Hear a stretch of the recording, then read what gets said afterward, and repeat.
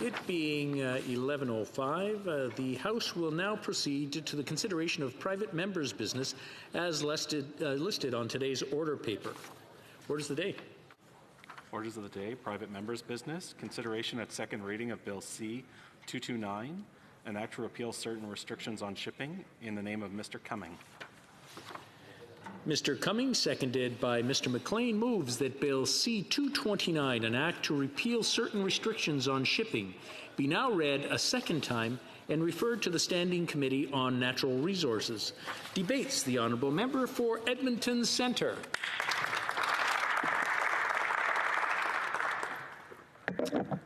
Well, good morning, Mr. Speaker, and I stand today to speak to my private members' Bill C-229, which I think frames a very, very important issue for our country. On June 21st, 2019, the Liberals celebrated victory in their passing of Bill C-48 in this chamber. The Oil Tanker Moratorium Act, celebrating in our Ottawa while thousands of Canadians in Western Canada, you know, those 2 million-ish square kilometres to the left of Ontario on the map, were grieving over yet another blow to their way of life. Another blow to the economy of my home province, Alberta, and ultimately the entire Canadian economy. Now, this was an election commitment by the PM in 2015, and it was in ministers' letters less than a month after the election. No time for due diligence, which would set precedents for a lack of due diligence for years to come. Now, Bill C-48 prohibits oil tankers from carrying more than 12,500 metric tons of crude or persistent oils as cargo from stopping, loading, unloading any of these oils at ports and marine installations in northern BC. This bill was never about marine traffic, never about transportation safety or the ecological life of northern BC. It was the first step in the Prime Minister's singularly focused goal of phasing out the country's strong oil and gas sector. Now, since 2015, Canada's energy industry has been repeatedly attacked by this Liberal government. There has been a mass exodus of billions of dollars of energy projects and have left due to this government's anti-energy policies, such as C-48, the shipping ban, and C-69, the pipeline ban. By 2019, 100,000 sector jobs, 100,000 sector jobs had already been lost due to Liberal policies. Now, capital investment in Canada's oil and natural gas sector has dropped by over half since 2014. I cannot imagine what these stats would mean in other industries and what the reaction to government would be. It was looking like every attempt to get oil out of Alberta was being choked, whether it's by pipeline or by ship or by rail. It was looking like the only way we could get oil out of Alberta was to buy a barrel of oil, a ticket on an airplane. That's why in February of this year, I introduced my private member's bill, Bill C-229, an act to repeal certain restrictions on shipping. Now, once COVID hit, it was all hands on deck, and the bill was put on the shelf. But I am just as excited as ever to reintroduce and more than ever help our oil and gas sector and our economy. In retrospect, the dismal outlook of the economy in 2019 was the calm before the storm, and nobody could have predicted. Well, here's some facts, and quite frankly, they aren't pretty. Today, our federal debt to GDP ratio is at 50% and climbing. We are on track to reach a federal debt in excess of $1.2 trillion by the end of the fiscal year.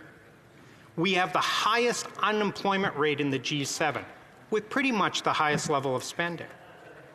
And we lag in productivity and innovation when we compare ourselves to our peers. And on top of this, we do not have a robust plan for the economic recovery. And unlike the fantasy world Minister Freeland spoke about when she said, we took on debt so Canadians wouldn't have to. Well, frankly, someone's going to have to pay it back. So, what do?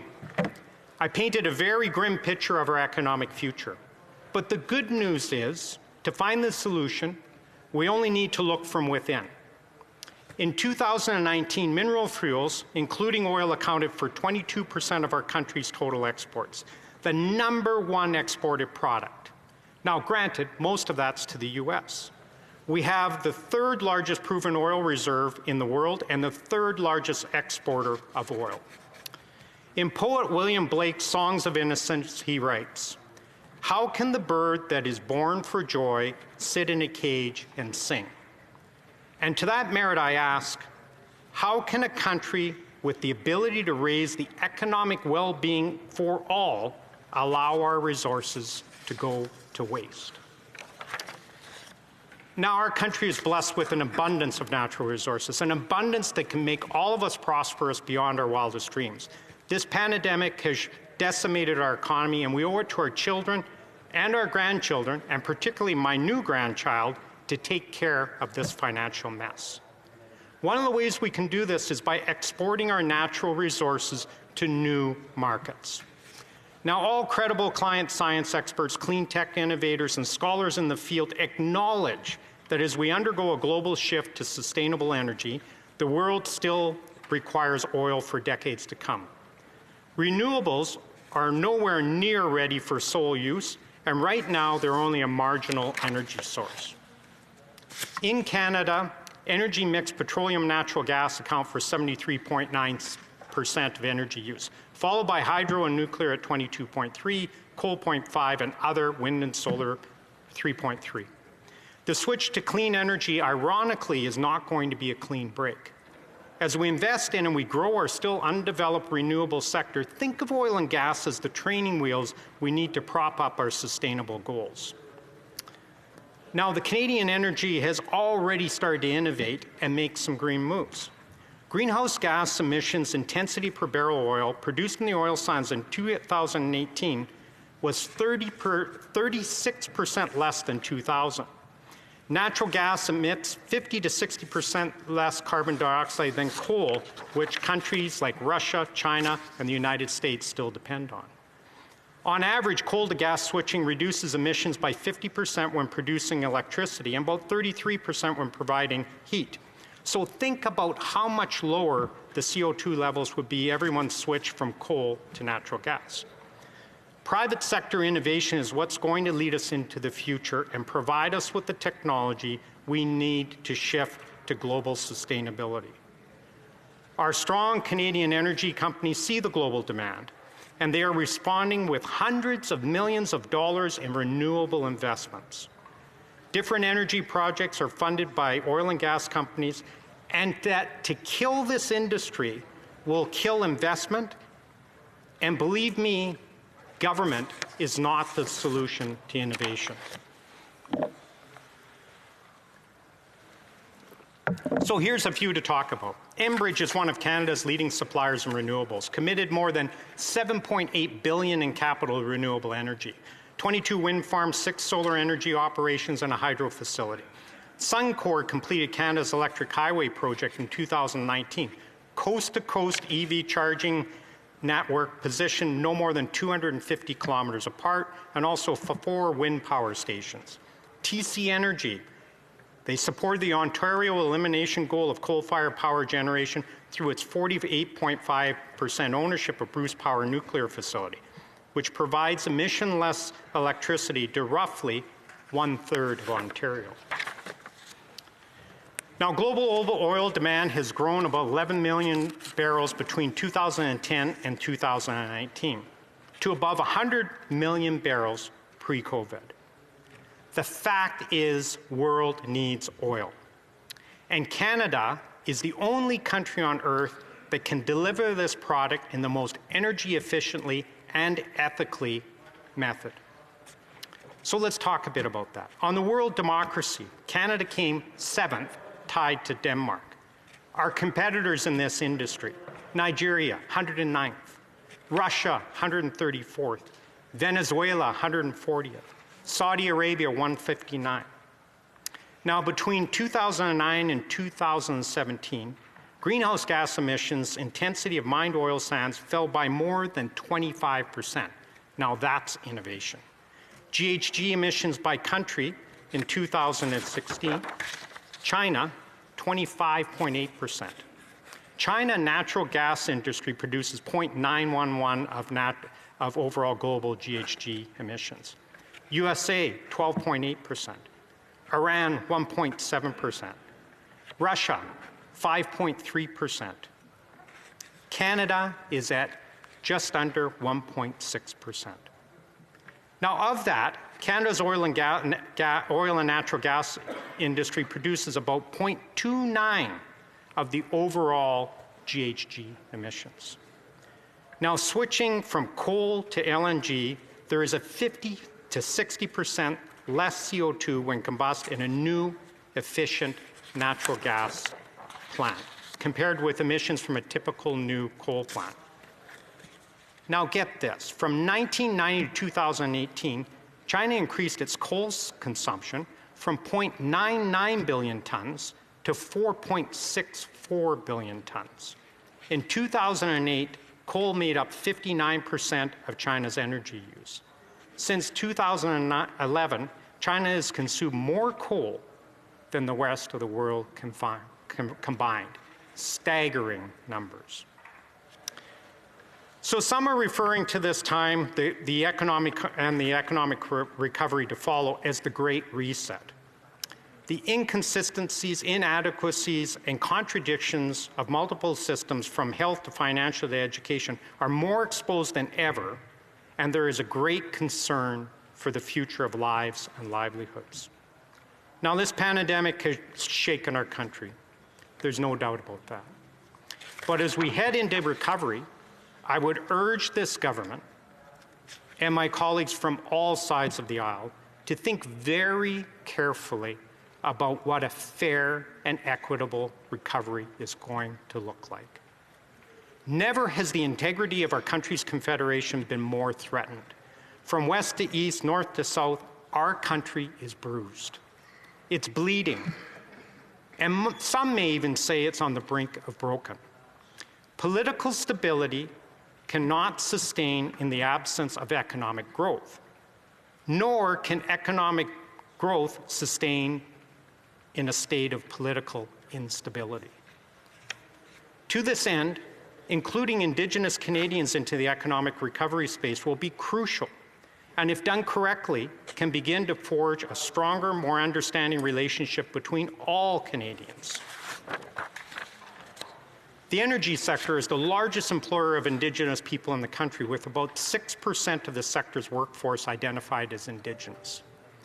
In 2015 and 2016, $48.6 million was invested by oil producers into Indigenous communities. The Coastal GasLink has awarded $620 million in contract work to Indigenous businesses for logistical operations. And there was significant support for the Northern Gateway Pipeline, and the Eagle Spirit proposal is Indigenous-led. So global context aside, I urge all Canadians with the government at the helm to hail this Great Reset as a call to action. That going forward, the government will administer neither special treatment nor punitive action on any province, territory in their approach to economic recovery.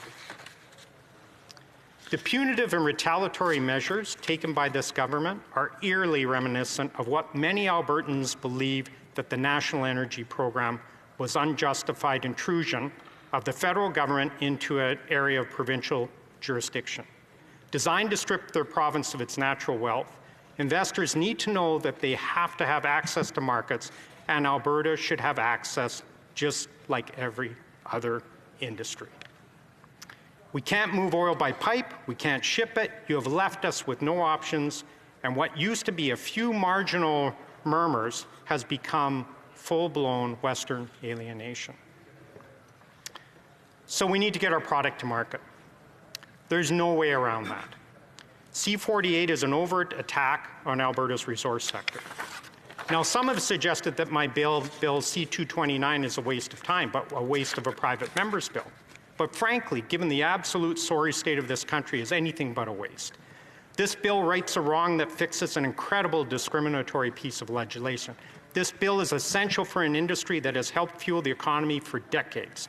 This is essential for the thousands of workers who are proud of their work in this sector and the product their efforts produce. It is essential for manufacturing across the country. It is essential to the environment, as Canada has the opportunity to displace other world players who do not produce product to the same stringent and environmental standards. Canadian oil is in everything. It's not just what we put in our cars, the hydrocarbons we use to make the green upholstery in these chairs, the glasses the members wear, the shoes on my feet, the capsules that vitamins are put into, the ink in my pen. It's oil, and it can all be Canadian. I'm a proud Canadian and a proud Albertan who recognizes the important part of the resource sector has played in our country's economic successes. I have lived through many of the ups and downs and firmly believe we can gain market share, grow the economy, and continue to reduce global emissions. Canada has led before and continues to do so. Mr. Speaker, all the sector needs is to be given the opportunity to have access to markets so we can compete and grow. Thank you.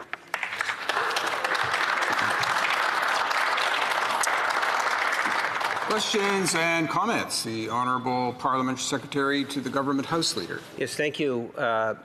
Mr. Speaker, the member concludes his remarks by saying what the industry needs is access to market.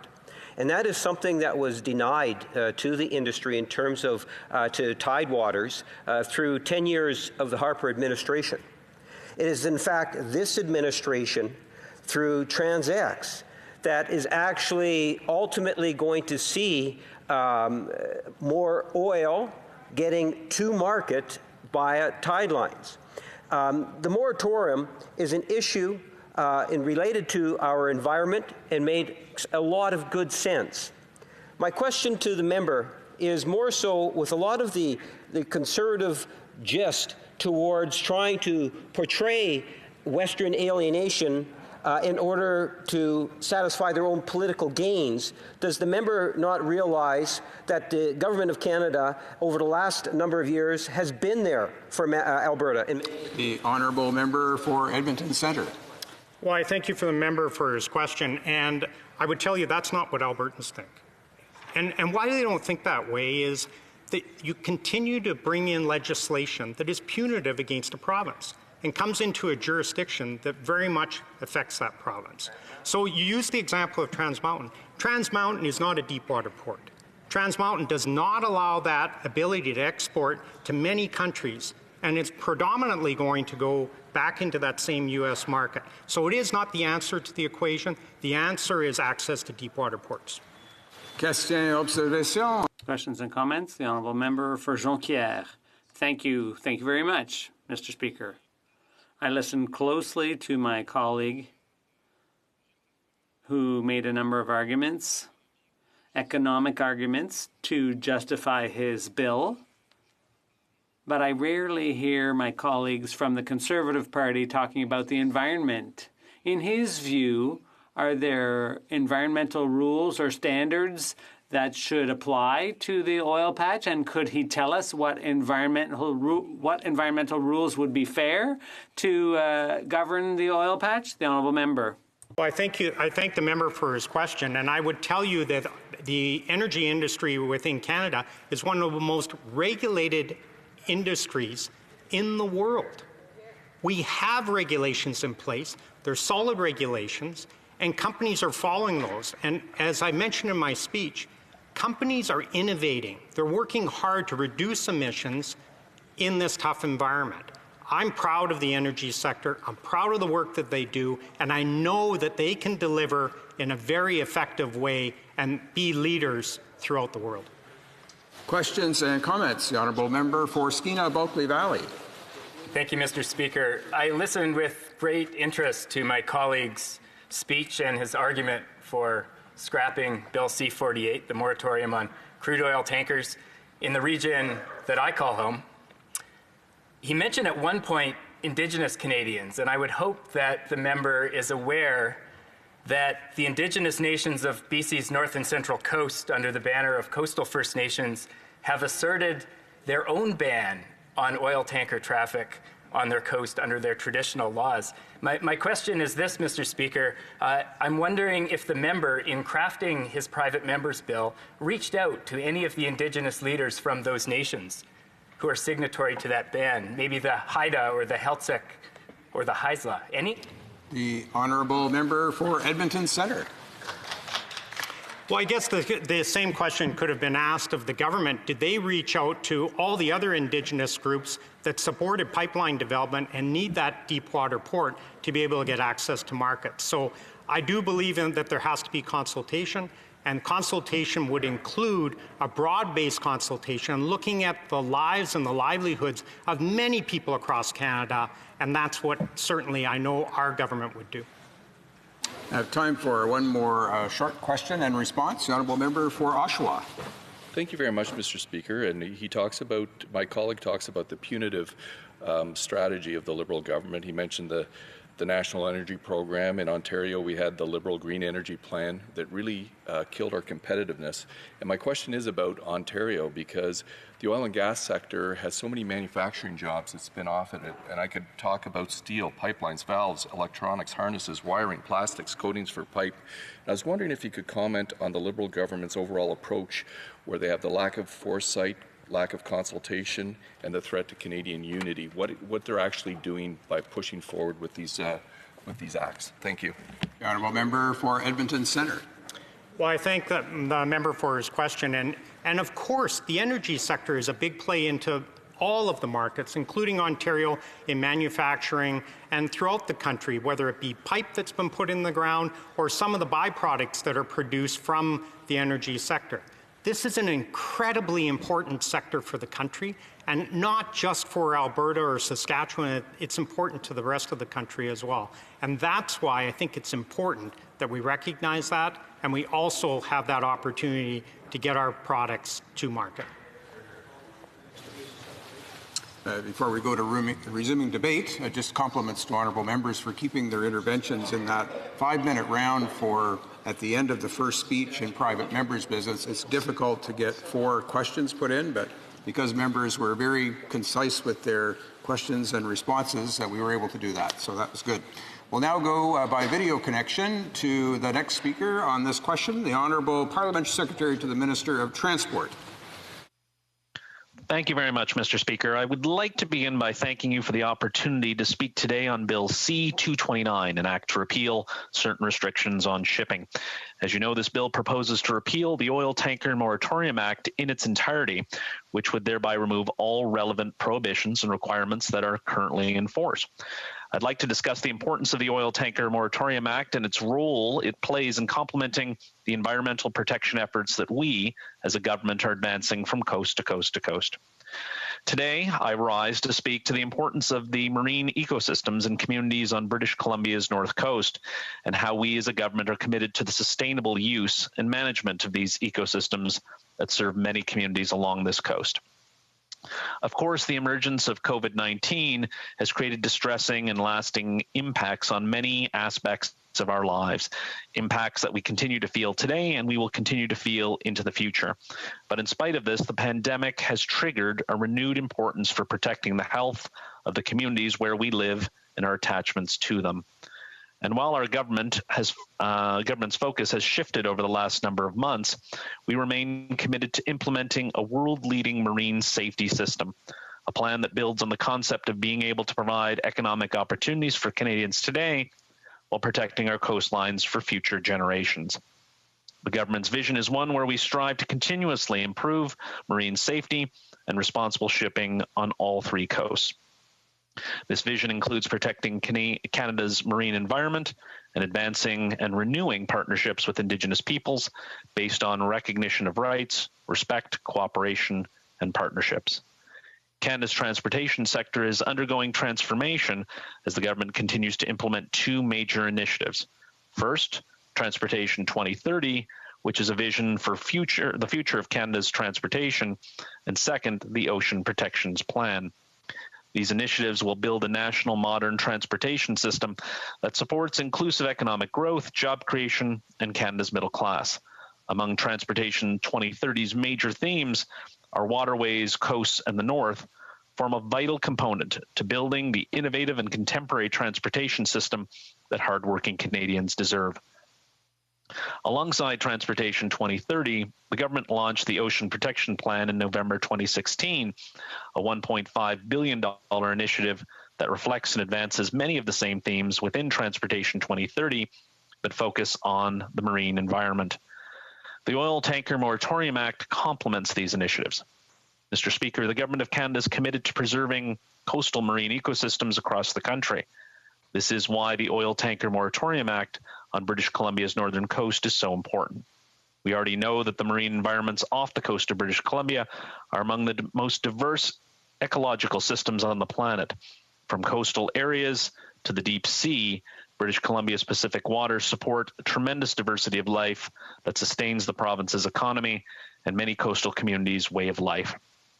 And we know that now, more than ever, these livelihoods of these communities demand protection.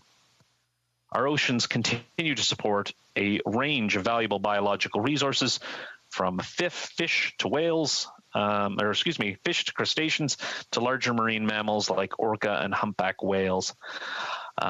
Other important fish species, such as salmon and herring, use our waters as spawning and schooling grounds.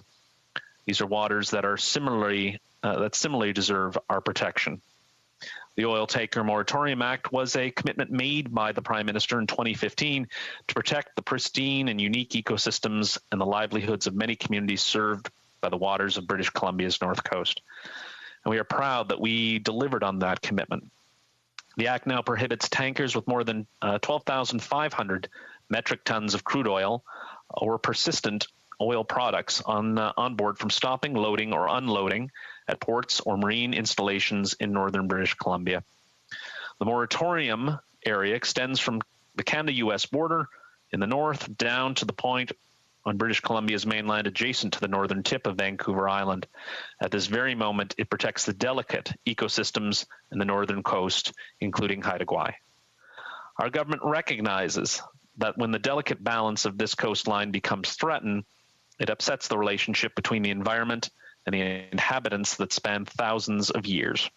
We know that there's a deep historic and cultural tie to this coast that supports cultural practices and social structures.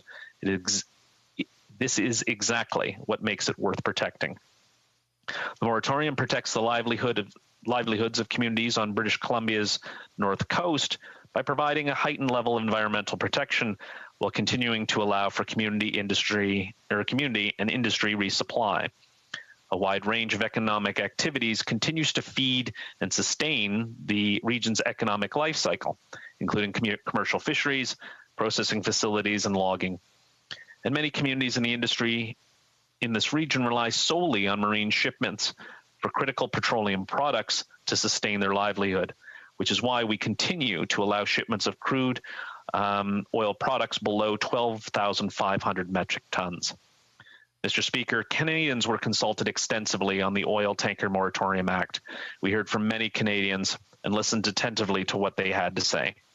Starting in January 2016, Transport Canada held approximately 75 meetings on the moratorium, including 21 roundtables. The department received over 80 letters and submissions and more than 300 submissions on our online engagement portal.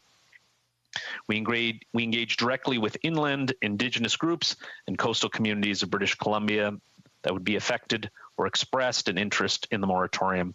We engaged with our colleagues from provincial and municipal governments to solicit their views on improving marine safety and formalizing this moratorium. We also listened to the honourable members in the Senate. It is why we supported an amendment that required a mandatory 5-year review of the legislation to study its impacts. This review will consider impacts of the Act on the environment, social and economic conditions on Indigenous peoples, and provide the opportunity for all interested Indigenous communities to communities, provinces, and other stakeholders to express their view once the moratorium has been in effect for a reasonable period of time. While we have heard a diversity of views, the need for environmental protections of this region was made abundantly clear. Canada is a maritime nation. We enjoy more coastline than anywhere else in the world. This is why the Ocean Protection Plan is so critically important. Canadians rely on their coasts and waterways to earn a living, to import goods and export Canadian products. Indigenous coastal communities share ties to Canada's oceans that span generations. They have distinct cultural and spiritual traditions that are attached to land and sea they inhabit. They rely on coastal waters as a source of their livelihood, food security, and valuable transportation routes. The government wants to ensure that these coasts are protected and can be enjoyed for generations to come. There is a need to allow safe and responsible commercial marine traffic on every coast. Our economy depends on it. But this must be balanced with strong environmental protections. The Oil Tanker Moratorium Act accomplishes this, and I hope I can count on support from other honourable members in this House to allow the protections of this Act to continue for generations to come. Thank you, Mr. Speaker. Resuming debate, the Honourable Member for Jonquière. Thank you. Thank you very much, Mr. Speaker. I don't think I'll surprise anyone by saying that the Bloc Québécois is going to oppose Bill C-229 because, quite simply, I think the Moratorium Act is legitimate and it protects ecosystems. But before I do that, I'd like to come back to some of the conditions because I was listening closely to my Conservative colleague earlier. There are two big questions that I'm concerned about with respect to 229. I get the feeling my colleague is using Canadian unity as a lever to get out from under some environmental constraints. Yes, this bill puts forward the thorny issue that pits the environment against the economy, and the Conservatives very quickly give precedence to the economy. And then there's another thing. They say if we oppose the oil patch, we're against Canadian unity. And to unlandlock the West, so to speak, they need pipelines and deep water ports. We hear that a lot. I often get the impression that if there's any province that's being left out in the cold in Canada, it's Quebec. Our forestry industry is going through a crisis and has been for over 20 years. And what has the federal government done to help our forestry industry? As far as I can tell, not much. The oil patch, on the other hand, if you look at the early 80s, right up until the end of the 2000s, there's been over $70 billion in federal subsidies, and a big part of that comes from Quebec. So when you talk about alienation of the West, it leaves a pretty bitter taste in our mouths.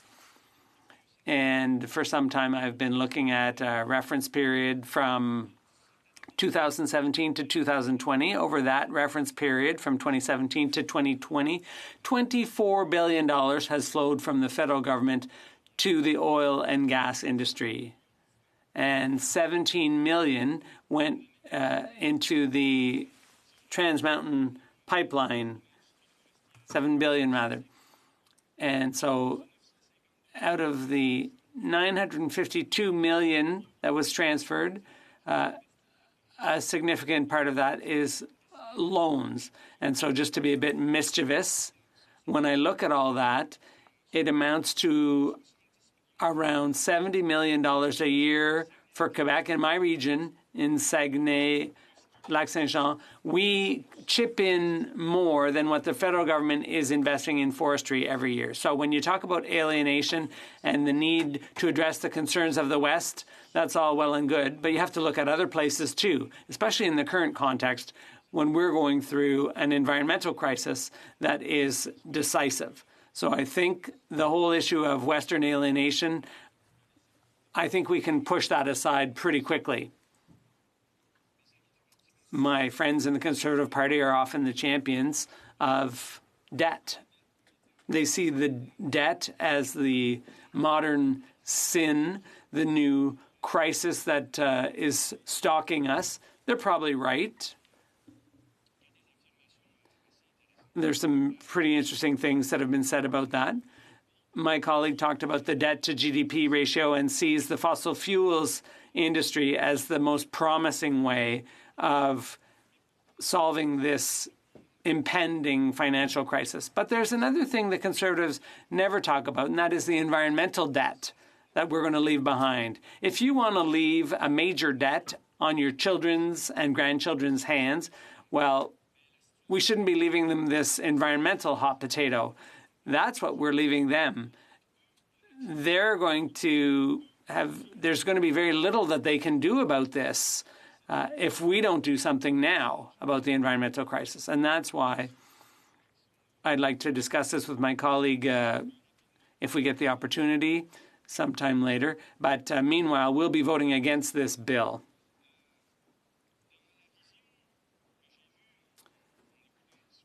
Listening to my colleague's speech, I often get the impression that the Conservatives' goal is to do away with any standards that might upset oil company execs and shareholders. So the Conservative Party comes across as a huge lobby group for the fossil fuels industry. I've never heard a colleague say anything negative about the oil industry, and that's quite surprising. That industry seems to enjoy the unanimous support of the Conservative caucus. And during the election campaign, I found it quite funny. In fact, the member for Chicoutimi-Lefior, who's a Conservative, he said that the Bloc Québécois only defends Quebec's interest, but there's another bloc in the Government of Canada, which I see as the Western Bloc. All they do is defend the interests of the oil patch. That's the bloc, in my view, that makes up the Conservative Party. Le problème majeur, c'est que the real problem here is this party that is ignoring the issue of the environmental crisis. As for the tar sands, I'm sure we all already know that their environmental footprint is extremely high.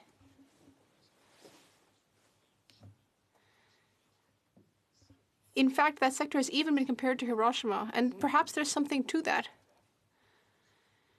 As several environmental studies have shown, the tar sands are one of the biggest producers of pollution, not only in Canada, but in the entire world. One shouldn't forget that.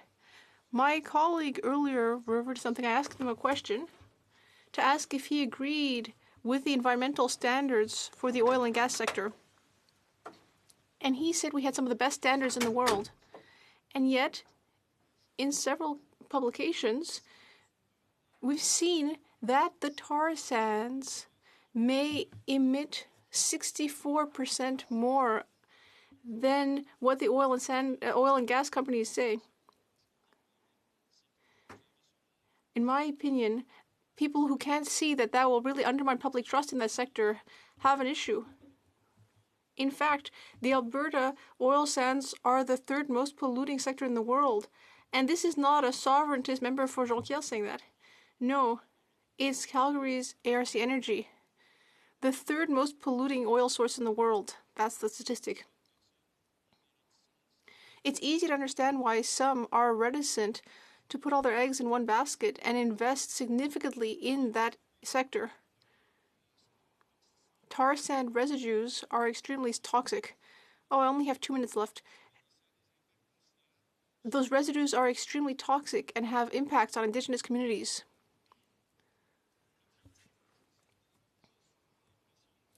As I was saying earlier, I often get the impression that my Conservative colleagues are lobbyists for the oil industry, and the goal of that industry is often to maximize profits as quickly as possible without any consideration for the environment, in my opinion.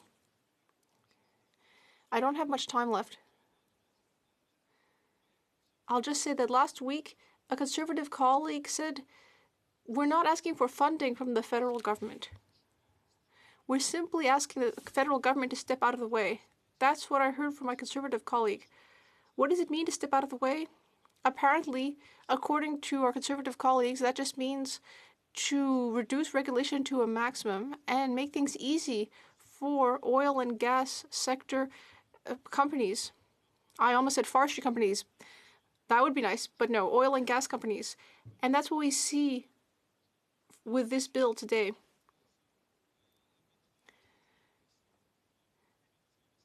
And we know that today, oil and gas are no longer popular with big investors. In fact, some of the biggest funds are withdrawing from the sector, especially from the tar sand sector, one of the most polluting in the world. Look at the Tech Frontier project, which ended up not going forward, not because of government or environmentalist efforts, but because no one wanted to fund the project. I think the best thing to do today is to regulate the oil and gas sector further with strong environmental standards. And in fact, in order to help Alberta, it would be better to move the energy transition forward instead of continuing to invest in a harmful and outdated economic sector. Thank you. Resuming debate, the honourable member for Skeena-Bulkley Valley. Mr. Speaker, I rise today in opposition to the Conservative Bill C-229 before us, which seeks to repeal the oil tanker moratorium on the north coast of British Columbia, an internationally renowned area also known as the Great Bear Rainforest. I've learned in my short time here that one of the greatest honors of this position is not the opportunity to share our own ideas, but rather the opportunity to carry the voices of others, the voices of the people in the places we represent. And so today I rise on behalf of the people of Northwest BC to speak in opposition to a bill that would tear up an oil tanker moratorium 50 years in the making, that would place coastal livelihoods at risk, that would trample on Indigenous rights and threaten the integrity of one of our country's greatest natural treasures. When I heard about this bill, my thoughts first turned to the Heiltsuk people. In the early hours of October 13th, 2016, the Heiltsuk awoke to news that the American-owned articulated tug and barge, the Nathan E. Stewart, had run aground on the rocks at the entrance to Seaforth Channel, just west of Bella Bella. On board the boat were 190,000 liters of diesel fuel. At 9:30 a.m., the boat sank, and despite the valiant efforts of the Canadian Coast Guard and the Heiltsuk people, 110,000 liters of that diesel spilled into the marine environment.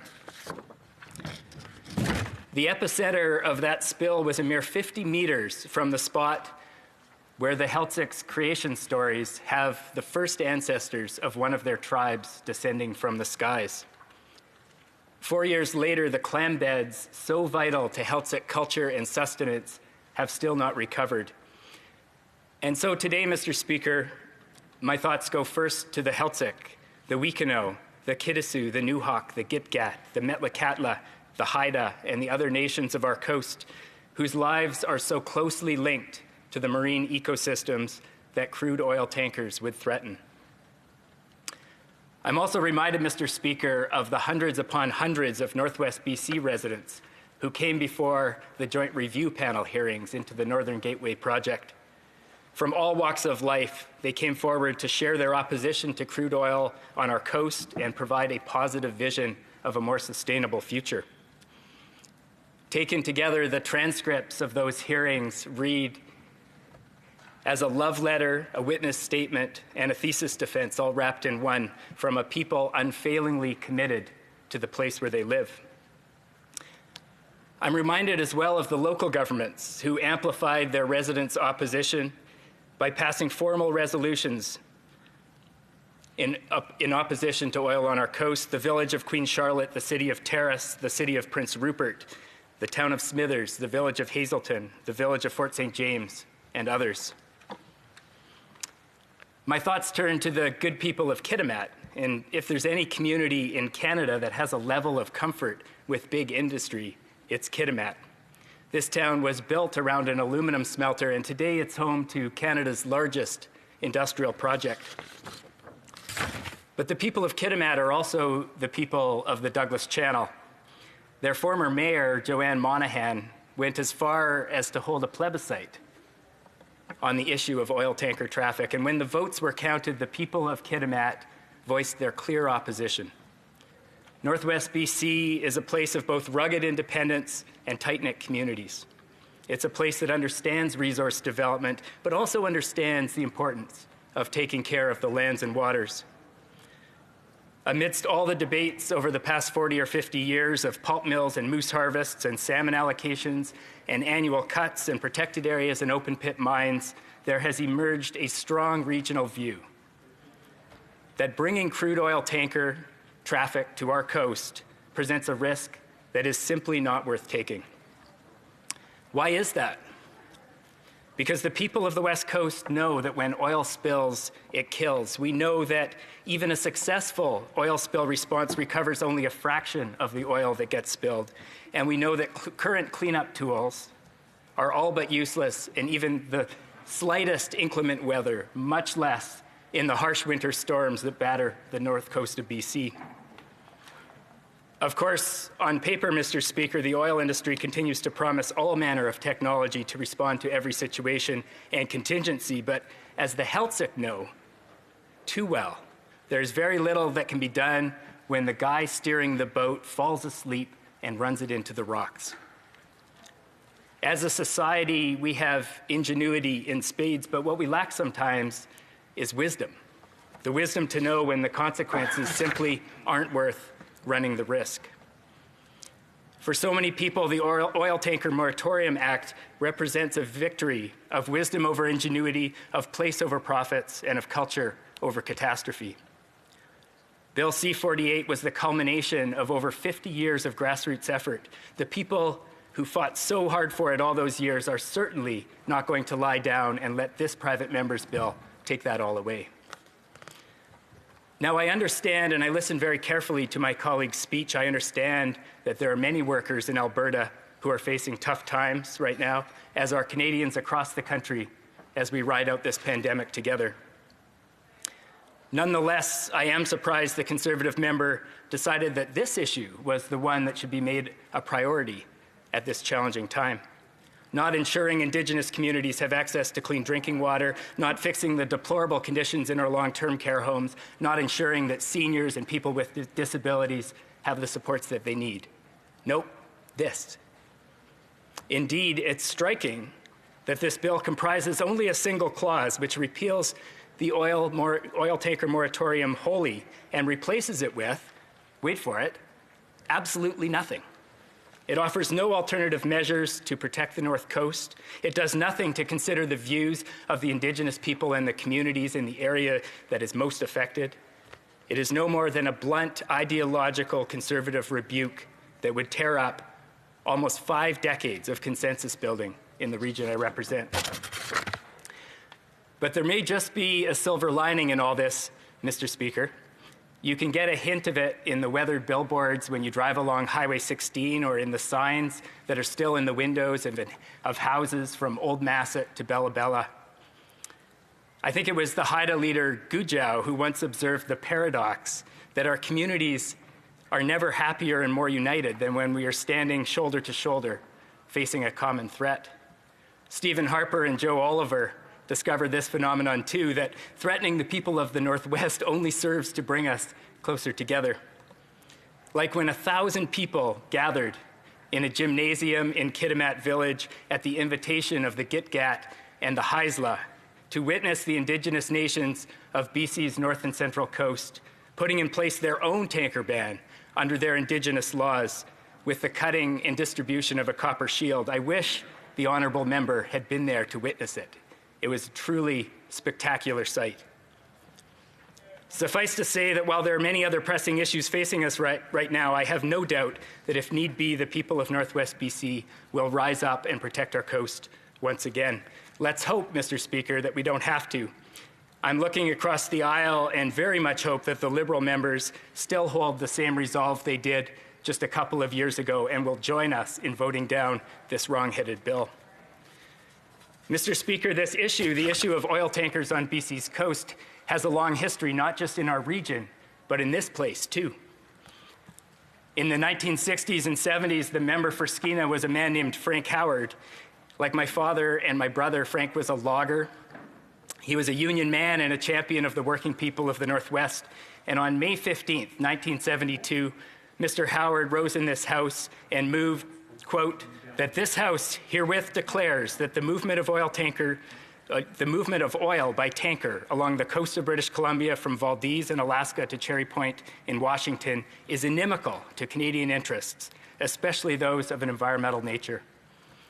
Frank's motion was carried unanimously and led eventually to a voluntary exclusion zone that kept oil tanker traffic off our coast for decades.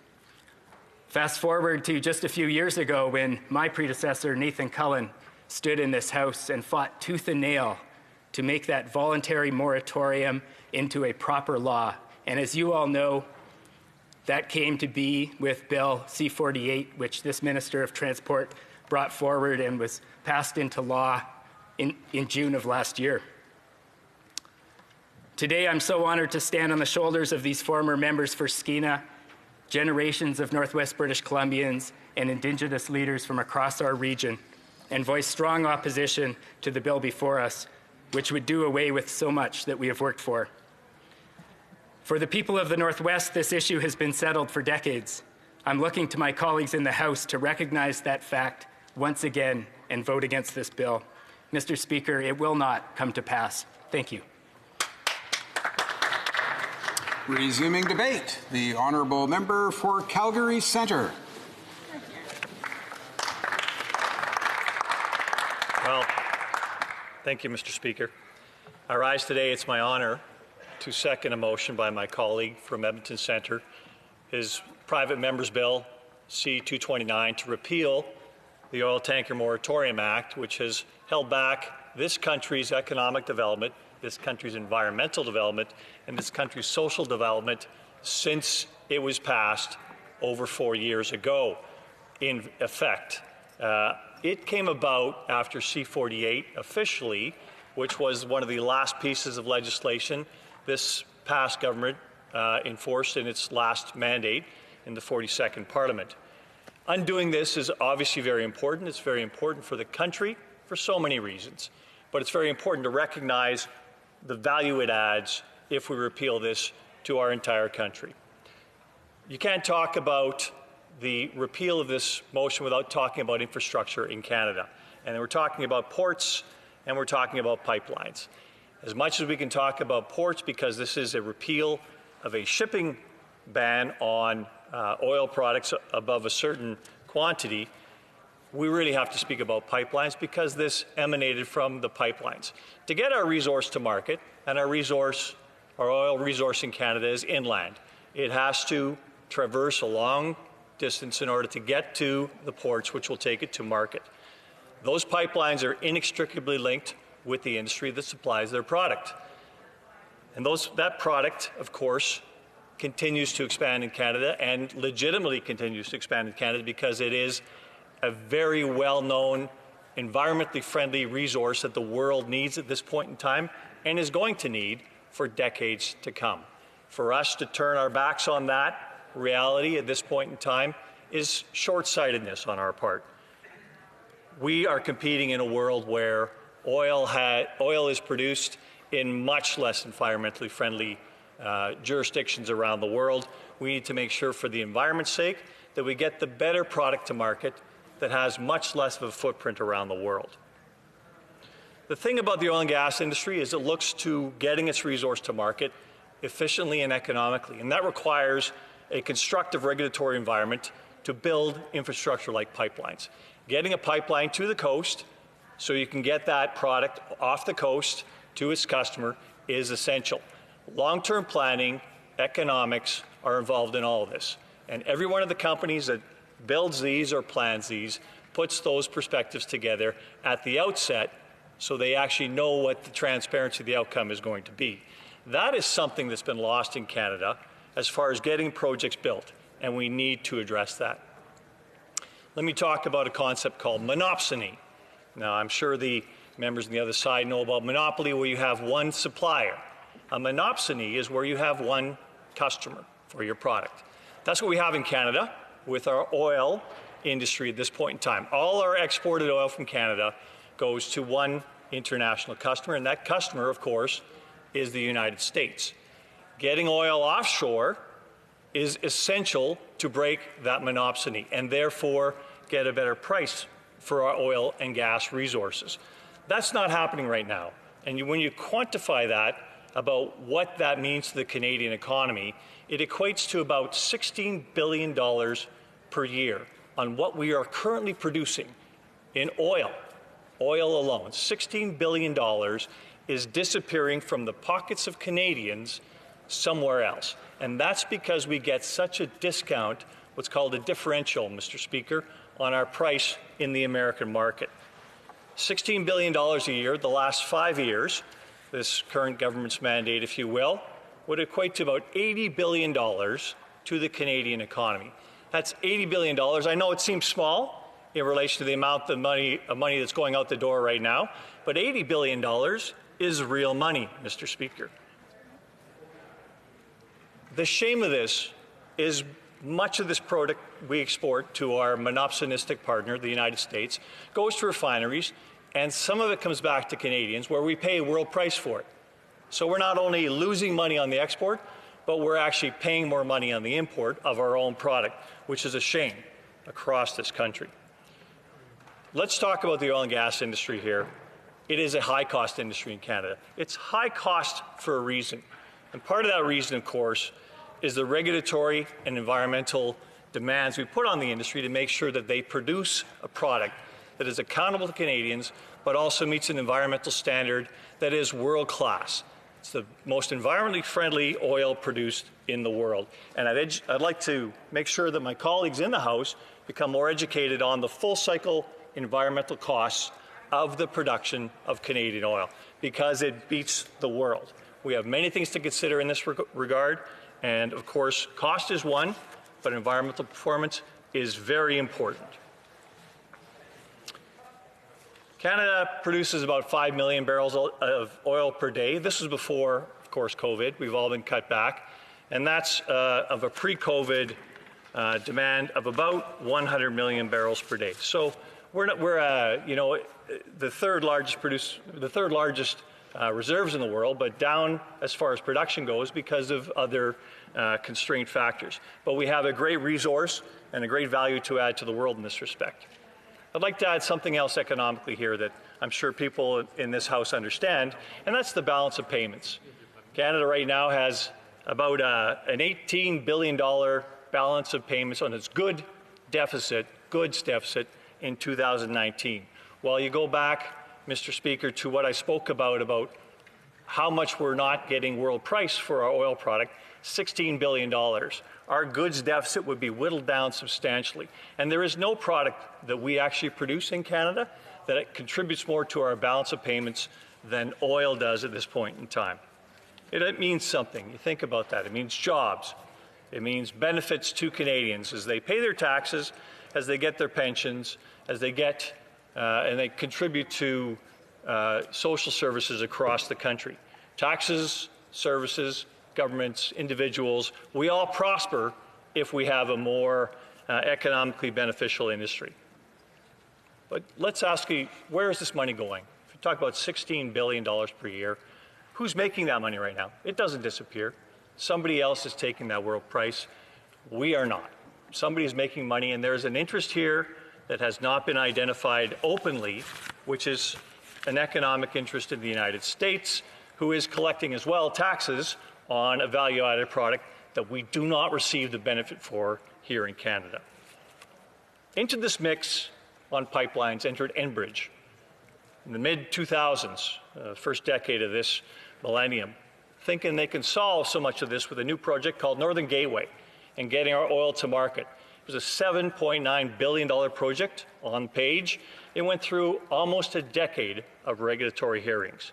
$100 million was spent on the regulatory process in Canada in order to get our oil to market, solving so many things, breaking the monopsony, building jobs, increasing production from an environmentally friendly resource across Canada, and contributing in a beneficial way to the world environment. In addition, the Indigenous participation was written to the agreement. They actually had equity participation in the pipeline, the first of its kind, something that's being replicated now, but it was the first one that actually had Indigenous equity participation. In June 2014, that pipeline was approved with 209 conditions. Those 209 conditions included a spill response mechanism for the North Shore of British Columbia.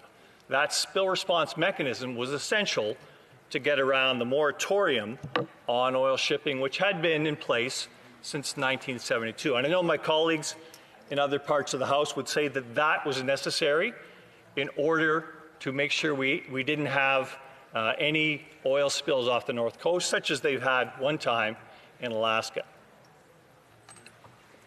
Now, Mr. Speaker, 209 conditions, including a spill response, would have effectively solved that. There's risk here.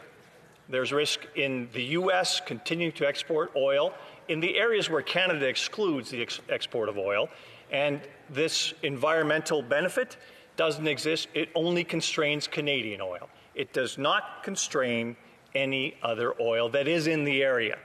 This is not acceptable to Canadians. This pipeline was overturned by this government, and the Prime Minister, when he came in, made no bones about it. He was going to play to special interests without the balance of considerations about who was going to actually benefit from the cancellation and where those costs.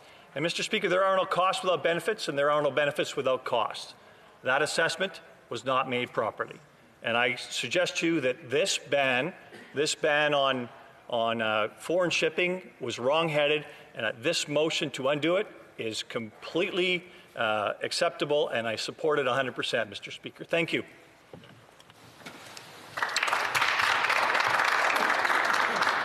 The time provided for the consideration of private members' business has now expired, and the order is dropped to the bottom of the order of precedence on the order paper. Orders of the day. Orders of the day, government orders. Ways and Means. Consideration of a Ways and Means motion to amend the Income Tax Act. Ways and Means motion number 1. Ms. Freeland, seconded by Mr. Miller, and I'm just going to check to make sure they're online. Correct? Okay.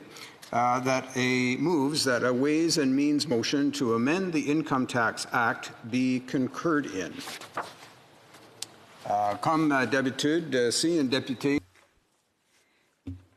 If a member of a recognized party present in the House wishes to request a recorded division or that the motion be adopted on division, I would invite them to rise and indicate it to the chair. Je vois, il y a un député. I see there is a member who has risen. Accordingly, call in the members.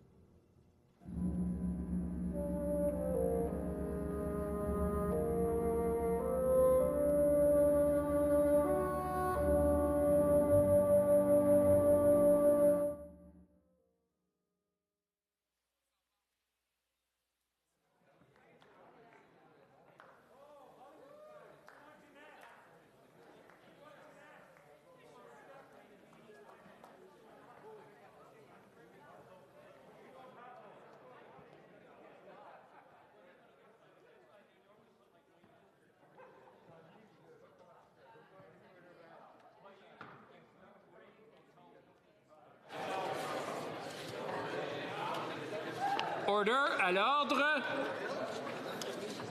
La liste des députés. The list of members voting by video conference has now been established for use by the table. Le bureau. The question is the following one.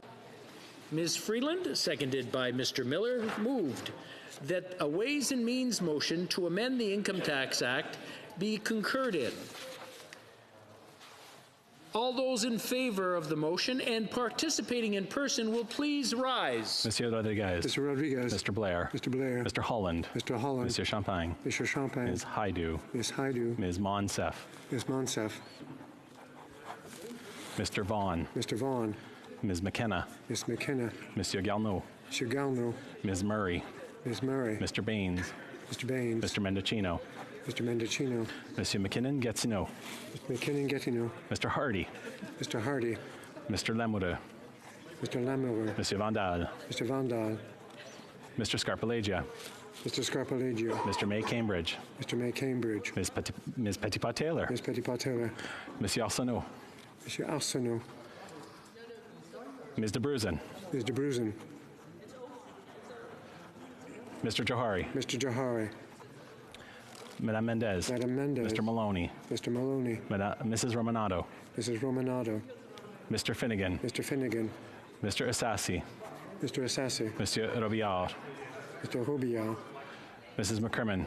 Mrs. McCrimmon. Madame Lambropoulos. Madame Lambropoulos. Mr. Sidhu Brampton East. Mr. Sidhu Brampton East. Mr. Ellis. Mr. Ellis. Monsieur Deltel. Mr. Deltel. Ms. Finley, Haldeman, Norfolk. Ms. Finley, Haldeman, Norfolk. Mrs. McLeod, Kamloops, Thompson, Caribou. Mr. McLeod, Kamloops, Thompson, Caribou. Mr. Schmale. Mr. Schmale. Ms. Rude. Ms. Rude. Mr. McLean. Mr. McLean. Mr. Lukiski. Mr. Lukiski. Monsieur Godin. Monsieur Godin. Mr. Richards. Mr. Richards. Ms. Harder. Ms. Harder. Mr. Motts. Mr. Motts. Mr. Morantz. Mr. Morantz. Monsieur Genereux. Mr. Genereux. Mr. Epp. Mr. Epp. Mrs. Janssen. Mrs. Janssen. Mr. Weber. Mr. Weber. Mr. Carey. Mr. Carey. Mr. Ruff. Mr. Ruff. Mr. Cram. Mr. Cram. Mr. Duncan, Stormont, Dundas, South Glengarry. Mr. Duncan, Stormont, Dundas, South Glengarry. Mr. Hoback. Mr. Hoback. Mr. Jennis. Mr. Jennis. Monsieur Terrien. Mr. Terrien. Madame Bérubé. Madame Bérubé. Monsieur Barcelou-Duval. Monsieur Barcelou-Duval. Monsieur Savard-Tremblay. Monsieur Savard-Tremblay. Madame Larouche. Madame Larouche. Monsieur Bergeron. Monsieur Bergeron. Monsieur Simard. Monsieur Simard. Ms. McPherson. Ms. McPherson. Mr. Backrack. Mr. Backrack. Ms. Matheson. Ms. Matheson. Mr. Angus. Mr. Angus.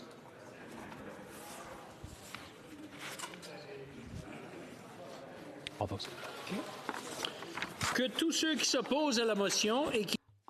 All those opposed to the motion and participating in person will please rise.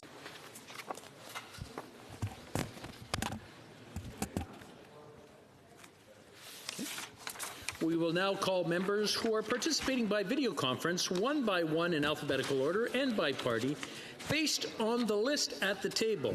After you have been called, indicate whether you vote for or against the motion. Please ensure your camera is turned on at all times and your microphone is turned on only when you're voting. Members of the Liberal Party. Mr. Algabra. Mr. Speaker, I vote in favor. Mr. Algabra, yea, pour. Mr. Amos. Mr. Amos.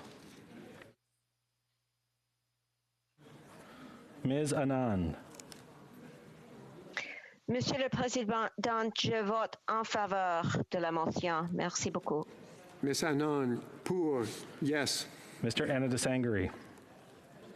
Mr. Speaker, I vote in favor of the motion. Mr. Nansangari, yea, pour. Mr. Arya. I vote in favor of the motion. Mr. Arya, yea, pour. Mr. Badaway. I vote in favor of the motion. Badaway, yea, pour. Mr. Bagnall. I vote in favor of the motion. Mr. Bagnall, pour, for. Mr. Baker. Monsieur le Président, je vote en faveur de la motion. Mr. Baker, pour. Mr. Batiste. I vote in favor. Mr. Batiste, pour. Mr. Beach.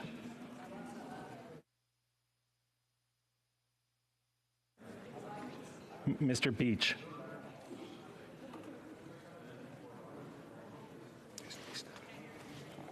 Mr. Beach, you may want to check. I believe you're in mute.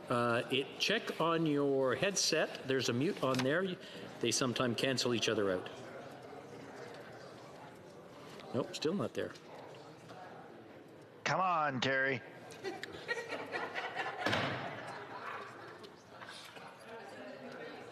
Mr. Beach, you want to try that again one more time?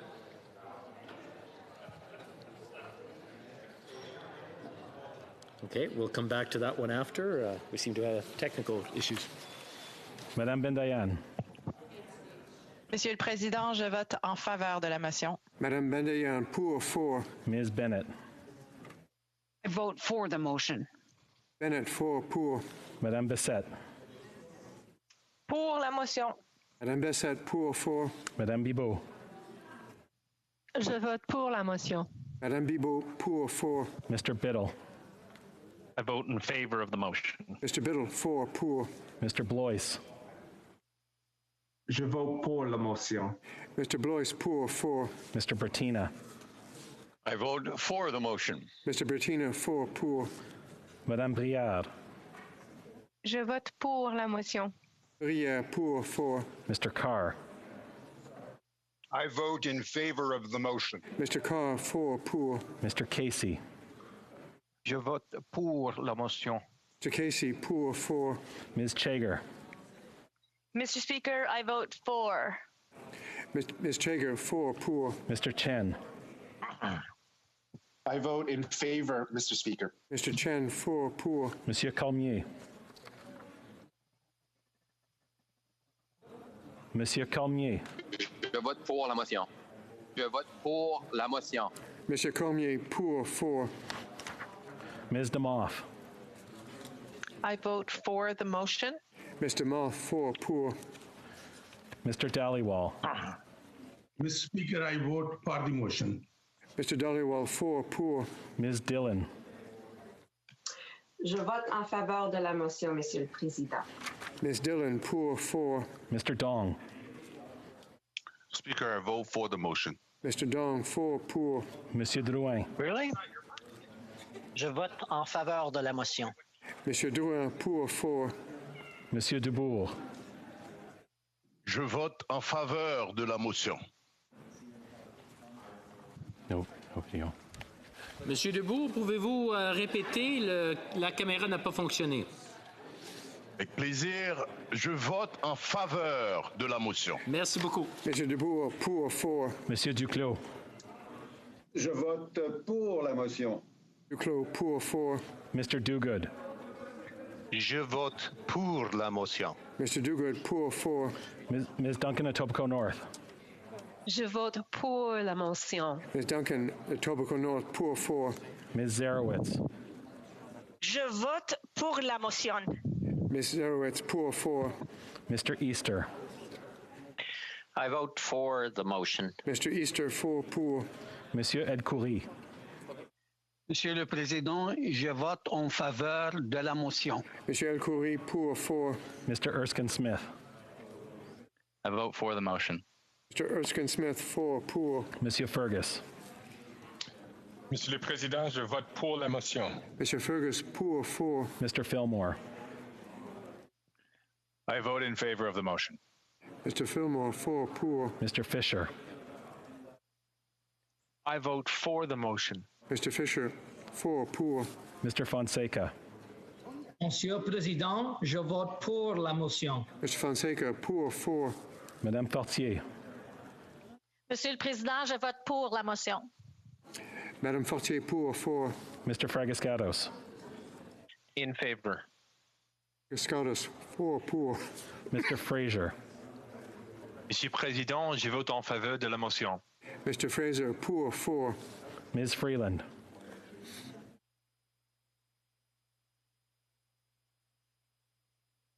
Ms. Freeland, I believe you're on mute. You may want to...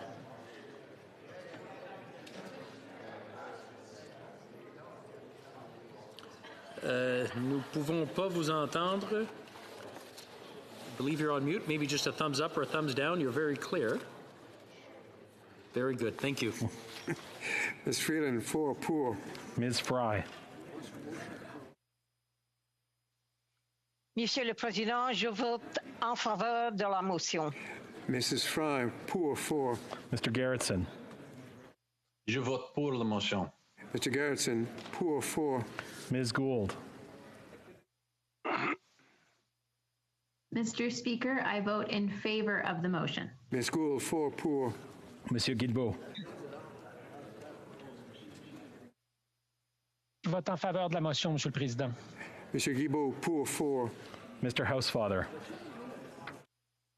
Monsieur le Président, je vote en faveur de la motion. Mr. Housefather, 4 pour. Mr. Hussain. Je vote en faveur de la motion. Hussain, pour 4. Ms. Hutchings. Je vote en faveur de la motion, Monsieur le Président. Ms. Hutchings, 4 pour. Monsieur Iacono. Monsieur le Président, je vote en faveur de la motion. Mr. Iacono, pour 4. Ms. Jazik. I vote for the motion. Ms. Jazik, 4 pour. Madame Joly.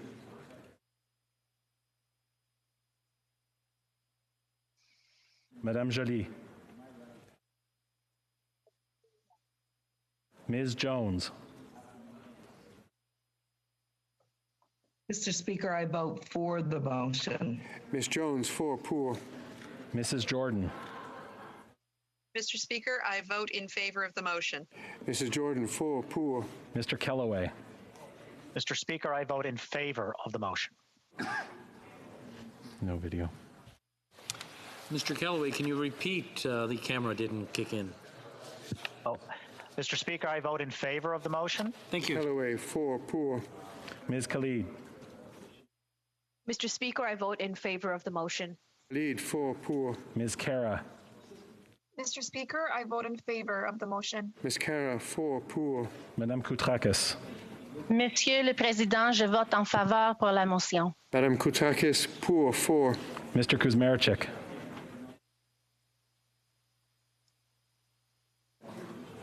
Mr. Kuzmarchik. Mr. Speaker, I vote in favor of the motion. Mr. Kuzmarchik, 4 pour. Madame Lalonde. Je vote pour la motion. Madame Lalonde, pour 4. Monsieur Lemaitre. Monsieur le Président, je vote en faveur. Lemaitre, pour 4. Mrs. Latanzio.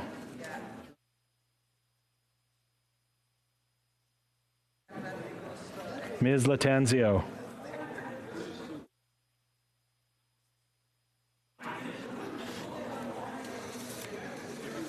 Monsieur Lauzon. Je vote pour la motion. Lauzon, pour 4. Monsieur Leblanc. Mr. Speaker, I vote in favor of the motion. Mr. Leblanc, pour 4. Madame Le Boutillier. Mr. Speaker, I vote for the motion. Madame Le Boutillier, 4 pour. Monsieur Lefebvre. Monsieur Lefebvre.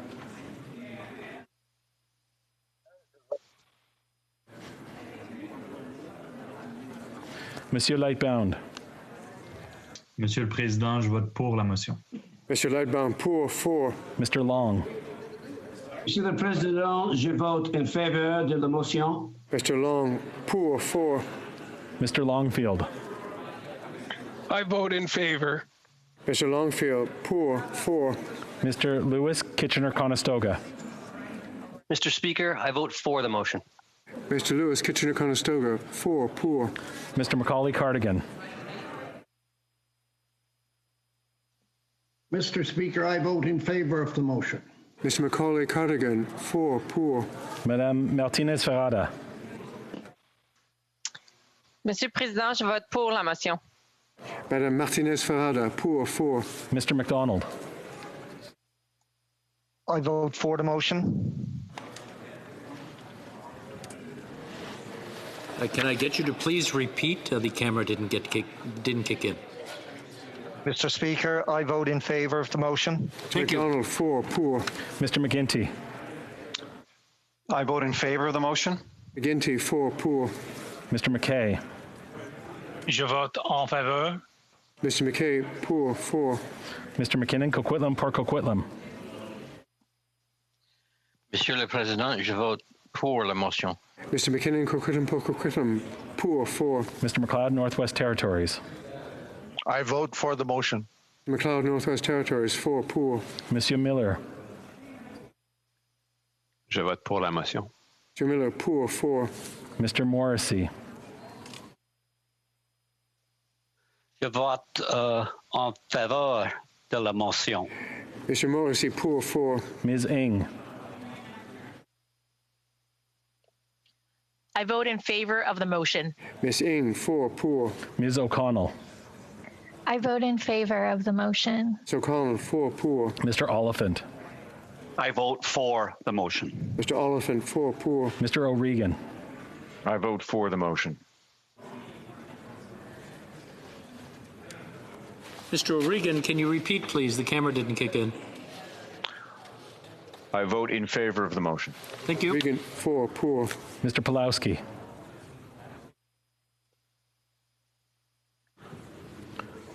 Mr. Pulowski.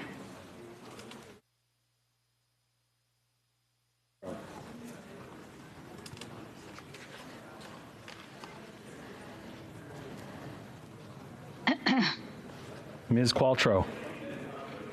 I vote in favor of the motion. Ms. Qualtrough, 4 pour. Ms. Ratanzi. I vote in favor of the motion. Ms. Ratanzi, 4 pour. Mr. Regan. I vote for the motion. Mr. Regan, 4 pour. Mr. Rogers. Mr. Speaker, I vote in favor of the motion. Mr. Rogers, 4 pour. Ms. Sahota, Brampton North. Mr. Speaker, I vote in favor of the motion. Ms. Sahota, Brampton North, 4 pour. Mr. Saini. Monsieur le Président, je vote en faveur de la motion. Mr. Saini, pour 4. Mr. Sajjan. I vote in favor of the motion.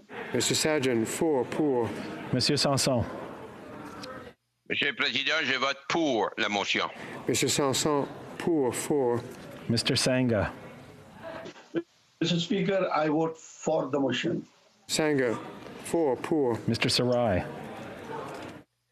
Mr. Speaker, I vote for the motion. Mr. Sarai, 4 pour. Monsieur Shifke. Monsieur le Président, je vote en faveur. Merci. Mr. Shifke, pour 4. Mrs. Schultz. Mr. Speaker, I vote for the motion. Mr. Schultz, 4 pour. Monsieur Serré. Monsieur le Président, je vote en faveur de la motion. Mr. Serré, pour 4. Ms. Scrow. Mr. Speaker, I vote in favor of the motion. Mrs. Scrow, 4 pour. Madame Shanahan. Je vote en faveur de la motion. Mr. Shanahan, pour 4. Mr. Sheehan. Mr. Speaker, I vote in favor of the motion. Mr. Sheehan, 4 pour. Ms. Sidhu, Brampton South. Mr. Speaker, I vote in favor of the motion. Sidhu, Brampton South, 4 pour. Mr. Sims. I vote in favor. Mr. Sims, 4 pour. Mr. Sorbera. Je vote in favor de la motion. Mr. Sorbera, pour 4. Mr. Spengeman.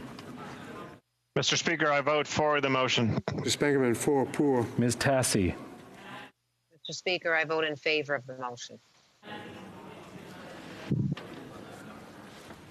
Ms. Tassi, can I get you to repeat, please? The camera did not kick in. Yes, Mr. Speaker, I vote in favor of the motion. Ms. Tassi, 4 Thank you. pour. Mr. Turnbull. Je vote en faveur de la motion. Mr. Turnbull, pour 4. Mr. Van Bynen. Mr. Speaker, I vote in favor of the motion. Mr. Van Bynen, 4 pour. Mr. Vancouverden. Mr. Speaker, I vote in favor of the motion. Mr. Vancouverden, 4 pour. Ms. Vandenbeld. Mr. Speaker, I vote for the motion. Ms. Vandenbeld, 4 pour. Mr. Varani. Monsieur le Président, je vote pour la motion. Mr. Varani, pour 4. Mr. Weiler. Mr. Speaker, Mr. Wheeler, could you repeat? There was a little bit of a glitch there. Mr. Speaker, I vote in favor of the motion. 4 poor. Mr. Wilkinson. I vote in favor of the motion. Mr. Wilkinson, 4 poor. Ms. Yip. I vote in favor of the motion. Ms. Yip, 4 poor. Ms. Young. Monsieur le Président, je suis pour la motion. Ms. Young, 4 poor. Mrs. Aid. Mr. Speaker, I vote for the motion. Zaid, 4 poor. Ms. Zan. Monsieur le Président, je vote en faveur de la motion. Mrs. Zahn, poor, 4. Monsieur Zuberi.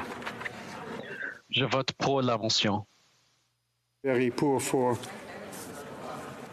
Les députés du Parti conservateur. Members of the Conservative Party. Mr. Abultayev. I vote in favor. Mr. Abutayev, poor, 4. Mr. Aitchison. Thank you, Mr. Speaker. I vote in favor of the motion. Mr. Aitchison, 4 poor. Mr. Albus. I vote in favor of the motion. Mr. Albus, 4 poor. Ms. Alislev. I vote in favor of the motion. Ms. Alislev, 4 poor. Mr. Allison.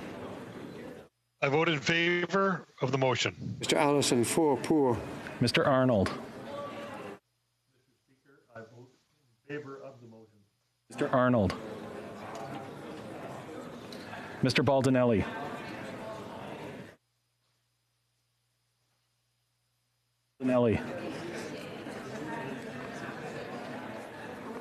Mr. Barlow. I vote in favor of the motion. Barlow, 4 poor. Mr. Barrett. I vote yea in favor. Mr. Barrett, 4 poor. Mr. Benzin. I vote in favor. Mr. Benzin, 4 poor. Mr. Bazan. I vote in favor for this motion. Mr. Bazan, 4 poor. Monsieur Blaney, Bellechasse-les-Etchemins-Lévis. Je vote en faveur de la motion. Monsieur Blaney, Bellechasse-les-Etchemins-Lévis, poor, 4. Mrs. Block. I vote in favor. Mrs. Block, 4 poor. Mr. Bragdon. Monsieur le Président, je suis pour la motion. Mr. Bragdon, poor, 4. Mr. Broussard. I vote in favor of the motion. Mr. Broussard, 4 poor. Mr. Calkins. I vote in favor of the motion. Mr. Calkins, 4 poor. Mr. Chu. I vote in favor. Mr. Chu, 4 poor. Mr. Chong. I vote for the motion. Mr. Chong, 4 poor. Mr. Cooper. I vote for the motion. Mr. Cooper, 4 poor. Mr. Cumming.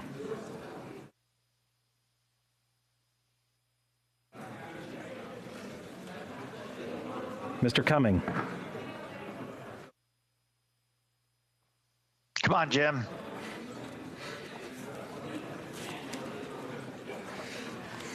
Mr. Dalton. Je vote pour la motion. Dalton, poor, 4.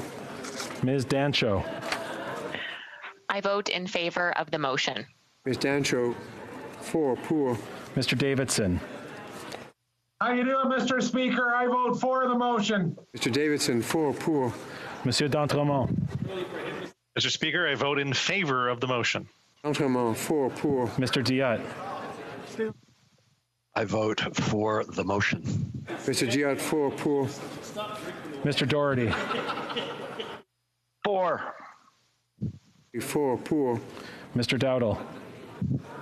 Mr. Speaker, I vote in favor of the motion. Mr. Dowdle, 4 poor. Mr. Dreeshen.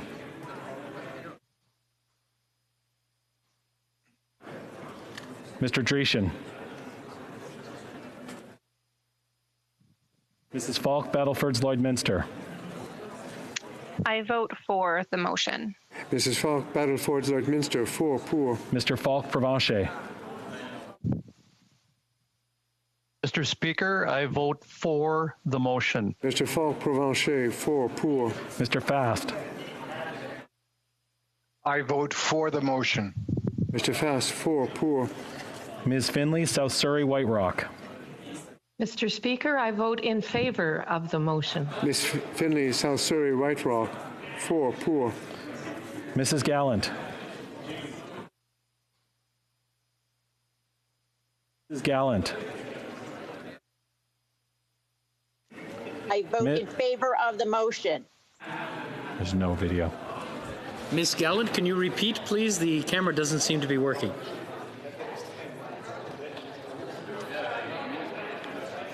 Thank you.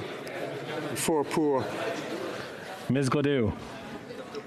I vote in favor of the motion. Ms. Gladue, 4 pour. Mrs. Gray. I vote in favor of the motion. Mrs. Gray, 4 pour. Mr. Halan. I vote in favor of the motion. Mr. Halan, 4 pour. Mr. Hope.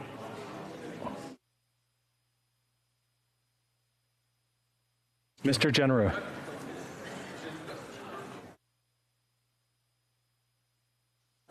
I vote in favor of the motion. Mr. Genereux, 4 pour. Mr. Kelly.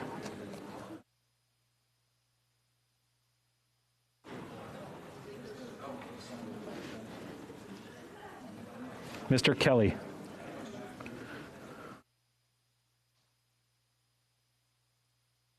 To be on mute, do you want to try unmuting or? We've got a thumbs up. Thank you. Mr. Kelly, 4 pour. Mr. Kent. Mr. Speaker, I vote in favor of the motion. Kent, 4 pour. Mr. Kitchen. I vote for the motion. Kitchen, 4 pour. Mr. Kimmich. Mr. Kimmich.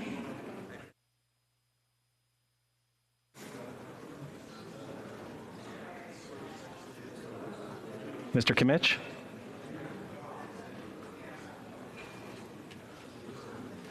Mr. Kimmich, there seems to be an issue with the mute. If you could give us a thumbs up or down, whichever one you prefer. Thumbs up. Thank you. Mr. Kimmich, 4 pour. Mr. Couric.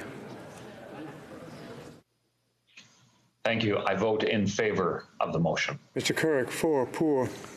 Mrs. Kuzi.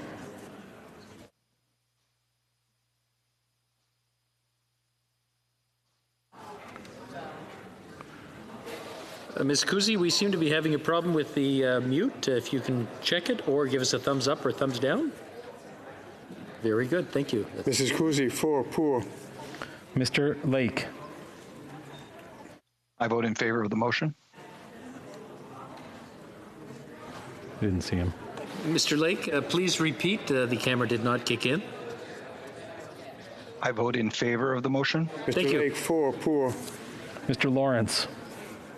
Monsieur Président, je vote pour la motion. Mr. Lawrence, pour 4. Monsieur Lehoux. Je vote pour la motion. Monsieur Lehoux, pour 4. Mr. Lewis Essex. Monsieur le Président, je vote pour la motion. Mr. Lewis Essex, pour 4. Mr. Leipert. I vote for the motion. 4 pour. Mr. Lloyd. I vote for the motion. Mr. Lloyd, 4 pour. Mr. Lobb. Mr. Lobb. Can't hear him. Mr. Lobb, can you repeat? There seems to be a problem with the mute. If you can give us a thumbs up or a thumbs down indicating. Perfect. Thank you. That's in favor. Mr. Lobb, 4 pour. Mr. McKenzie. Vote in favor. Mr. McKenzie, 4 pour. Mr. McGuire. I vote in favor of the motion. In favor of the motion. I didn't get no video. Mr. McGuire, can we try that again? Your camera doesn't seem to be kicking in.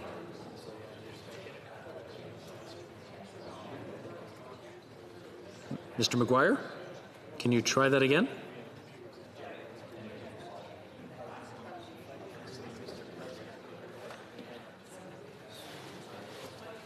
I vote in favor of the motion. There we go. Thank you.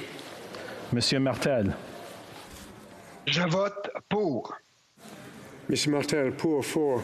Mr. Mazer. Mr. Speaker, I vote in favor of the motion. Mr. Mazer, 4 pour. Mr. McCauley, Edmonton West. Mr. Speaker, I vote for the motion. Mr. Macaulay, Edmonton West, 4, poor. Mr. McColman. I vote for the motion. Mr. McColman, 4, poor. Mr. Malello. I vote for the motion. Mr. Malello, 4, poor. Mr. Moore.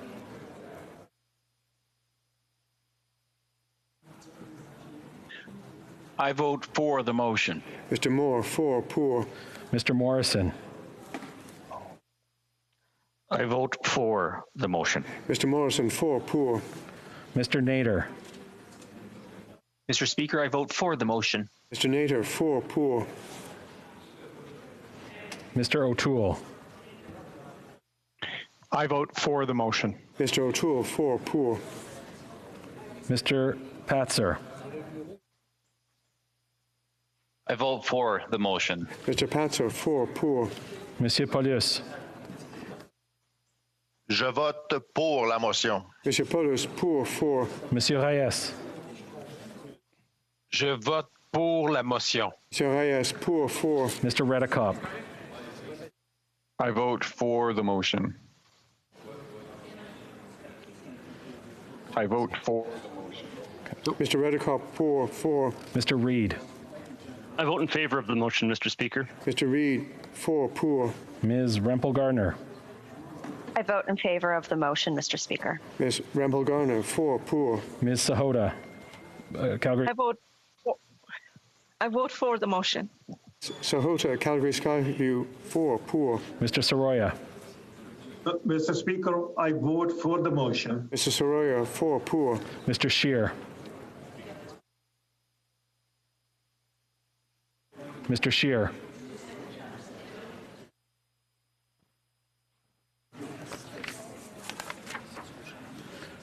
Mr. Seaback. I vote in favor. Mr. Seaback, can I get you to repeat? The camera did not kick in. I vote in favor. Thank you. Mr. Seaback, 4, poor. Mr. Shields. Mr. Speaker, I vote in favor. Shields, 4, poor. Ms. Shin. I vote in favor of the motion. No idea. Ms. Shin, can I get you to repeat, please? I vote in favor of the motion. Thank you. Ms. Shin, 4, poor. Mr. Shipley. I vote in favor of the motion. Mr. Shipley, 4, poor. Mr. Sloan. Mr. Sloan. Mr. Soroka. I vote in favor of the motion. Mr. Soroka, 4, poor. Mr. Stanton. I vote in favor of the motion. Mr. Stanton, 4, poor. Mr. Steinley. Mr. Steinley. Mr. Strahl.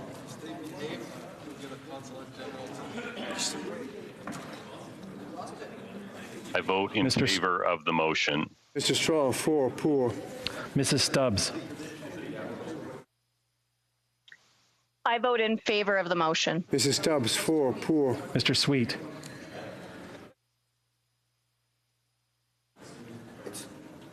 I vote in favor of the motion. Mr. Sweet, 4, poor. Mr. Tucker.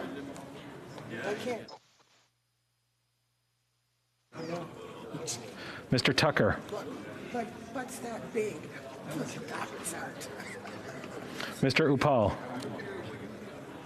I vote in favor of the motion. Upal, 4, poor. Mr. Van Popta. I vote in favor of the motion. Mr. Van Popta, 4, poor. Mrs. Vecchio. I vote in favor of the motion. Mrs. Vecchio, 4, poor. Mr. Vidal. I vote in favor of the motion. Vidal, 4, poor. Mr. Viersen. Mr. Speaker, I vote in favor of the motion. Mr. Viersen, 4, poor. Mr. Viss. Mr. Speaker, I vote in favor of the motion. Mr. Viss, 4, poor. Mr. Workington. I vote in favor of the motion. Mr. Workington, 4, poor. Mr. Waugh. I vote in favor of the motion. Mr. Waugh, 4, poor. Mr. Williamson. I vote in favor of the motion. Mr. Williamson, 4, pour. Mrs. Wong. I vote in favor of the motion, Mr. Speaker. Mrs. Wong, 4, pour. Mr. Yerdega. Mr. Speaker, I vote for the motion. Mr. Yerdega, 4, pour. Mr. Zimmer. Mr. Zimmer.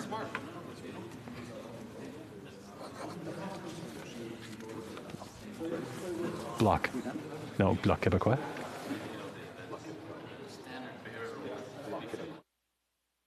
That's where I was going.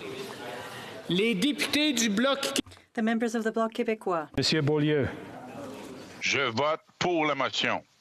Monsieur Beaulieu, pour, 4. Monsieur Blanchette-Jonca. Je vote pour la motion.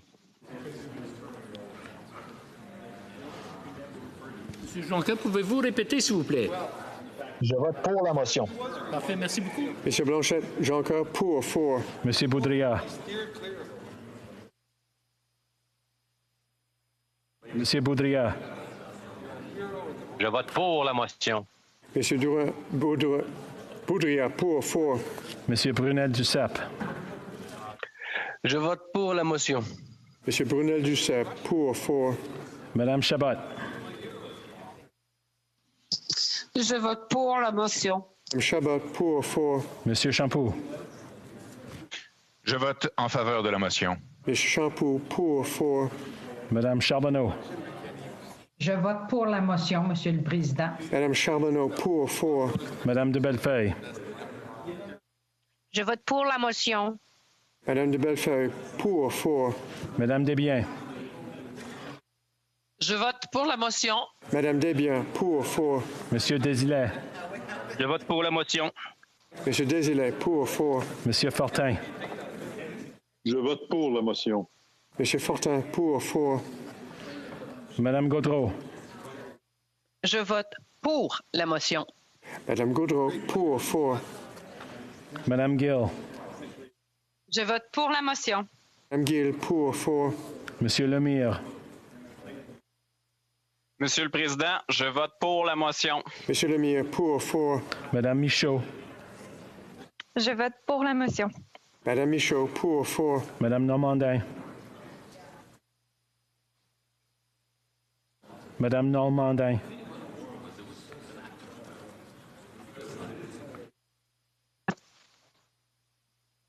Normandin, on n'entend pas. Peut-être voir si vous êtes en sourdine. We can't hear you, Ms. Normandin. Perhaps you're on mute, or give us a thumbs up or down. Oh, merci.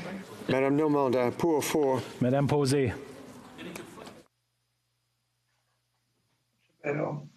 Posé. Désolé. Je vote pour la motion. Posé, pour, 4. Monsieur Perron. Je vote pour la motion. Monsieur Perron, pour, 4. Monsieur Plamondon. Je vote pour la motion. Plamondon, pour, 4. Monsieur Saint-Marie.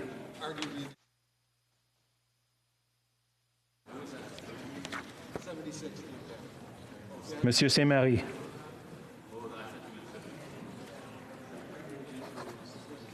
Monsieur Thériault. Je vote pour la motion. Thériault, pour, 4.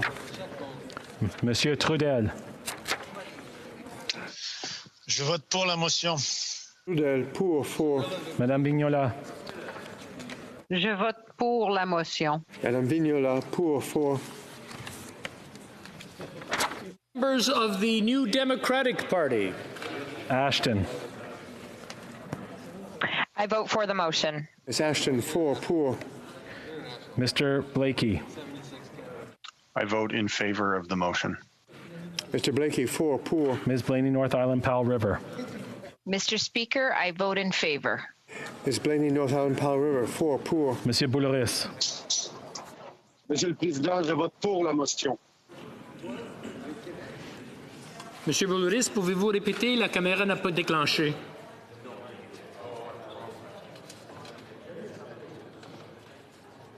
Monsieur Boulouris?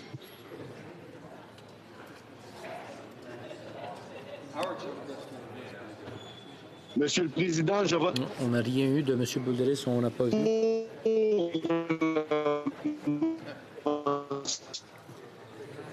On vous entend presque pas. Pouvez-vous répéter, peut-être crier un peu plus fort?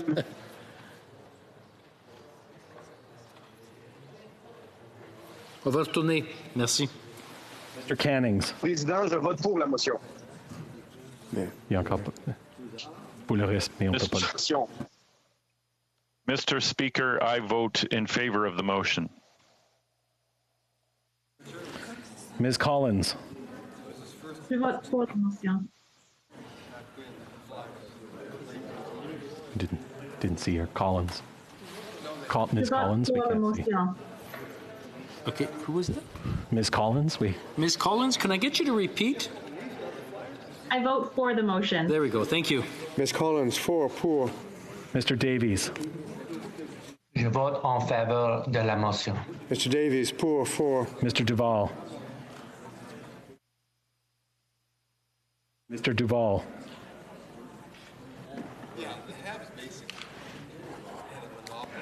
Mr. Garrison.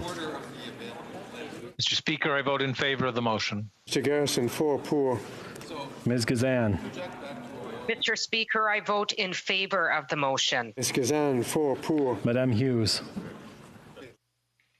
Pour la motion. Hughes, pour. Mr. Johns. Mr. Speaker, I vote for the motion. Mr. Johns, pour. Mr. Julian. Monsieur le Président, je vote pour la motion. Mr. Julian, pour. Ms. Kwan. I vote for the motion. Ms. Kwan, pour. Mr. McGregor. Mr. Speaker, I vote for the motion. Mr. McGregor, pour. Mr. Massey. I vote for the motion. Mr. Massey, pour.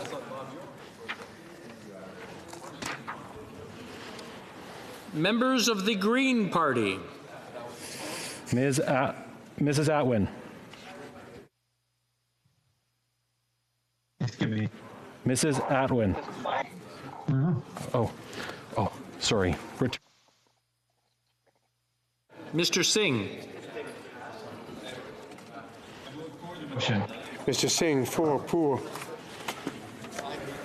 Green Party. The honourable members of the Green Party. Mrs. Atwin.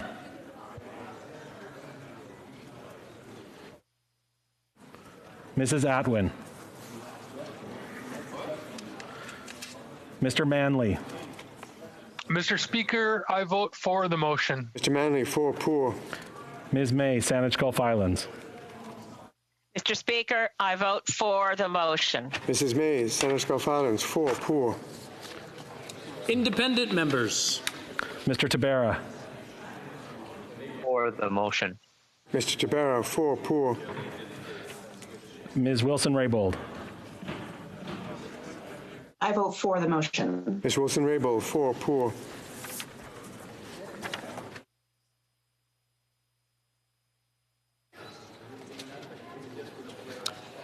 Si vous avez entendu la question. Assuming that you did hear the question, if you wish to register your vote and weren't able to do so due to technical difficulties that are now resolved, use the raised hand function and the chair will recognize you. Fillmore. I have him. Mr. Fillmore. Mr. Chair, I heard the question and was able to vote. However, during the remainder of the virtual vote, my tablet powered down. I did power it back up and was able to observe the rest of the vote, but I will leave it to you whether or not my vote counts. Vote, you heard the question and you got back on. That was technical problems. Which way do you vote, Mr. Fillmore? Oh, we got it? Very good. Thank you. Mr. Harris. Yes, thank you, Mr. Speaker. I did hear the question, but had some technical problems getting in, and would like to exercise my vote in favor of the motion.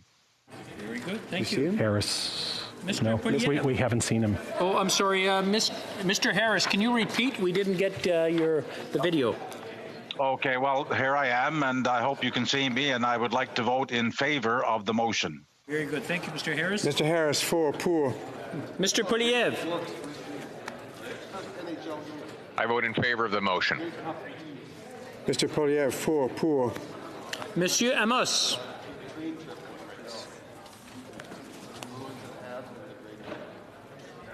Monsieur Amos? Okay, we've got a thumbs up. For. Mr. Beach?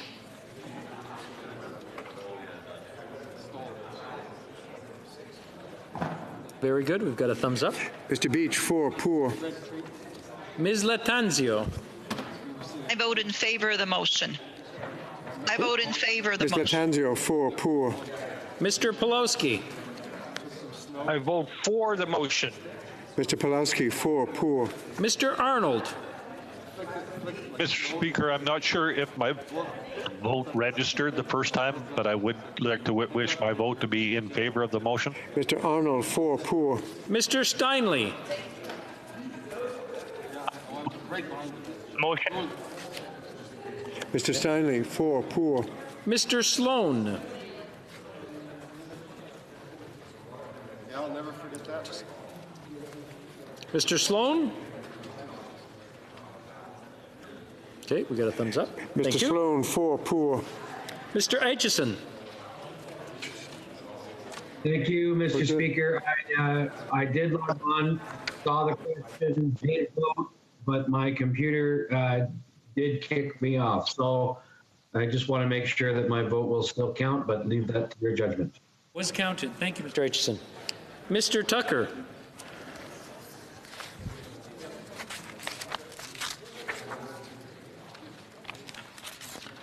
I could read the lips, but can you give me a thumbs up or thumbs down? And very good. Thank you. Mr. Tucker, 4, pour. Ms. Atwin? We got a thumbs up. Thank Ms. you. Atwin, 4, pour. Madame Joly? Oui. Est-ce que vous m'entendez? Oui. Oui. Parfait. Il y a eu des petits problèmes techniques, tout ça pour dire que je vote en faveur de la motion. Merci. Joly, pour, 4. Mr. Zimmer? I vote in favor of the motion. Mr. Zimmer, 4, pour. Mr. Dreeshen? We got a thumbs up. Mr. Thank you, Mr. Dreeshen. 4, pour. Monsieur Lefebvre? Thumbs up. Monsieur Lefebvre, Merci, Monsieur Lefebvre. pour, 4. Monsieur Sainte-Marie? Je vote pour la motion. Merci. Monsieur Sainte-Marie, pour, 4. Et c'est tout pour maintenant. Monsieur Boulris. Non, Oh, Monsieur Boulderis, est-ce que vous êtes encore là? Monsieur Boulderis? oui, je suis là, je vote en faveur de la motion. OK, voilà, merci beaucoup. Monsieur Boulris, pour, 4.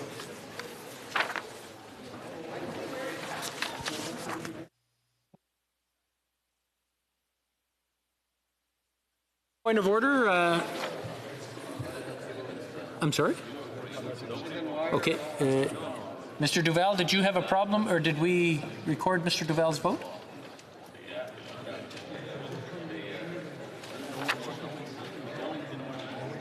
Recorded or not?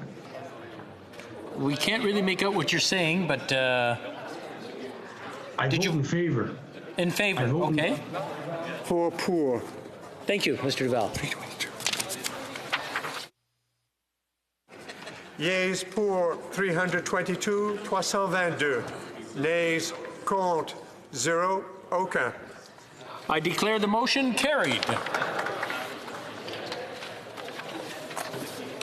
Pursuant to Standing Orders 83-4 and 69-1, Ms. Freeland, seconded by Mr. Miller, moves that a bill entitled An Act to Amend the Income Tax Act, Canada Emergency Rent Subsidy, and Canada Emergency Wage Subsidy be now read a first time and be printed. This motion is deemed adopted. When shall this bill be read a second time? At the next sitting of the House. Orders of the day. Government orders, government bills. Truth and Reconciliation Commission of Canada's Call to Action number 94. Monsieur Mendicino, appuyé par... Mr. Mendicino, seconded by Ms. Haidu, moves that Bill C-8, an act to amend the Citizenship Act, Truth and Reconciliation Commission of Canada's Call to Action number 94, be now read a second time and referred to the Standing Committee on Indigenous and Northern Affairs. Au Comité permanent des affaires autochtones du Nord et du Nord. Débat. Debate. Ministre de The Honourable Minister of Immigration. Immigration. Merci, Monsieur le Président. Thank you, Mr. Speaker. That the House of Commons is located on the traditional territory of the Algonquin peoples. Today, I have the privilege of speaking to Bill C-8, an act to amend the Citizenship Act. Si elle était adoptée, if passed, this bill would change the oath of citizenship such that Indigenous people would be recognized in the solemn oath or affirmation when they become Canadian citizens. the importance of this legislation and why the government is seeking to pass it into law. This bill continues to fulfill our government's commitment to implement the Truth and Reconciliation Commission's calls to action, specifically Call to Action number 94. The government first proposed this amendment some time ago as part of our overall efforts to significantly advance reconciliation. As members of this House will know, this similar legislation was tabled previously in both the last Parliament and last session, and that is why I'm so proud to be reintroducing it again today. This is a challenging time for people in Canada and around the world. And throughout the global pandemic, the government has made it a priority to support Indigenous communities and work to help contain the spread of COVID-19 and keep people safe. Something that the government will continue to do as we walk the shared path of reconciliation with Indigenous peoples and remain focused on implementing the commitments made in 2019. Racism hardly took a pause during this pandemic, and indeed, arguably, it has exacerbated it. And the government is committed to addressing racism in a way that is informed by the experience of racialized communities and Indigenous peoples. This is hard work, not just for Parliament, but for all Canadians. Renewing the relationship with Indigenous peoples must be based on a recognition of rights, respect, cooperation, and partnership. Nos lois et politiques doivent. Our laws and policies must foster collaboration with Indigenous people and must consider how we can all work to protect Indigenous languages, traditions, and institutions. As Senator Murray Sinclair has said, the road we travel is equal in importance to the destination we seek. When it comes to truth and reconciliation, we are all forced to go the distance. We have made advancements to address reconciliation, but there is clearly more work to be done. I hope we will use this time as an opportunity to have a constructive debate on this bill, starting with an all-party agreement that the amendments it proposes to the Citizenship Act are one more vital step towards reconciliation. Before discussing the substance of the legislation, allow me to provide some historical context that gave rise to Call to Action 94. As was said at the time of the initial publication of the Truth and Reconciliation Commission report, too few Canadians know about the tragedy of the residential schools. There was a deficit of public awareness regarding the systemic way in which Indigenous children were forcibly torn from their families. Previously shamed into silence about their backgrounds, thousands of survivors shared their painful residential school experiences with the Commission, helping to start an important dialogue throughout Canada about what was necessary to recognize and start to heal the trauma. We all have much to learn from listening to their voices, and it is in the spirit of this sharing, knowledge, and learning that we put forward this bill to help new Canadians, at their inception as citizens, begin to understand the history and rights of Indigenous peoples as a part of our country's fabric. The stories of First Nations, Inuit, and Métis are the story of Canada itself. That is why the approach we are taking with this new oath is so important. We must, as Senator Sinclair has said, demonstrate action that shows leadership. With this bill, we are taking a step to change the oath of citizenship to be more inclusive and to take steps to help fundamentally transform the nature of our relationship with Indigenous peoples. For hundreds of years, even before the residential schools, Indigenous peoples faced discrimination in every aspect of their lives. Our government firmly believes that we must acknowledge the injustices of the past and envision a new relationship based on the inherent rights of Indigenous peoples. The bill we have put forward helps to lay the foundation for that journey. If adopted, the new oath of citizenship would read as follows: I swear or affirm that I will be faithful and bear true allegiance to Her Majesty Queen Elizabeth II, Queen of Canada, her heirs and successors, and that I will faithfully observe the laws of Canada, including the Constitution, which recognizes and affirms the Aboriginal and treaty rights of First Nations, Inuit, and Métis peoples, and fulfill my duties as a Canadian citizen. To arrive at this language, the government engaged Indigenous leaders, including the National Indigenous Organizations. Immigration, Refugees and Citizenship Canada began consultations in 2016 with the Assembly of First Nations, the Inuit Tapiriit Kanatami, and the Métis National Council. In addition, the department engaged with members of the Land Claims Agreement Coalition, an organization which represents Indigenous modern treaty organizations and government in Canada. To summarize our consultation, I would say that while there was general support for the intent behind the Truth and Reconciliation Commission of Canada's call to action, it was clear that further efforts were needed to make the oath as precise and as inclusive as possible. However, it is the government's sincere belief that the wording put forth in this bill is inclusive of First Nations, Inuit, and Métis experiences, responding not only to call to action number 94, but to the substance of what my department heard throughout our consultations. Le projet de loi que nous avons présenté. The bill we have put forward to the House today reflects a revised proposed oath of citizenship that would introduce and hopefully instill the principle of reconciliation in our newest citizens. I think many honourable members would agree that newcomers and prospective citizens represent an ideal group to embrace this principle. Becoming a citizen is a significant milestone, and over the last decade, Canada has welcomed nearly 1.7 million new citizens.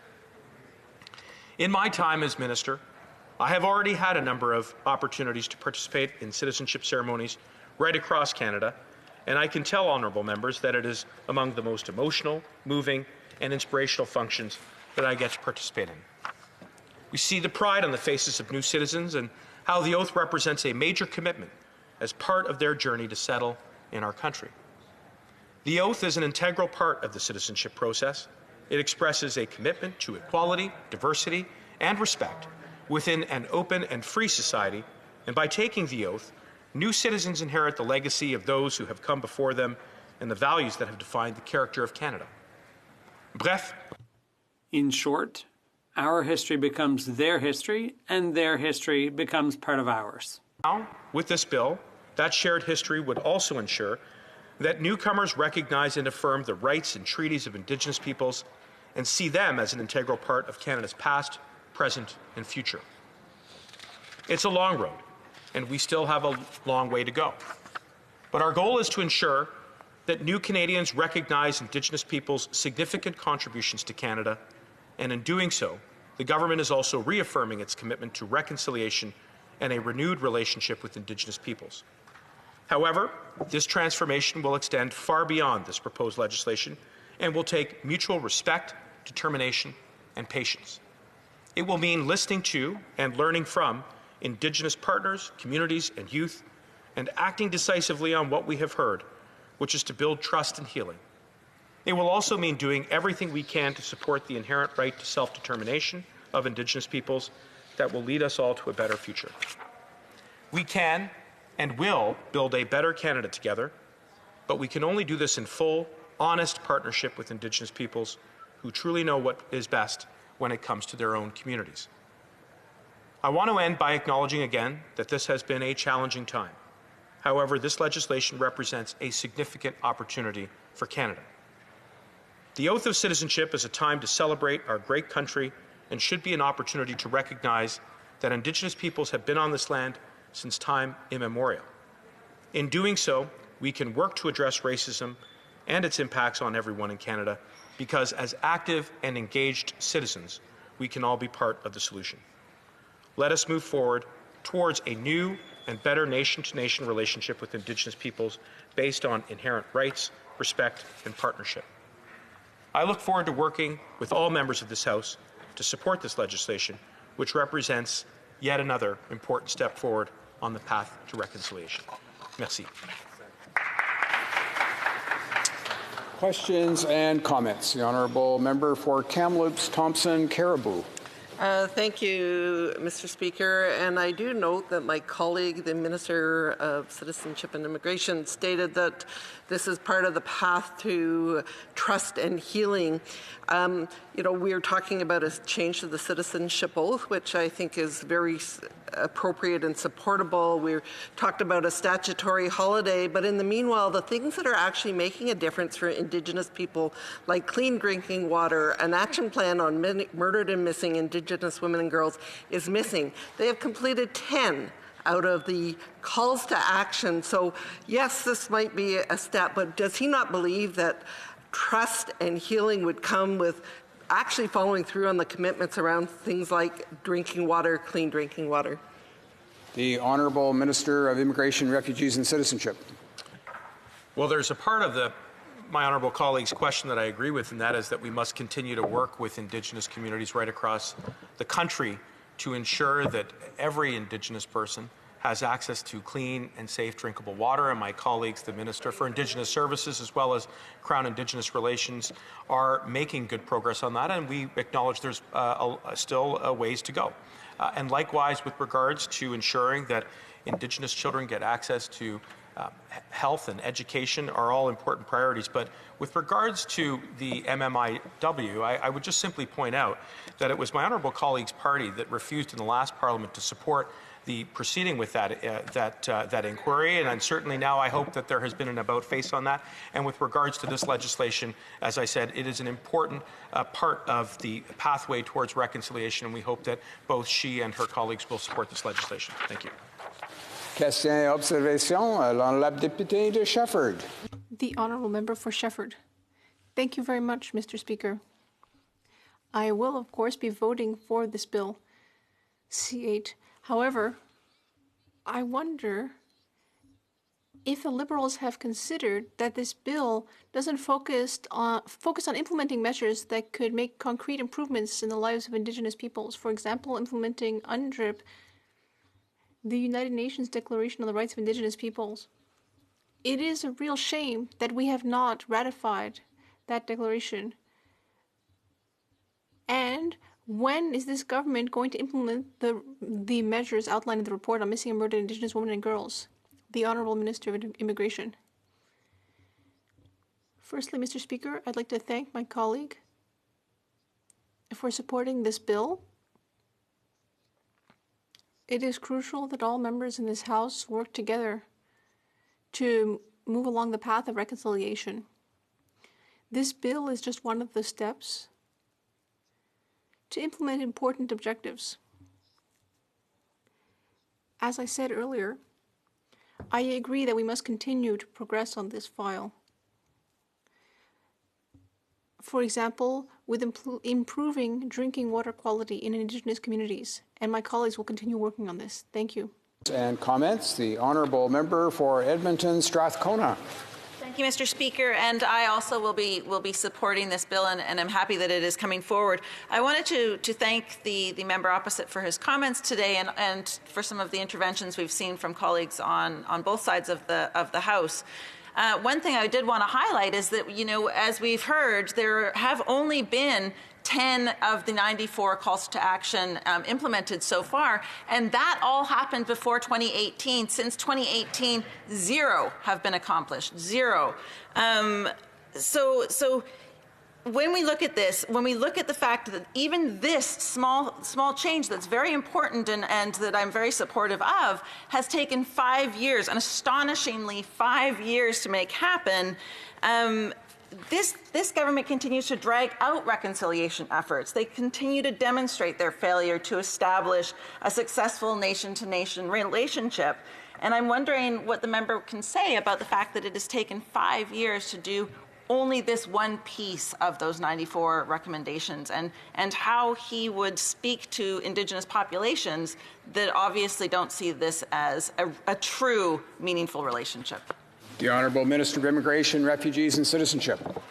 Well, first I want to begin by thanking my honourable colleague for her thoughtful intervention, and she will get no resistance from me, or nor do I think anybody from this side of the House, that there is still a long way to go.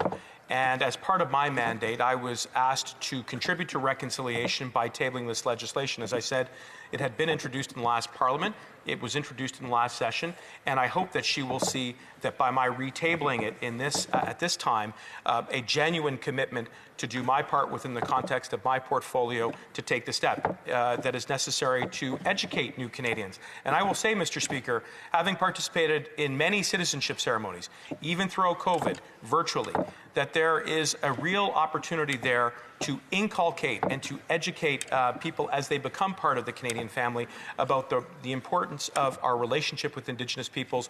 This law achieves that objective. Questions and comments? The honourable member for Charleswood, St. James, Assiniboia, Headingley. Thank you, Mr. Speaker. I'd like to ask the minister through you.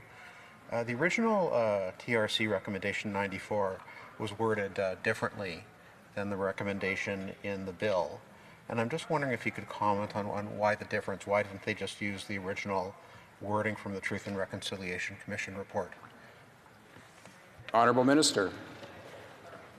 Well, I thank my friend for his question, and as he will have heard throughout my remarks, we engaged in extensive consultations with Indigenous leadership and communities going back to 2016, and we believe that the language that we have put forward in this bill is most inclusive of First Nations, Inuit, and Métis experiences.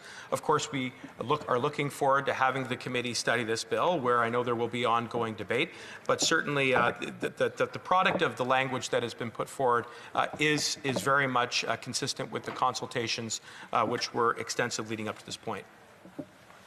Questions and comments by video conference. The honourable member for Vancouver East. Thank you very much, Mr. Speaker, and thank you to the Minister for his comments. This bill before us has been in the makings really for 5 years.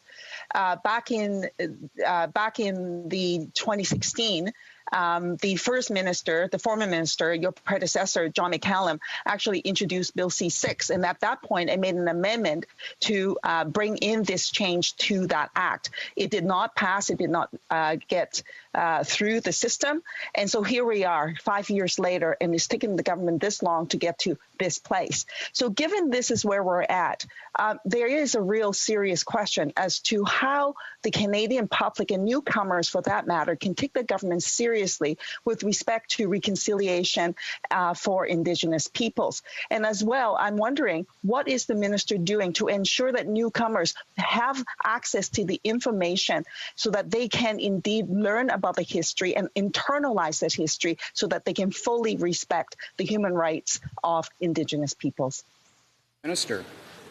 Well, I want to begin by thanking my honourable colleague for her question and also for her advocacy, which I have come to experience on a very frequent basis, and I appreciate it very much. And certainly with regards to this bill, I agree with my honourable colleague that as we hopefully will pass this legislation as quickly as possible, and I would encourage her to urge all of her colleagues and all members on the opposite side to support it so that it can become law, that we also do need a concurrent strategy to educate and to really create as much transparency about why the change. And I think that that is work that she will find a willing partner in. And with regards to the other parts of her question, we have made progress with regards to ensuring that Indigenous peoples get access to safe water as well as education and health services, and that is work that will continue. Time for one more short question, again by video conference. The honourable member for Kildonan, St. Paul. Thank you, Mr. Speaker, and I'd like to thank my honourable colleague for his thoughtful remarks. I did have a question about the wording of the new proposed oath. When I was consulting with Indigenous leaders in Manitoba, they raised some questions about why is the word Aboriginal used in the Liberal proposed oath, whereas in the Truth and Reconciliation the word Indigenous is used. So just wondering about some clarity there and about the more appropriate terms we use today versus yesterday, so to speak. Minister of Immigration, Refugees and Citizenship. Well, I want to thank my colleague for the question. There was variation of the the same question asked earlier. As I mentioned, this language is the product of extensive consultations with Indigenous leaders and communities that goes back to 2016. We believe it reflects the spirit of those consultations. This bill will go to committee to be studied, where I'm sure we will hear additional evidence, and afterwards I'm sure we will look forward to receiving a report back from committee. But the most important thing is that we pass this legislation into law as quickly as possible. I certainly hope that my colleague who posed the question just now will see fit to support it. Thank you very much. And before we go back to the honourable member for Kildonan St. Paul and resuming debate, I'll just let her know there are only about 11 to 12 minutes remaining in the time for government orders before we get to the time for member statements and question period. So we'll interrupt her in the usual way, and of course she'll have the remaining time when the House next gets back to debate on the question. Resuming debate, the honourable member for Kildonan St. Paul.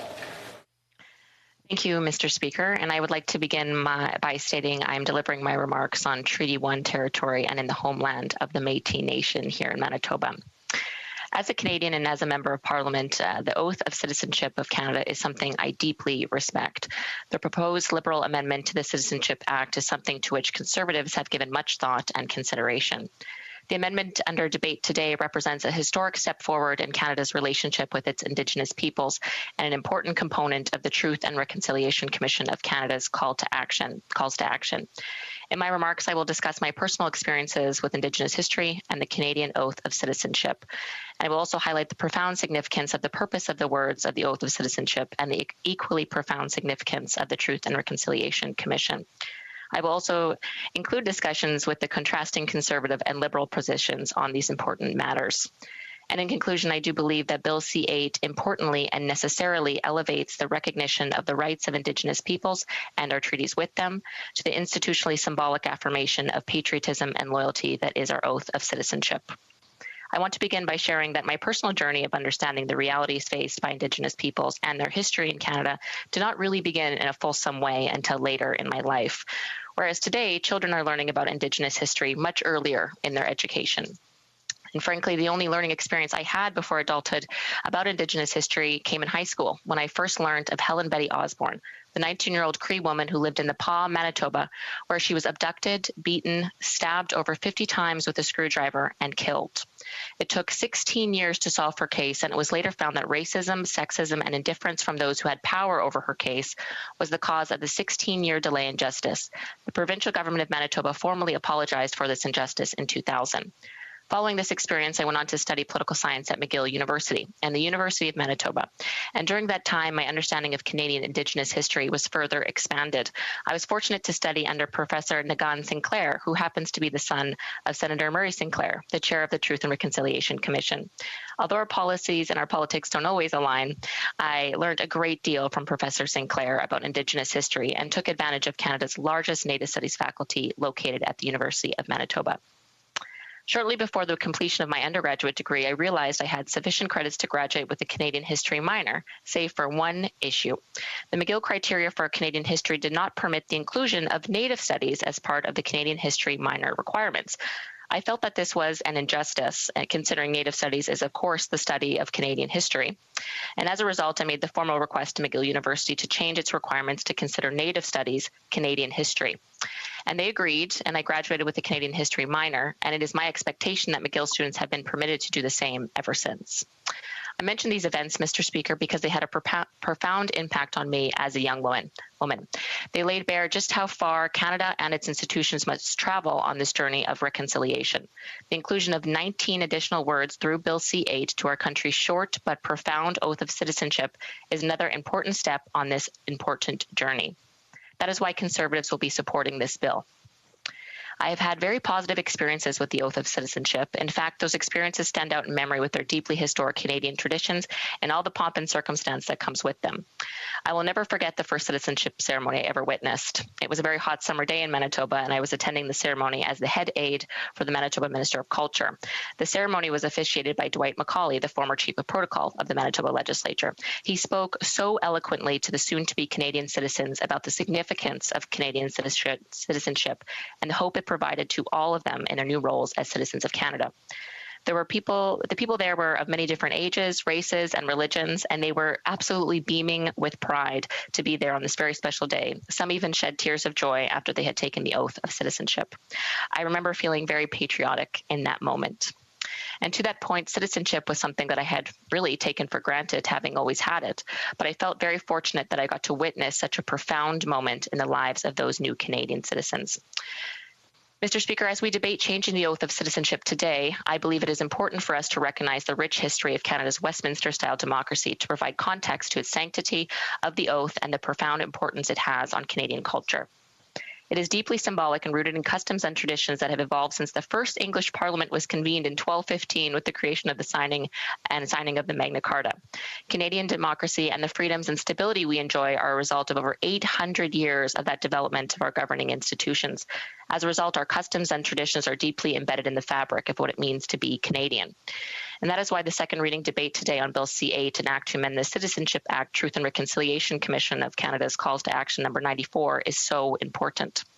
The Oath of Allegiance makes up the first portion of our Oath of Citizenship. The Oath of Allegiance is taken by all those who wish to become judges, policemen and women, members of the Canadian Armed Forces, people who have been elected to serve in Parliament and provincial legislatures, and others.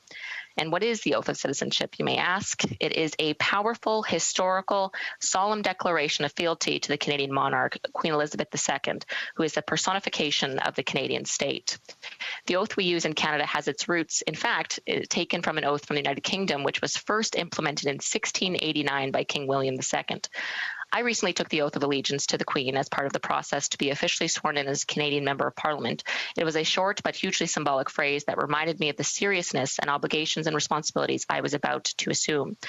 I rested my hand on a Bible and swore under my name that I, quote, will be faithful and bear true allegiance to Her Majesty Queen Elizabeth II. When members of Parliament swear these words, we are swearing allegiance to the institution the Queen represents, which includes our Westminster-style democracy, and when we swear this oath, we are pledging to conduct ourselves in the best interests of Canada. Our obligations as MPs to swear the Oath of Allegiance dates back to the Constitution Act of 1867. However, the Oath of Citizenship, which was adapted from the Oath of Allegiance, came as a mandatory requirement for citizens many years later. It was not until 1946 that Canada's House of Commons passed the Canadian Citizenship Act, which officially established the creation of Canadian citizenship. And interestingly, the Oath of Citizenship in Canada only became law when the Citizenship Act was amended in 1977, which was 110 years after Confederation, and it marked the introduction of the symbolic affirmation of patriotism and loyalty into our Oath of Citizenship. Bill C-8 represents the first change to our Oath of Citizenship in over 40 years. Given the history and symbolic significance I have just highlighted, this amendment to the Citizenship Oath is, to put it plainly, a very big deal. In sum, the Oath of Citizenship connects new Canadians to our constitutional monarch, who embodies our government institutions in a timeless way, and by doing so, it brings people into the historic Canadian identity. The Oath of Citizenship in its current form is as follows. I swear or affirm that I will be faithful and bear true allegiance to Her Majesty Queen Elizabeth II, Queen of Canada, her heirs and successors, and that I will faithfully observe the laws of Canada and fulfill my duties as a Canadian citizen. Bill C-8 adds 19 words to our oath, and they are as follows. That I will faithfully observe the laws of Canada, including the Constitution, which recognizes and affirms the Aboriginal and treaty rights of First Nations, Inuit, and Métis people, and fulfill my duties as a Canadian citizen. By including the historic amendment to include Indigenous and treaty rights in our Oath of Citizenship, it elevates and signifies the inherent dignity of Indigenous peoples and the agreements that were made with them, and informs newcomers of the Canadian commitment to both our national duty and allegiance to the Queen of Canada, as well as our commitment to truth and reconciliation with Indigenous peoples. Given our discussion today on Bill C-8, it is, of course, important that we include mention of the purpose of the Truth and Reconciliation Commission of Canada, which was activated by former Prime Minister Stephen Harper and organized by those involved with the Indian Residential Schools Settlement Agreement. The purpose of the Truth and Reconciliation Commission was to document the historical impact and the lasting legacy of the Canadian Indian residential school system on the Indigenous peoples of Canada. There are more than 130 residential schools in Canada, and 150,000 First Nations, Métis, and Inuit children were subjected to them. And 7 generations of Indigenous Canadians were impacted by residential schools. More than 6,000 witnesses were interviewed during the commission. They shared their stories, the horrors and abuse they faced, including sexual abuse that was inflicted on them during their time in residential schools. We have learned that 3,200 children died of tuberculosis, malnutrition, and other diseases while attending these schools. Many Indigenous parents were never informed of the deaths of their children. To them, their children were simply taken from them, never to be seen again. The last residential school in Canada closed in 1996. The mandate of the Truth and Reconciliation Commission was, as its name is, telling the truth about what happened to Indigenous peoples in Canada, notably the horrific abuse and forced cultural assimilation of Indigenous children in residential schools, as well as the failure of over 150 years of federal governments to fulfill treaty rights that were agreed to in partnership with Indigenous peoples in good faith. Senator Murray Sinclair has said that, quote, the process of reconciliation follows and involves educating the broader Canadian public on the truth and asking the public to accept that there are more things that need to be done to reconcile with Indigenous peoples. Mr. Speaker, through the Truth and Reconciliation Commission, we understand that residential schools are one of the defining factors of why Indigenous people continue to suffer disproportionately in Canada. 1 in 4 Indigenous peoples live in poverty, and 40% of Indigenous children live in poverty. The 2016 Canadian census found that over 33% of Indigenous Canadians do not have a high school education or equivalent certificate, compared to 18% of the rest of Canada's population. Further, Indigenous people have historically faced much higher unemployment rates than non-Indigenous Canadians. Moreover, the number of Indigenous people in federal prisons has never been higher, with more than 30% of all federal inmates identifying as Indigenous, despite making up only 4.3% of the Canadian population. Tragically, suicide rates are 5 to 7 times higher for First Nations youth compared to non-Indigenous youth, and the situation is even more dire for Inuit youth. Oh, 1 more minute, thank you. Which have the highest suicide rates in the world, 11 times higher than the Canadian national average. It's really unbelievable, actually. In fact, suicide and self-inflicted injuries are the leading cause of death for First Nations youth and adults up to 44 years old. And shamefully, we know that in Canada, Indigenous women and girls are 12 times more likely to go missing or be murdered than other Canadian women. When considering these statistics and many others, it is clear the policies put forth by the centuries of governments have failed Indigenous Canadians. The Truth and Reconciliation Commission is significant, symbolic, and a historic effort to move past the Ottawa knows best approach and speak and hear directly from survivors of failed government policies, and to learn about their experiences and implement their solutions for building a better Canada for all. I think that's a good place to leave it. Yes, that was a good choice there to leave about 8.5 minutes remaining for the Honourable Member for Kildonan St. Paul for her remarks, and then of course she'll have the usual 10 minutes for questions and comments thereafter. We'll now go to statements by members. Déclaration de députés. Premièrement, virtuellement, la députée de Saanich Gulf Island. First of all, virtually the Honourable Member for Saanich Gulf Island. We achieved an historic milestone last month on the road to global peace and security. The 50th nation ratified and tabled its documents for the Treaty on the Prohibition of Nuclear Weapons. With the 50th ratification from the state of Honduras, the treaty will enter into force legally on January 22nd. Shamefully, it enters into force without Canada. I so hope that our country will step up as we did in the Ottawa landmines process and stand up against weapons of mass destruction and sign and ratify so that Canada can join New Zealand, Costa Rica, and many other countries in standing up for world peace in this 75th anniversary year since Hiroshima and Nagasaki. Thank you to the international campaign to abolish nuclear weapons. We support your work. The Honourable Member for Miramichi, Grand Lake. Mr. Speaker, Walalin, it is with great sadness that I rise to mark the peaceful passing of Albert Levi. Albert not only served as Chief of Elsipogtog First Nation for 26 years, but was also a loving husband and father, an advocate for education, successful entrepreneur, and an avid sportsman. In the 60s, he became a professional wrestler under the name of Chief Young Eagle and went on to be a well-known hockey and baseball coach. He was the recipient of the Order of Canada and an honorary law degree from Mount Allison University. Albert advanced his community in many ways and is responsible for much of the infrastructure that exists there today. I'm sure his community will never forget his important legacy. I want to express my deepest sympathy to Albert's family and the community of Elsipogtog. Thank you, Mr. Speaker. Member for Calgary Centre. Thank you, Mr. Speaker. Today is the 121st anniversary of the incorporation of the village of Rouleauville. The launch of the book Rouleauville, The Cradle of Calgary, pre-1899 to 1907 and beyond, is taking place now at Rouleauville. I'd like to acknowledge the hard work of Suzanne de Courville-Nicole and her team for this achievement. A few weeks ago, on September 14th, the City of Calgary designated the Rouleau House as a historic site. The village of Rouleau owes its name to Judge Charles Borromée Rouleau and his brother, Dr. Edward Hector Rouleau. Dr. Rouleau's youngest son, a soldier, Henri-Joseph Rouleau, fought in Passchendaele and Vimy during the First World War. He died in action on September 13, 1917, and was buried in Calais, lest we forget. The honourable member for Fleetwood Port Kells. Mr. Speaker, it's with great sadness that we learned over the weekend of the death of Corporal James Choi in an accident during a training exercise at CFB Wainwright in Alberta. Corporal Choi served with the Royal Westminster Regiment, part of the 3rd Canadian Division's 39th Canadian Brigade Group based in New Westminster. He joined the 3rd Battalion, Princess Patricia's Canadian Light Infantry, for the training exercise.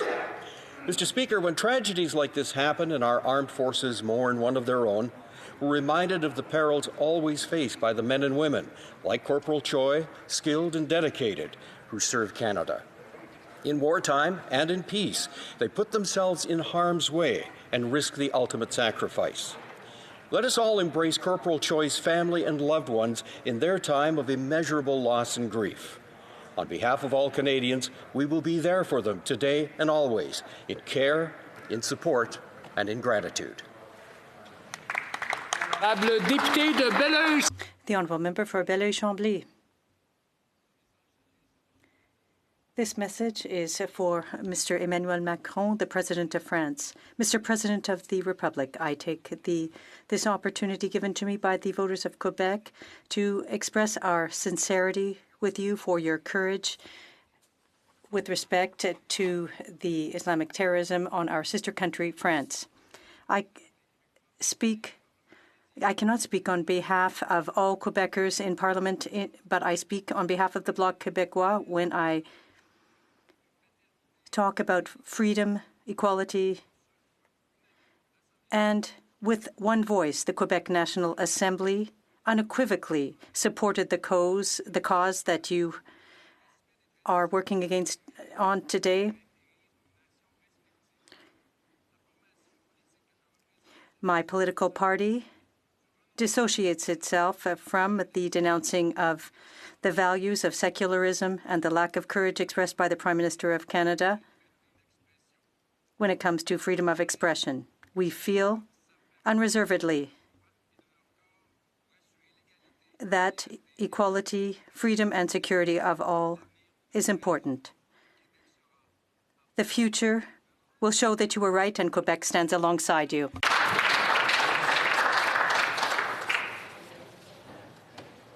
The honourable member for Brampton South. Mr. Speaker, this November is the first ever Diabetes Awareness Month in Canada. 11 million Canadians have diabetes or pre-diabetes, and many have had a challenging time during COVID-19. Diabetes has a serious consequences and impacts on our healthcare system. I want to recognize organizations like Diabetes Canada, JDRF, CINA, who do great work for the diabetes. Mr. Speaker, not only it is Diabetes Awareness Month, but next year marks the 100th anniversary of the discovery of insulin in Canada. We must do better and need a national framework. We brought insulin to the world. Why cannot we be a global leader in diabetes treatment as well? In the previous parliament, I was proud to bring forward the motion to mark November as a Diabetes Awareness Month and hope all members will join me in raising awareness for diabetes. Together, we can extinguish the torch of Banting House in London and defeat diabetes. Thank you, Mr. Speaker. The honourable member for Edmonton West. Thank you, Mr. Speaker. I'm pleased to recognize the incredible work of the West End Senior Activity Center located in my riding. Led by Dr. Haidong Yong, their dedicated staff and volunteers serve over 3,200 seniors across the city. Always a center of excellence for serving seniors, it has been their work during the pandemic that has placed them head and shoulders above the rest. Moving quickly from in-house to online and outreach, Haidong himself hosted an 8-week fitness program for seniors among the 40 courses they offered online. They obtained bulk PPE and made it available for sale at cost. They made over 7,000 calls to shut-ins to ensure that those in isolations heard a friendly voice. They started a frozen meal program, making healthy, low-cost meals for delivery right to seniors' homes. Now, I've always said the West End Seniors is the best seniors center in Western Canada. Haidong and his team make it very easy to fact check that this is true. Thank you, Mr. Speaker. Honourable Member for Kinetic Carleton. Thank you, Mr. Speaker. It is with both honour and sadness that I rise in the House today to inform my fellow parliamentarians and all Canadians about the passing of Lieutenant General William Keir Carr. With a list of accomplishments and sacrifices far too long to list today, General Carr was a true Canadian hero. In World War II, he flew Spitfires out of both the United Kingdom and Malta and ultimately earned the Distinguished Flying Cross. A commander of the Order of Military Merit and a member of Canada's Aviation Hall of Fame, he has been and will remain an inspiration to many, including myself, Mr. Speaker. On behalf of all Canadians, I want to honour General Carr's service and his exemplary leadership. Au nom de tous les Canadiens, je tiens à... On behalf of all Canadians, I want to acknowledge General Carr, his leadership, which was exemplary. To family and friends, rest in peace, General Carr. The Honourable Member for Halifax.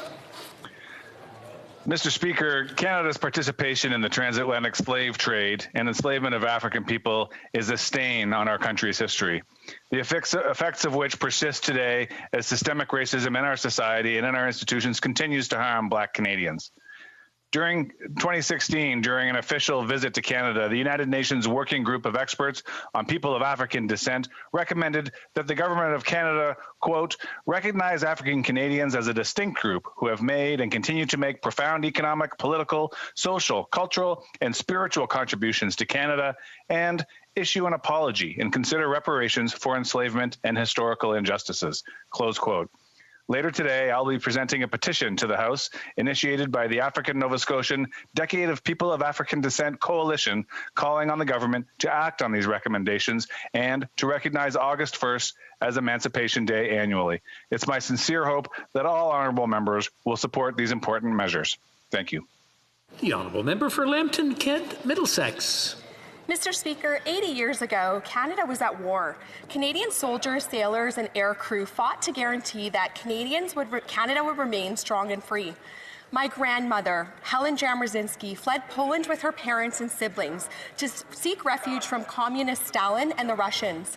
Because Canadians fought, she survived to find freedom and make a home in Canada. She has been telling her story to generations of school children. In the Netherlands, my dad's family were liberated from Nazi occupation by Canadians. Later, they also made their home here in Canada. My family owes its very existence to Canadians who fought in World War II. Some 45,000 made the ultimate sacrifice. We remember them as we remember all of those who gave up their lives for our freedoms. In World Wars I and II, the Korean War, the Gulf War, in Afghanistan, and across the world keeping the peace. On behalf of myself, my family, and my constituents of Lambton Kent Middlesex, to the Legionnaires and all Canadian veterans, we say a very grateful thank you. The Honourable Member for Vancouver Centre. Mr. Speaker, it has recently come to public attention that the Conservative Party is paying for anti-abortion advertising on Vancouver public transit. Women's History Month ended on Saturday. It is disheartening to see the official opposition actively attempt to limit the reproductive rights of Canadian women. The leader of the opposition claims to be a defender of the rights of Canadians, yet he continues to support the member for Hastings, Lennox, and Addington, and many others in his caucus who deny a woman's right to choose what happens to her body. The opposition leader must remove these ads today and defend the rights of Canadian women. Well, member for Medicine Hat, Carson Warner. Thank you, Mr. Speaker. November is a month for veterans, and many veterans organizations, like the Legions, are struggling. I'm reminded of the poem, The Veteran, where it speaks this truth. It is the veteran, not the preacher, who gave us the freedom of religion. It is the veteran, not the reporter, who gave us freedom of the press. It is the veteran, not the poet, who gave us freedom of speech. It is the veteran, not the campus organizer, who gave us freedom to assemble. It is the veteran, not the lawyer, who gave us the right to a fair trial. It is the veteran, not the politician, who gave us the right to vote. Mr. Speaker, we owe a debt that can never be repaid to veterans whose sacrifices and courage gave us our freedoms. I encourage Canadians from coast to coast to coast to give what they can to support our veterans, to support our Legions. Please buy and wear a poppy, and to remember and honor our veterans, and buy a mask for the Legions as well, lest we forget. The honourable member for Lethbridge. 93% of Canada's trafficking victims come from right here within our country. 50% of those are Indigenous. Human trafficking is a gendered crime, impacting women more than men. The perpetrators, in fact, are often men. These victims are real people who have had their lives tragically altered. In 2012, the Conservative government launched a 4-year national action plan to combat human trafficking. Instead of renewing federal funding to support victims of human trafficking by furthering this program, the so-called feminist prime minister who sits across from me decided that there are better places to spend money, like, for example, giving $200 million to a failing casino firm. The Liberals' failure to adequately combat human trafficking, especially given how the pandemic has made it extremely difficult for these victims to find help, is absolutely disgraceful. These women and girls deserve to be seen. They deserve to have a voice. They deserve action. My question is simple. When will the Prime Minister do the right thing and renew funding for this anti-trafficking program? The honourable member for Churchill, Kiiwetinoong-Aski. Mr. Speaker, the COVID-19 pandemic is getting serious in Manitoba. Of major concern is the outbreak at the Kiosk work camp. Let's be clear, Manitoba Hydro had ample warning that this could happen, but they ignored First Nations who've been calling for decisive action for months.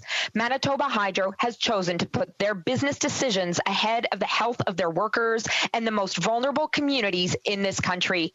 Manitoba Hydro must accept full responsibility for this outbreak. They must ensure that the shutdown is done in full consultation with their partners and with full transparency for workers and their communities. Manitoba Hydro must pick up the costs of self-isolation for the many workers who have nowhere to safely self-isolate as they leave the camp not knowing if they have COVID-19.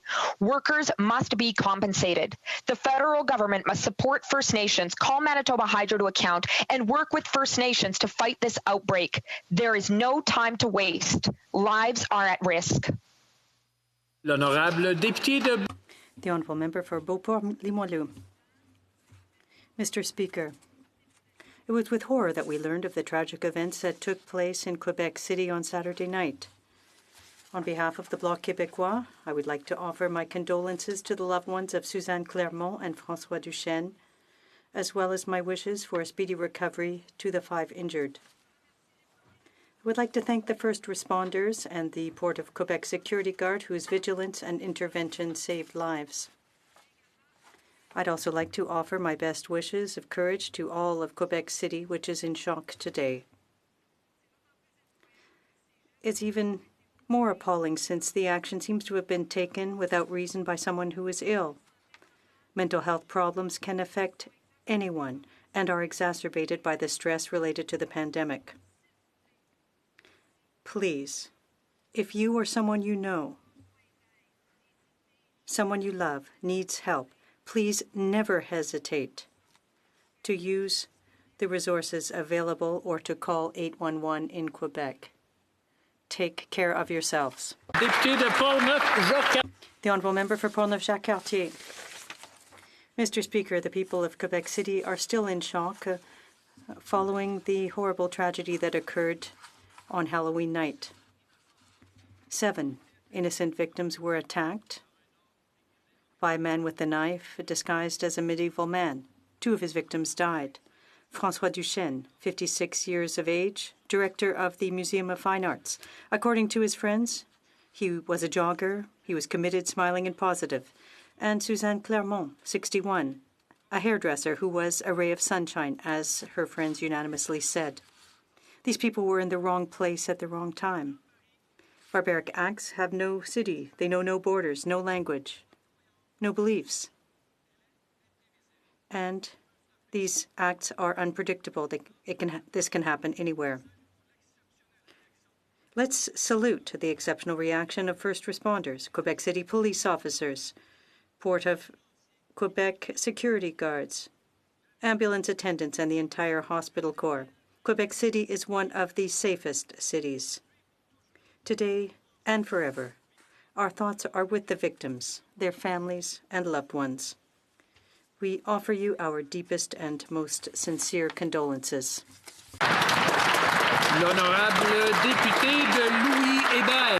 The Honourable Member for Louis-Hébert. Mr. Speaker, it's with a heavy heart and dampened spirit that I address the House today, because once again tragedy has struck my city, which woke up on Sunday after one of its saddest nights. On my own behalf, on behalf of my colleague and friend, the Member of Parliament for Quebec, I would like to offer to the family and loved ones of François Duchesne and Suzanne Clermont our most sincere condolences. You are in our thoughts and prayers. To the 5 wounded, may your recovery be as quick as possible and as complete as possible. We are many in Quebec City and across the country to be thinking about you now. Finally, to the medical personnel, the neighbors and Good Samaritans, thank you for your protection, your care, and your kindness. Thank you.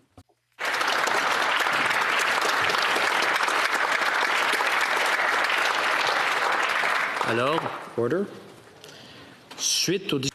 Following discussions among representatives of all parties in the House, I understand there's an agreement to observe a moment of silence for the victims of the attack in Quebec City's historic district on Saturday night. I now invite honourable members to rise.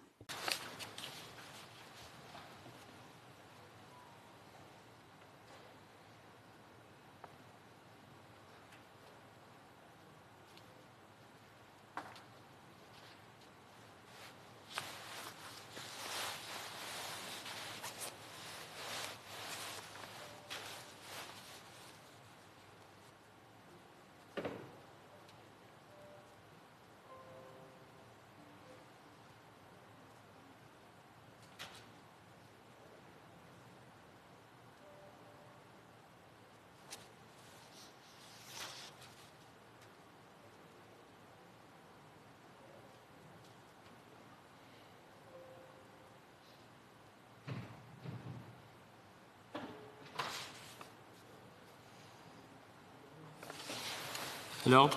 Order. Question. Oral questions. Questions. L'honorable. The honourable member for Louis Saint Laurent. Mr. Speaker, freedom of speech is one of the best and the most important cardinal rules of our great country, Canada. And the Prime Minister should be one of the strongest defenders of this value.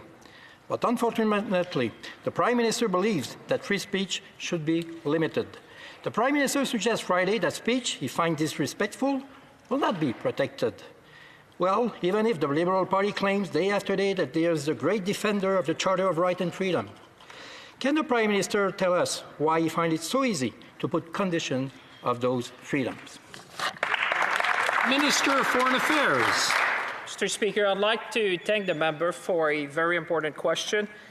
We were all deeply horrified by the recent attack in France, not only the Member of Parliament, but I would say all Canadians. We stand in solidarity with our French colleagues.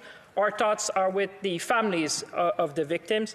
Together, Mr. Speaker, as my colleagues around the world have said, we need to fight against terror and intolerance. Mr. Speaker, Canada is a strong defender of the liberty of expression around the world, the freedom of expression, and we will continue to advocate for freedom of expression around the world. Thank you. Member. Louis Saint-Laurent. Monsieur le Président. Mr. Speaker, freedom of speech is one of our country's main values. It's constitutionally protected. The Prime Minister should be the biggest champion of that freedom. But unfortunately, on Friday, the Prime Minister put conditions and expressed reservations about this freedom. The Prime Minister is supposed to be the defender of the freedom of expression, but he was the one to attach conditions. Why does the Prime Minister want to put conditions on freedom of speech? The Honourable Minister. Mr. Speaker, I'd like to thank my colleague for his question. We should avoid politicizing this issue. All Canadians were horrified by the recent attacks in France. We are obviously standing in solidarity with our French colleagues. Our thoughts are with the families of the victims, and together we need to fight against terror and intolerance around the world.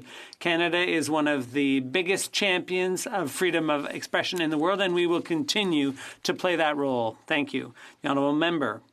Mr. Speaker, freedom of expression doesn't just exist when it suits you.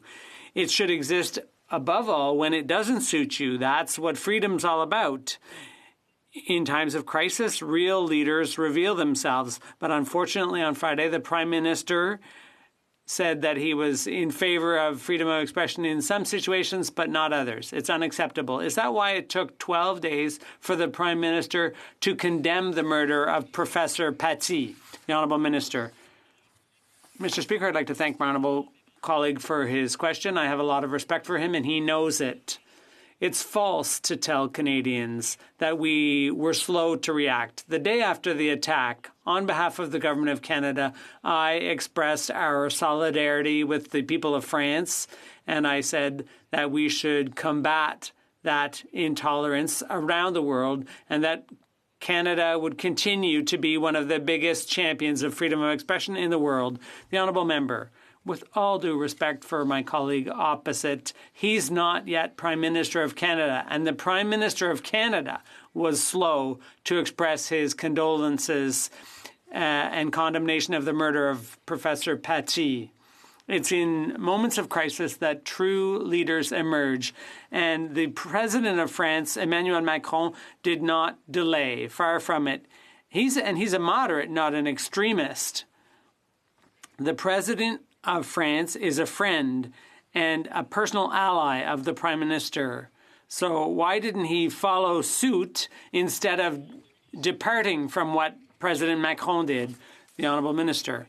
Mr. Speaker, I'd like to thank my honourable colleague for his question. Here on this side of the House, Mr. Speaker, when we tweet or make a statement like I did, it's on behalf of the Government of Canada and on behalf of all Canadians. And I reacted the next day, the very next day, and the French ambassador commended Canada for standing up with France. We will always do that, Mr. Speaker. And Le Monde, the entire world recognizes Canada as a champion of freedom of speech. The Honourable Member for Louis Saint-Laurent.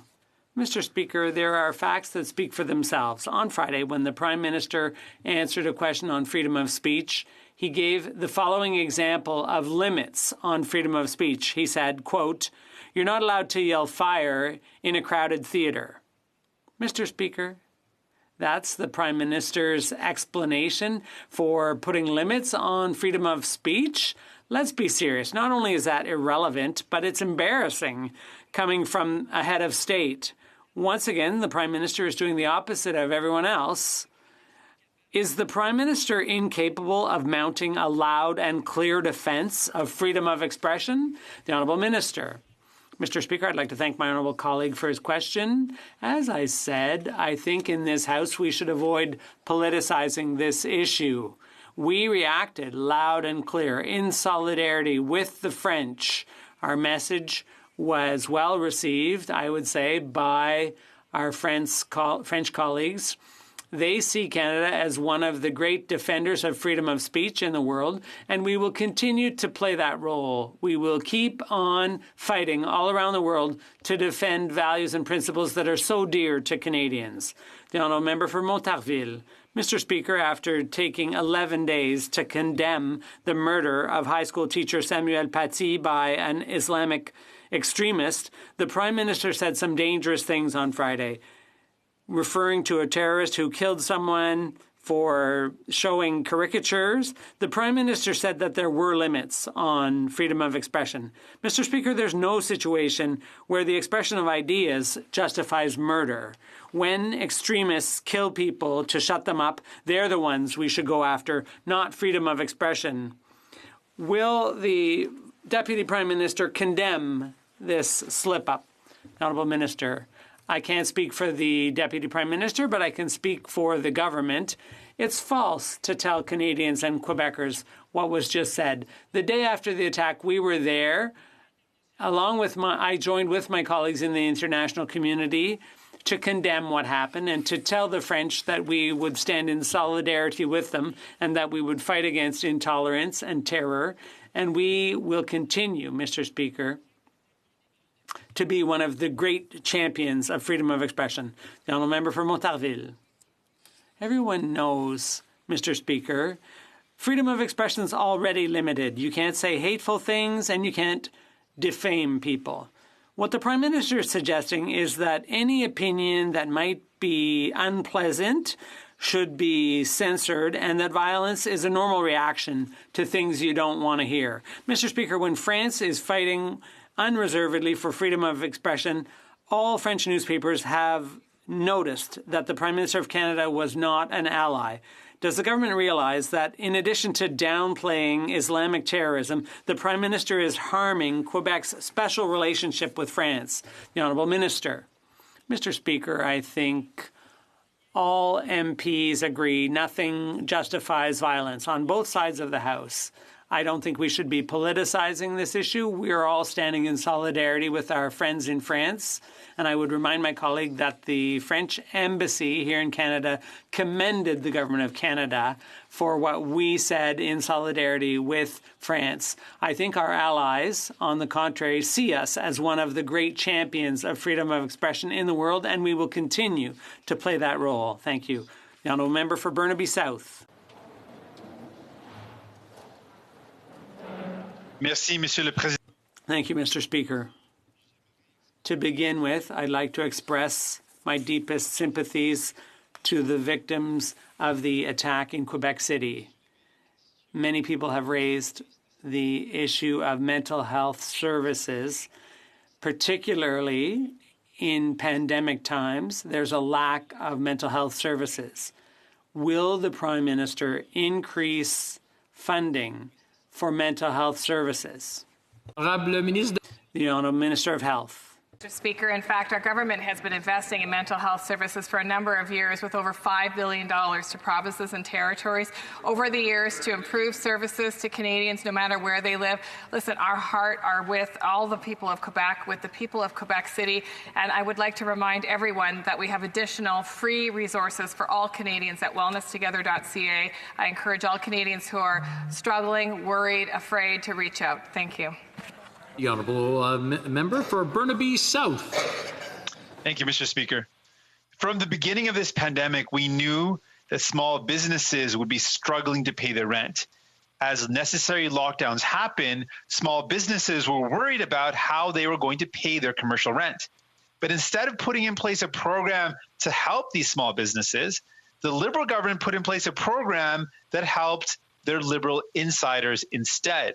So moving forward, will the Prime Minister commit that any small business program, any relief program, will actually be focused on helping small businesses and not Liberal insiders?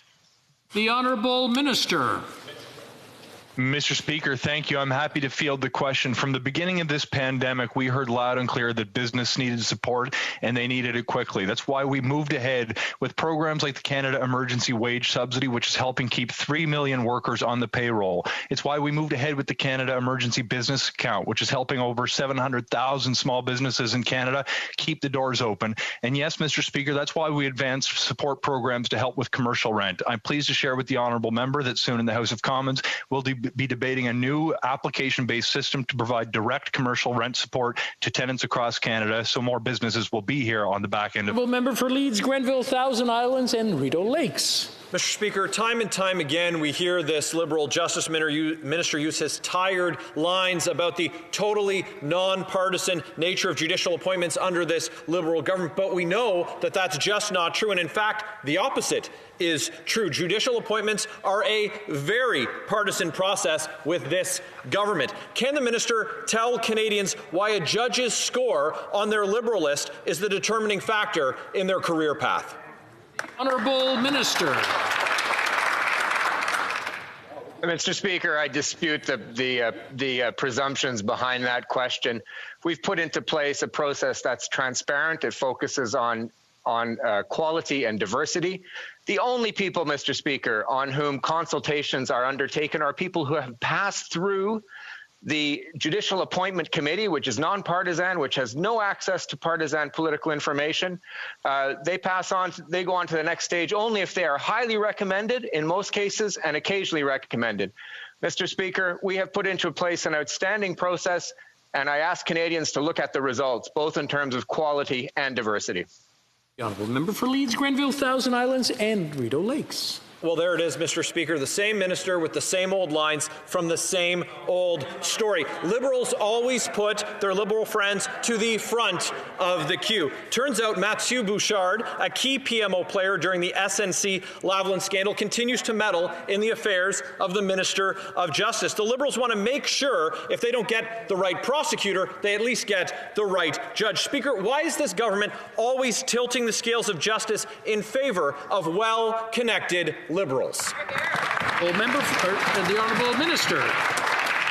Mr. Speaker, once again, I remind the Honourable Member that the only people upon whom we consult, the only candidates upon whom we consult, are those that have gone through the Judicial Appointments Committee in a rigorous process. Over half of them do not get promoted, Mr. Speaker, and only those who are highly recommended and occasionally recommended get promoted. I can assure the House, Mr. Speaker, I can assure Canadians that I make the recommendations to Cabinet, that I have not had any interference from PMO with respect to my decisions, nor have I had a candidate refused.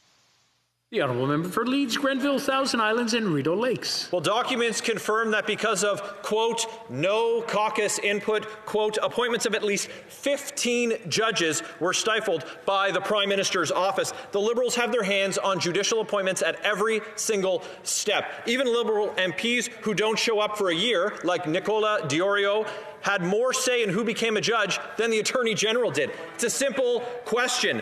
What does the government think is more important qualification for being a judge? Being a lawyer or being a Liberal?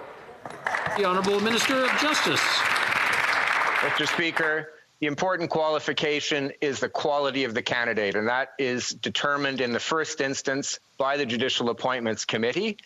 In the second instance, there's a wide consultation amongst the legal community, again focusing on quality, and only with respect to highly recommended or occasionally recommended candidates.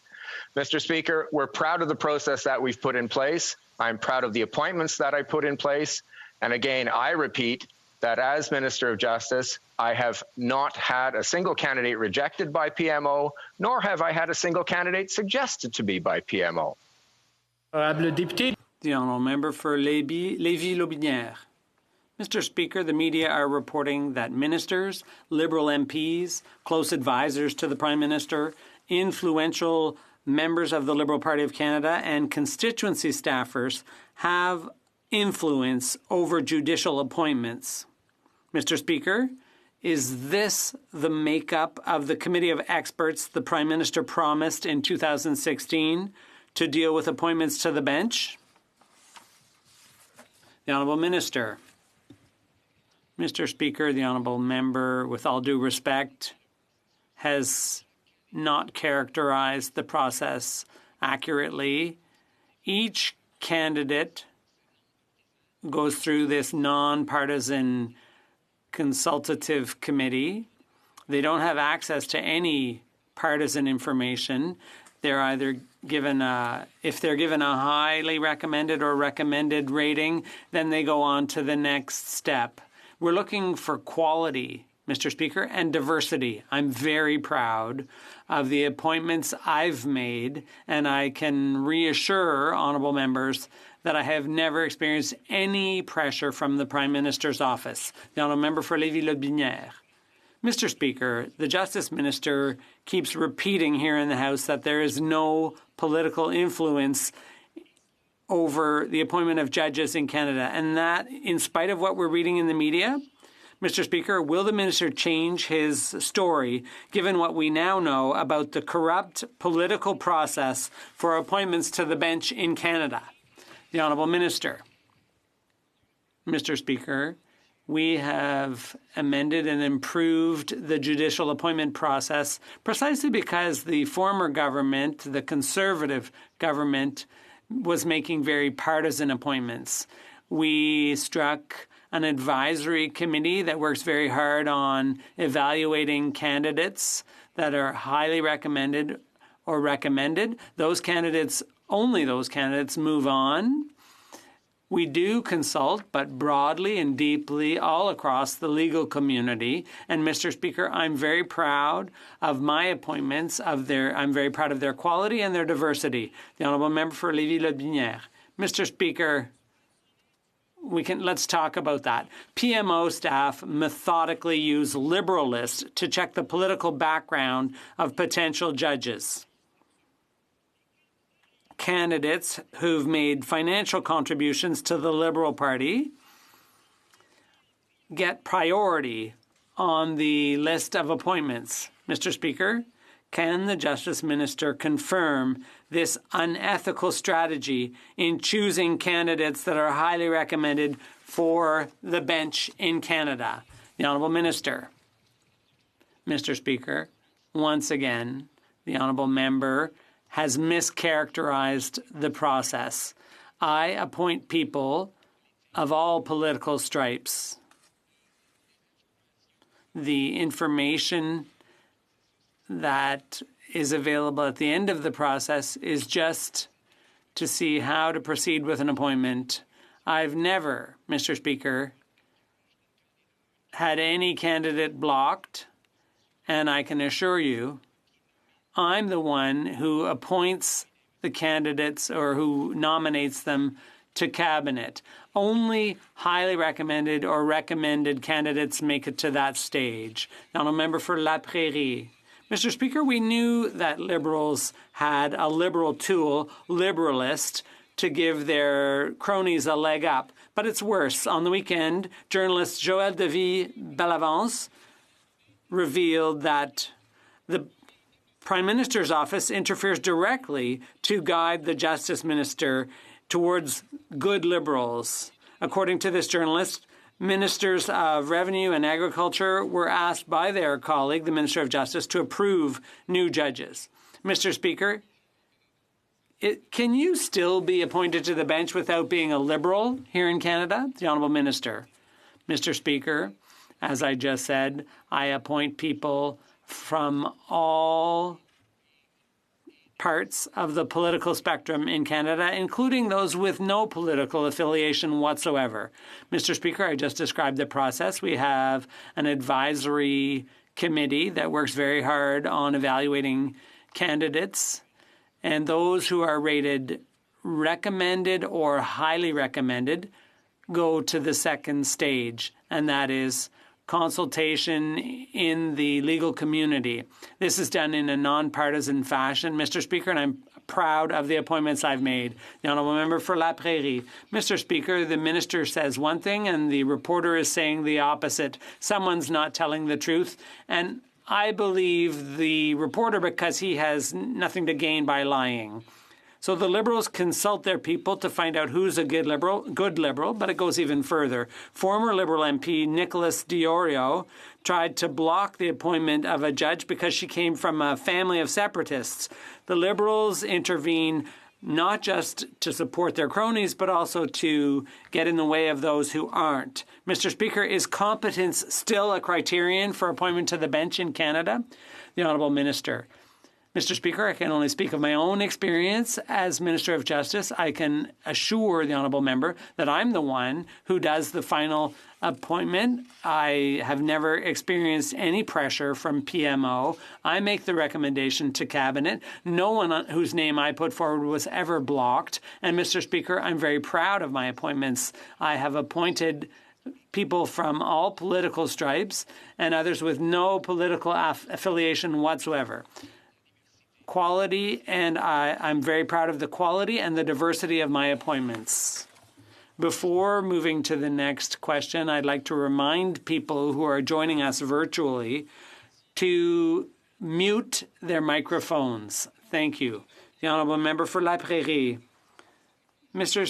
Speaker, it's very serious what's going on with judges. 2 years ago, gang members were released in Quebec, including bikers, because of judicial delay and the Jordan decision. Meanwhile, 5 judicial appointments in Quebec were held up because this government was waiting for feedback from caucus. It's bad enough that they're promoting their cronies. It's bad enough that they're blocking candidates they don't like. But do they realize that their partisanship is actually undermining justice? The Honourable Minister. Mr. Speaker, since I was appointed Justice Minister, I have worked hard to ensure that appointments to the bench are done properly and faithfully, consistent with the process. As I said, I've appointed a number of judges in Quebec, and I work with my Quebec counterparts to ensure that the impact of the Jordan decision is minimized. I am constantly watching things before the courts. Kent, Middlesex. Speaker, last week the government refused to answer questions about how they intend to protect Canadian consumers from gouging by grocery giants. First, they decided to talk about other government programs. Then, they decided to blame the provinces. But the government knows that it has a responsibility to protect competition in the agriculture sector, especially after selling out farmers in numerous trade deals. When is this government going to get serious about protecting consumers and farmers? Honourable Minister. Mr. Speaker, I'd like to thank my honourable colleague for her question. And of course, it's absolutely disappointing to see grocers impose these costly fees, which fall on thousands of Canadian food producers who are working hard to feed Canadians and support their communities amongst the challenges that they're facing right now. And we share the concerns that Canadians are facing, and we want to make sure there's fair market practices in place. And we continue to make sure that this issue is addressed, and we're going to make sure that we work with the provinces to address these issues. The Honourable Member for, Edmonton Centre. Mr. Speaker, the Industry Minister is responsible for the Competition Act. He knows that. It's up to the federal government to protect consumers and farmers from unfair fees being imposed by Walmart, Metro, and others. Instead, the government wants to pass the buck to the provinces. Will the government take its responsibilities seriously under the Competition Act and make sure Canadians already suffering enough with the pandemic aren't hit yet again? Honourable Minister. Mr. Speaker, again, I'd like to thank my honourable colleague for this very important question. And as I said, our government recognizes that the ongoing financial health of independent grocers, food processors, and growers is critical to ensuring a robust food supply for Canadians. However, we also recognize that the terms of sale generally fall under areas of provincial jurisdiction. And we encourage our provincial and territorial counterparts to examine the matter. And as I said, we'll continue to engage with them and work with them because we're here to stand up for Canadians, Mr. Speaker. Well, member for Edmonton Centre. Well, Mr. Speaker, the key word there was generally. The one industry that didn't experience a slowdown during COVID-19 was the grocery sector. Many of these big chains saw record profits as Canadians prepared to lock down this spring. As the Greater Toronto Area, Quebec, and now Winnipeg are going through a second wave of lockdowns, more Canadians are worried about their next meal. This is a federal responsibility. Will the industry minister treat it like one and make sure that Canada's competition laws are protecting grocery customers? Well, Minister of Industry. Mr. Speaker, I have full confidence in the Competition Bureau and their ability to look into these matters because these are important issues. These are issues that Canadians have raised, and I want to thank my honourable colleague for raising this issue as well. And as we have indicated on several occasions, we recognize that the terms of sales that we've highlighted with respects to the ongoing financial impositions that are faced by independent grocers fall under areas of provincial jurisdiction, and we encourage our provincial and territorial counterparts to examine this matter, and we'll continue to keep an eye on this issue as well, Mr. Speaker. The honourable member for... Okay, somebody's messing around with my list here. The honourable member for Skeena-Bulkley Valley.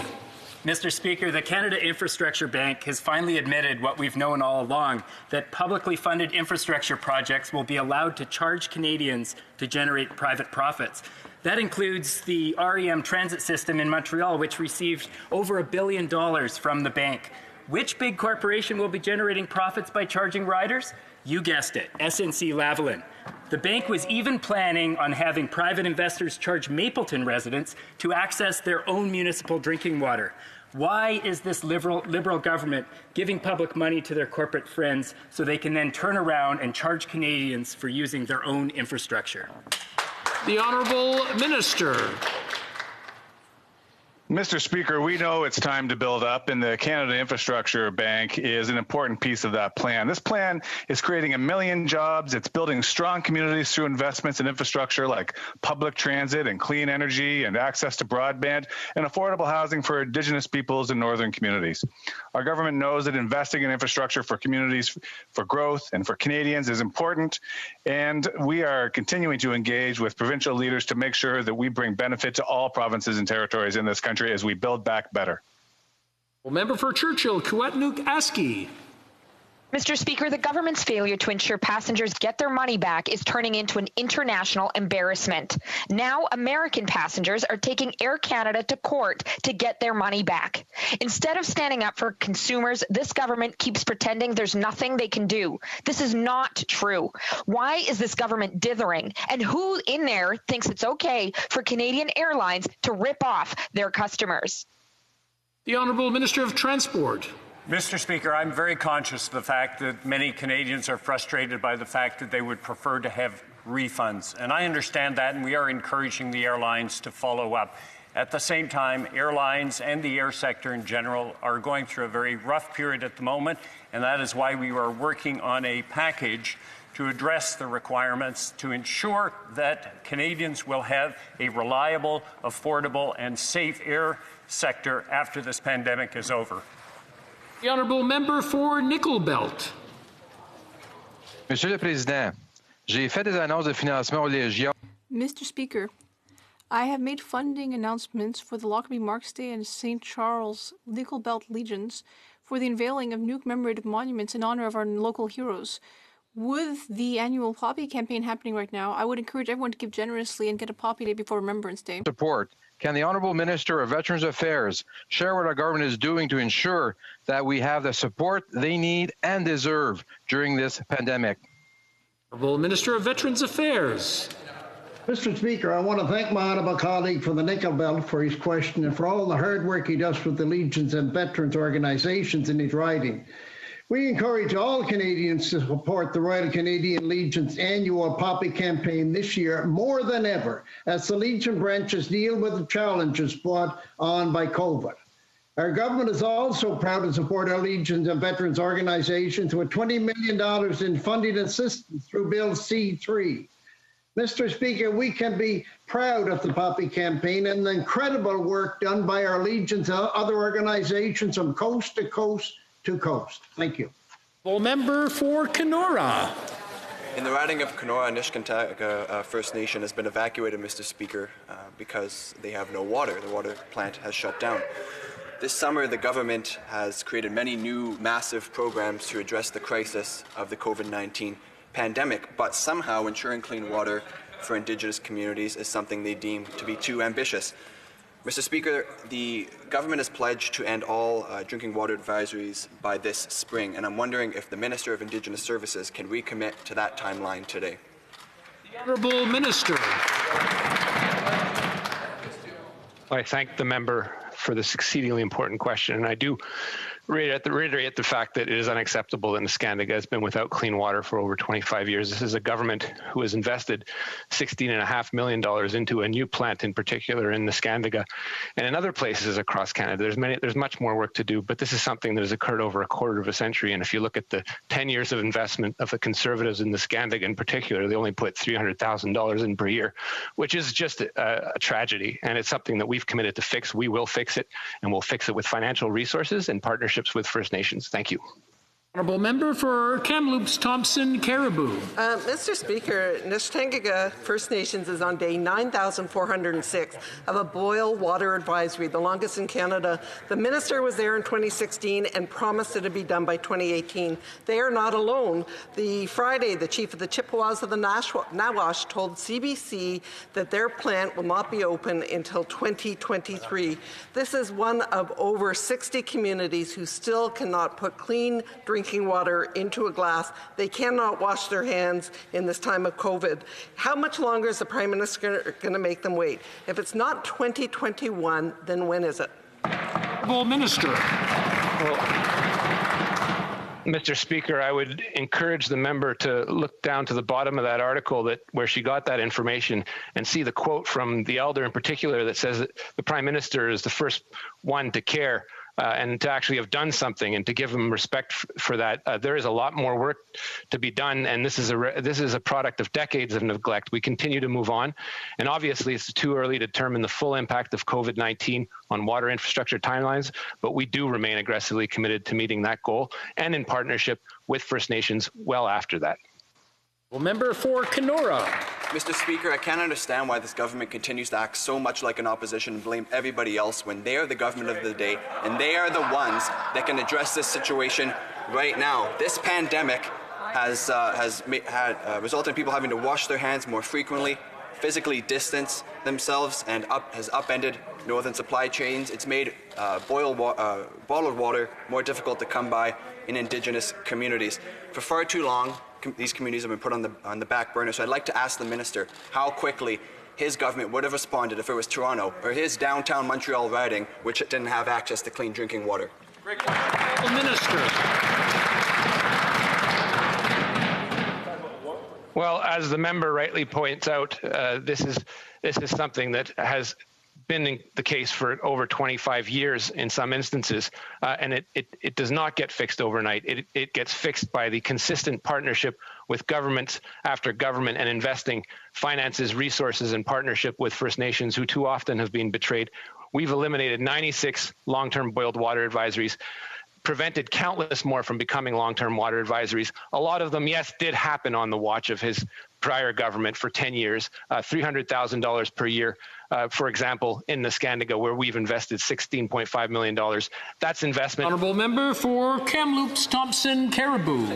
Mr. Speaker, the Prime Minister in 2015 stood in this House and solemnly promised to lift all drinking water advisories long-term by March 2021. He has now admitted that this is another broken promise, and quite frankly, it's unforgivable.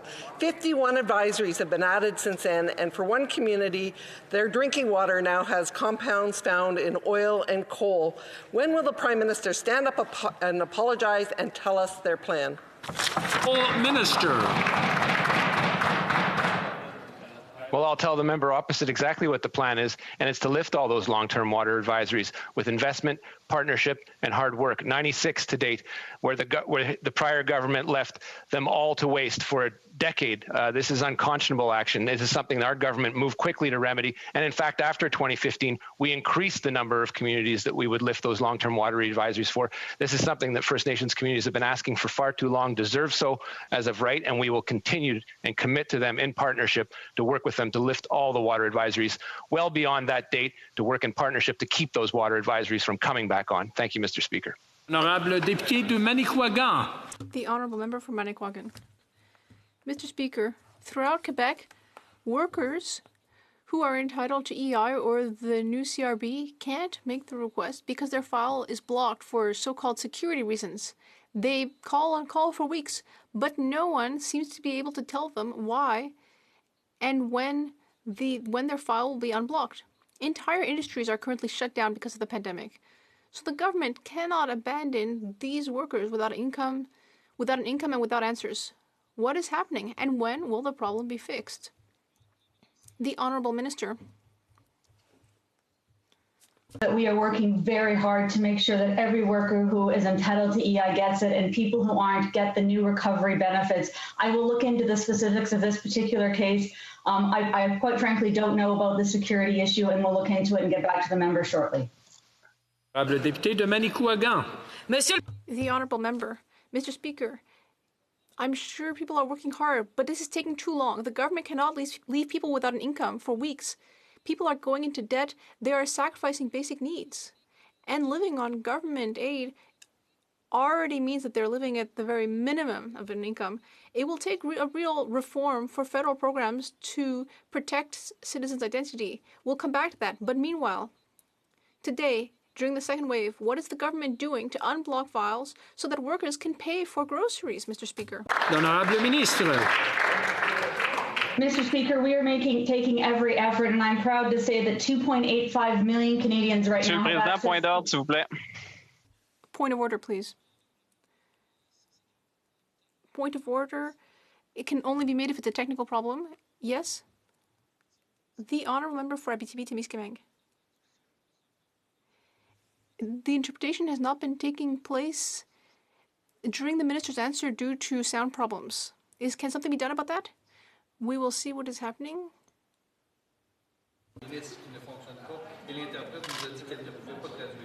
OK, parfait. Alors, apparemment, c'est résolu. On a déterminé. It seems to have been resolved. There was an issue with the Minister's microphone. That will be taken care of. We will continue. The Honourable Member for Montmagny-Lillé, Kamouraska, Rivière-du-Loup.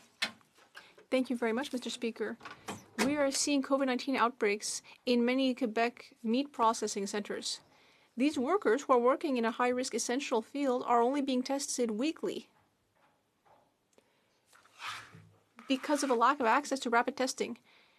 Canada is late by months compared to other countries. When will a large amount of these rapid tests arrive to fix this situation, which is threatening Canada's food safety? Speaker, in fact, we've delivered over 1.7 million rapid tests since October 24th. To Ontario, 531,000. To Quebec, 577,000. To BC, 153,000. To Alberta, 303,000. The list goes on, Mr. Speaker. In fact, we've been there for provinces and territories to support their role in responding to the pandemic, and we'll continue to work with them every step of the way. The Honourable Member for South Surrey, White Rock. Thank you, Mr. Speaker. Since March, the BC motor coach industry has seen historic drops in gross revenue, in some cases as bad as 95%. Companies like Wilson's Transportation in Victoria and International Stage Lines in Richmond need our help. Restrictions are in place, layoffs are in full swing, and COVID numbers are rising. What specifically is this Liberal government doing to support motor coach businesses that serve BC's youth groups, sports teams, tourism industry, and more? The Honourable Minister of Transportation. Mr. Speaker, I thank my colleague for the question. Like the air sector, like the rail sector, the motor coach sector has also been hit by this pandemic, and we are working on this. We stepped in when Greyhound departed a year and a half ago, and we are looking at this. This is also a provincial responsibility. At the moment, the fact is not very many people want to travel, and it is difficult for the coach industry. Honourable Member for Regina Wascana. Mr. Speaker, 3 weeks ago, WestJet announced it was cancelling flights to Atlantic Canada and Quebec City. Officials at airports in Regina, Saskatoon, and other mid-sized airports across the country are asking themselves, are we next? 8 months into the pandemic, and the nation's airports remain in the dark about a relief plan. Mr. Speaker, when is the minister going to stop procrastinating and deliver a real plan to save Canada's airports? Honourable Minister. Mr. Speaker, I thank my colleague for the question. It's not just the airlines that are having difficulty at the moment because there are very few passengers. That also has a knock-on effect for the airports as well, because if there aren't people flying, there aren't people going to the airports. We're aware of this. As I've said many times before, we are working on trying to find solutions that will ensure that those air sector services, such as airports and airlines, are there for Canadians to be able to rely on after this pandemic. The honourable member for Vimy. Monsieur le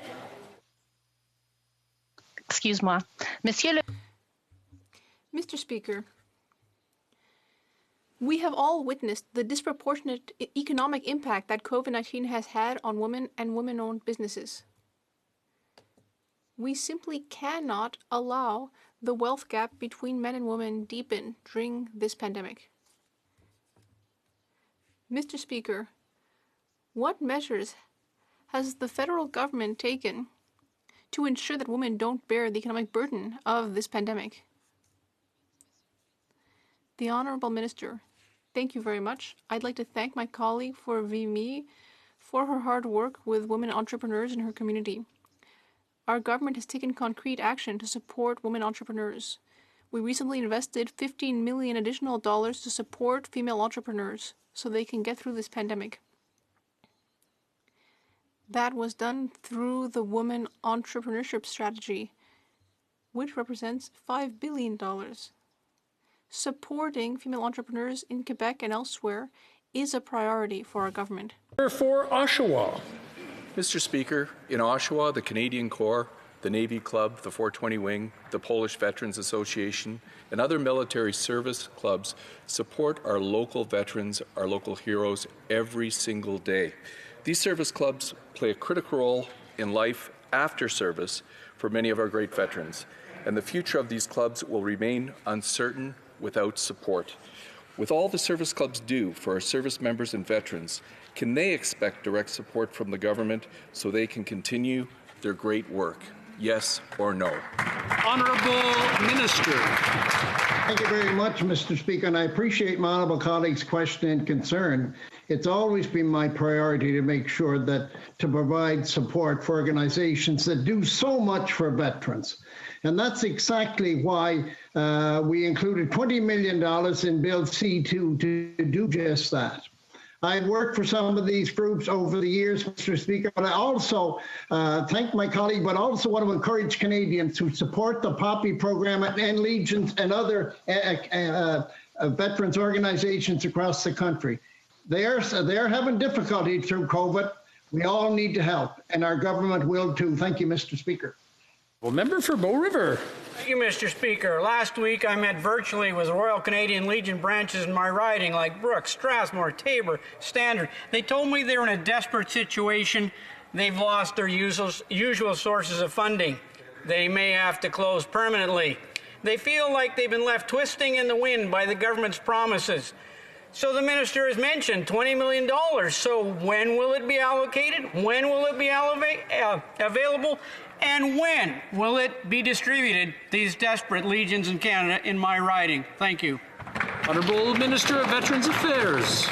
Thank you, Mr. Speaker. And again, I thank my colleague, and I appreciate his concern too. And of course, that is why it's always been a priority for me personally to make sure that organizations that work hard for veterans are helped. And as I indicated previously, that's why we included the $20 million in Bill C-4.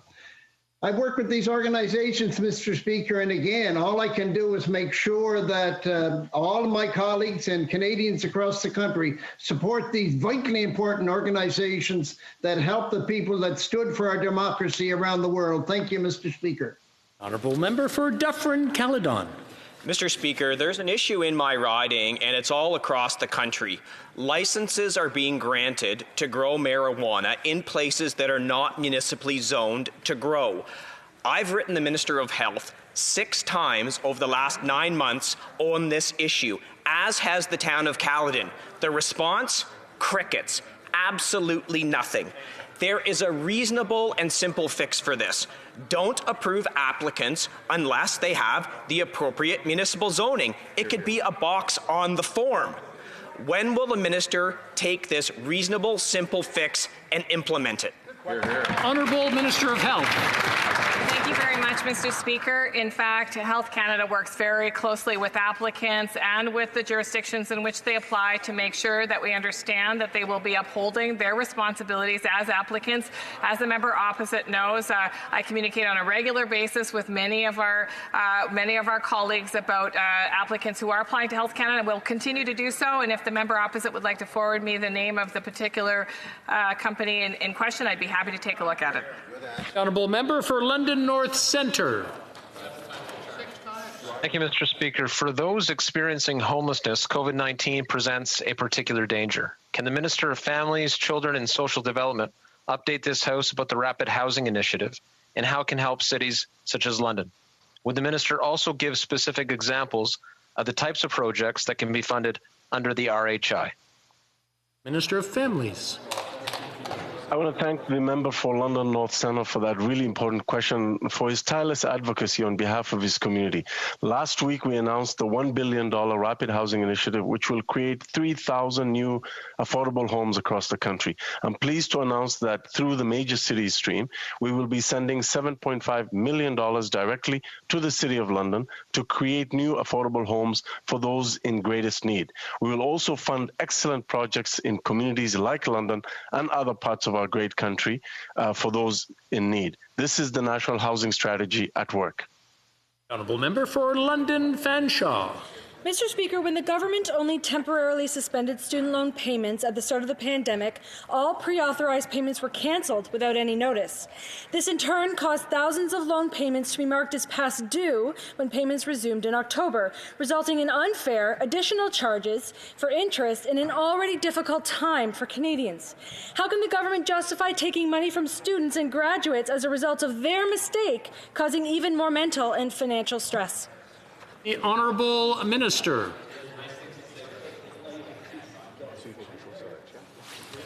I'm sorry, the Honourable Minister, I believe you're on mute. Mr. Speaker. There we go. Thank you. Excellent. I thank you for the opportunity to be able to respond.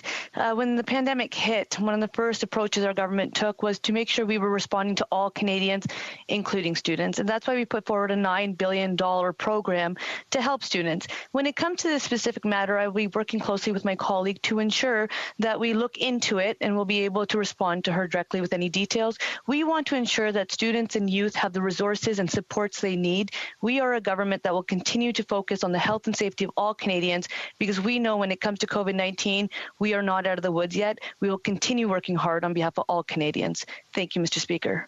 Honourable Member for Fredericton. Mr. Speaker, we know that strengthening bilingualism in this country depends on the vitality of Francophone minority communities. French gives Canada a competitive advantage.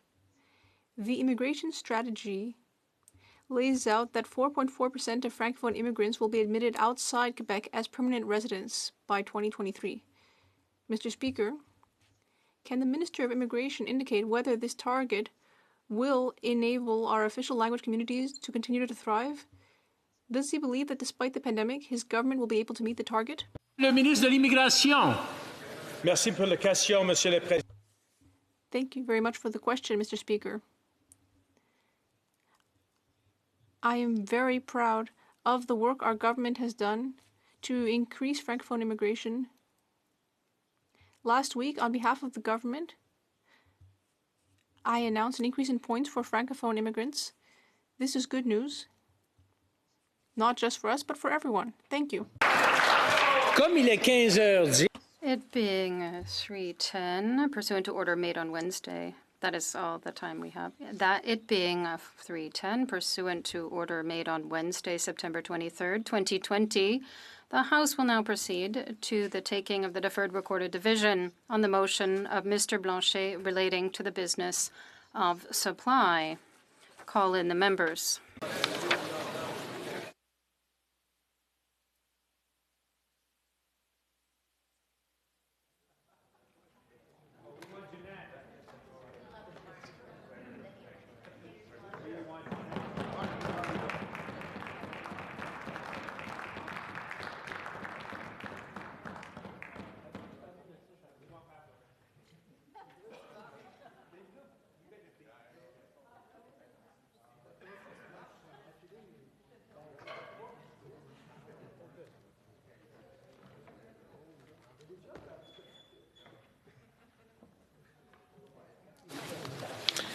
The list of members voting by video conference has now been established for use by the table. The question is the following. Monsieur Blanchet.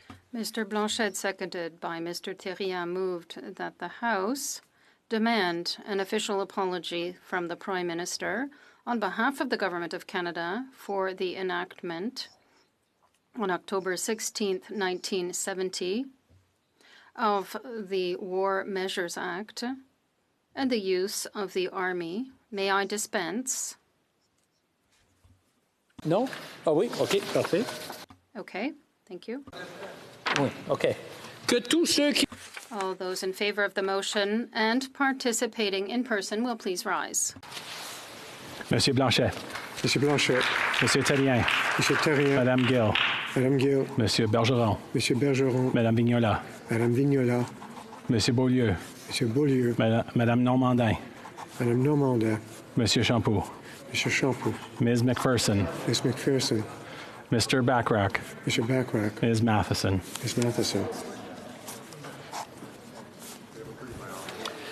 Que tous ceux qui s'opposent à la... All those opposed to the motion and participating in person will please rise. Monsieur Rodriguez. Mr. Blair. Mr. Blair. Monsieur Champagne. Mr. Champagne. Ms. Haidu.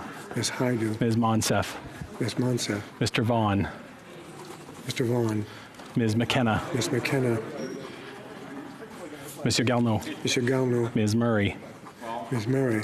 Mr. Baines. Mr. Baines. Mr. Mendocino. Mr. Mendocino. Monsieur McKinnon-Gatineau. Mr. McKinnon-Gatineau. Mr. Holland. Mr. Holland. Mr. Lamoureux. Mr. Lamoureux. Monsieur Vandal. Mr. Vandal. Ms. Tassi. Ms. Tassi. Mr. Scarpalagia. Mr. Scarpalagia. Mr. May Cambridge. Mr. May Cambridge. Ms. Petitpas-Taylor. Ms. Petitpas-Taylor. Monsieur Arsenault. Monsieur Arsenault. Ms. De Bruzen. Ms. De Bruzen. Mr. Johari. Mr. Johari. Madame Mendez.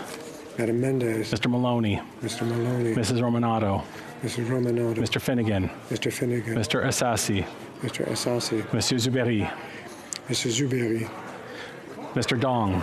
Mr. Dong. Mrs. McCrimmon. Mrs. McCrimmon. Madame Lambropoulos. Madame Lambropoulos. Mr. Sidhu Brampton East. Mr. Sidhu Brampton East. Monsieur Robillard. Monsieur Robillard. Mr. Ellis. Mr. Ellis. Monsieur Deltel. Mr. Deltel. Ms. Finley Haldeman Norfolk. Ms. Finley Haldeman Norfolk. Mr. Barrett. Mr. Barrett. Mrs. McLeod, Kamloops, Thompson, Caribou. Mrs. McLeod, Kamloops, Thompson, Caribou. Mr. Malello. Mr. Malello. Monsieur Gould. Monsieur Gould. Ms. Rude. Ms. Rude. Mr. McLean. Mr. McLean. Mr. Lukiski. Mr. Lukiski. Monsieur Godin. Monsieur Godin. Ms. Finley. South Surrey White Rock. Ms. Finley, South Surrey White Rock. Mr. Richards. Mr. Richards. Ms. Harder. Ms. Harder. Mr. Motts. Mr. Motts. Mr. Morantz. Mr. Morantz. Monsieur Généreux. Mr. Généreux. Mr. Seaback. Mr. Seaback. Mrs. Janssen. Mr. Janssen. Mr. Weber. Mr. Weber. Mr. Carey.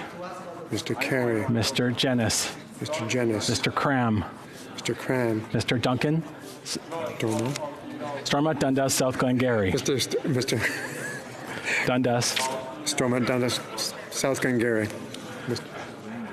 Mr. Shields. Mr. Shields. Mr. Ruff. Mr. Ruff.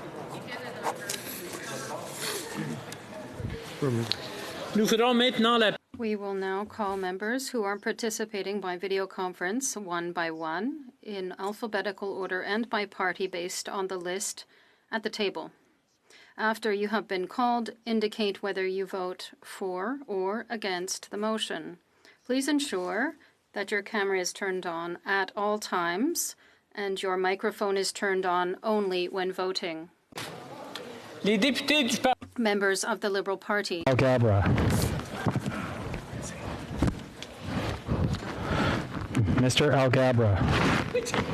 Speaker, I vote against. Mr. Algabra, contre, against. Monsieur Amos. Je vote contre. Monsieur Amos, contre, against. Ms. Anand. Contre. Ms. Anand, contre, against. Mr. Anna DeSangari. I vote against. Anna DeSangari, against, contre. Mr. Arya. I vote against the motion. Aria against. Contre. Mr. Badaway. I vote against the motion.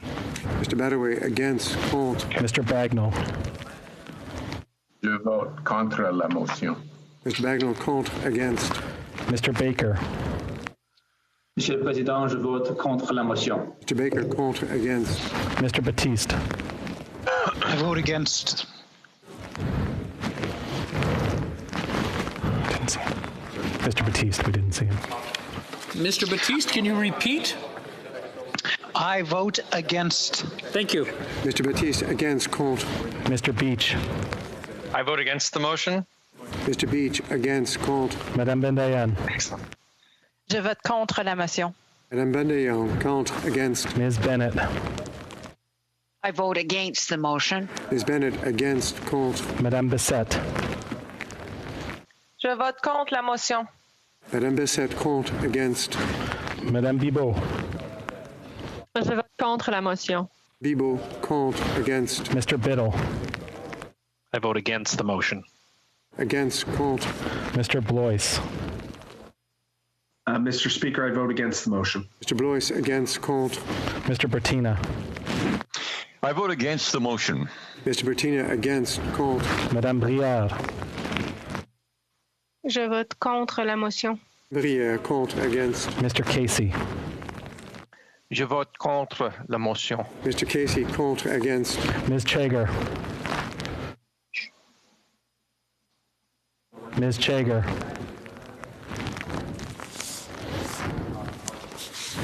Mr. Chen. Je vote contre la motion. Mr. Chen against. Contre. Monsieur Cormier.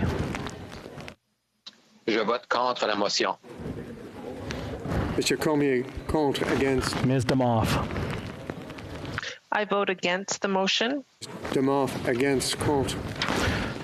Mr. Dhaliwal. Mr. Dhaliwal. Ms. Dillon. Je suis contre la motion, Monsieur le Président. Ms. Dillon contre. Against. Monsieur Drouin. Je vote contre la motion.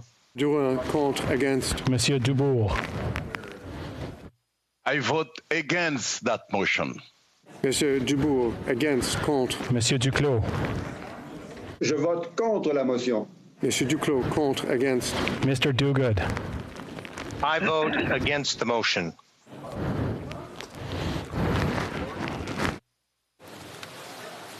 Mr. Dogood, can I get you to repeat, please? The camera did not kick in.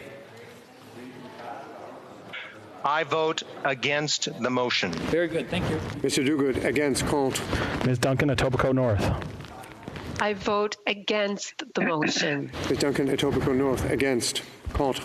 Ms. Zarowitz. I vote against the motion. Ms. Zarowitz against. Contre. Mr. Easter. I vote against the motion. Contre. Monsieur Edcoury. Je vote contre la motion. Monsieur El-Khoury contre. Against. Mr. Erskine Smith.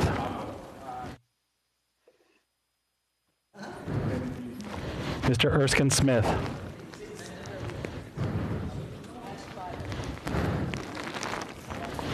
Monsieur Fergus. Je vote contre la motion. Mr. Fergus contre. Against. Mr. Fillmore. Against. Mr. Fillmore against. Contre. Mr. Fisher. I vote against the motion, Mr. Speaker. Mr. Fisher against. Contre. Mr. Fonseca. Je vote contre la motion. Mr. Fonseca contre. Against. Madame Fortier. Je vote contre la motion. Madame Fortier contre. Against. Mr. Fragiscatos. Against. Against. Fragiscatos, can I get you to repeat, please? Against. I vote against the motion, Thank Mr. you. Speaker. Mr. Fragiscatos against. Contre. Mr. Fraser. Mr. Speaker, I vote against the motion. Mr. Fraser against. Contre. Ms. Freeland.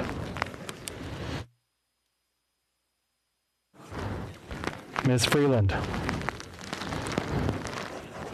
Ms. Fry. I vote against the motion, Mr. Speaker. Ms. Fry against. Contre. Mr. Gerritsen. Vote against the motion. Mr. Gerritsen against. Contre. Ms. Gould. I vote against the motion, Mr. Speaker. Ms. Gould against. Contre. Monsieur Guilbeault. Je vote contre la motion, Monsieur le Président. Monsieur Guilbeault contre. Against. Mr. Hardy. Mr. Speaker, I vote against the motion. Mr. Hardy against. Contre. Mr. Housefather. Monsieur le Président, je vote contre la motion. Mr. Housefather against. Contre. Mr. Hussain. Je vote contre la motion. Mr. Hussain contre. Against. Ms. Hutchings. I vote against the motion, Mr. Speaker. Ms. Hutchings against. Contre. Monsieur Iacono. Je vote contre la motion, Monsieur le Président. Mr. Iacono contre. Against. Ms. Jazik. Je vote contre la motion. Jazik contre. Against. Madame Joly. Je vote contre la motion, Monsieur le Président. Madame Joly contre. Against. Ms. Jones. Ms. Jones. Mr. Speaker, I vote against the motion. I vote against the motion.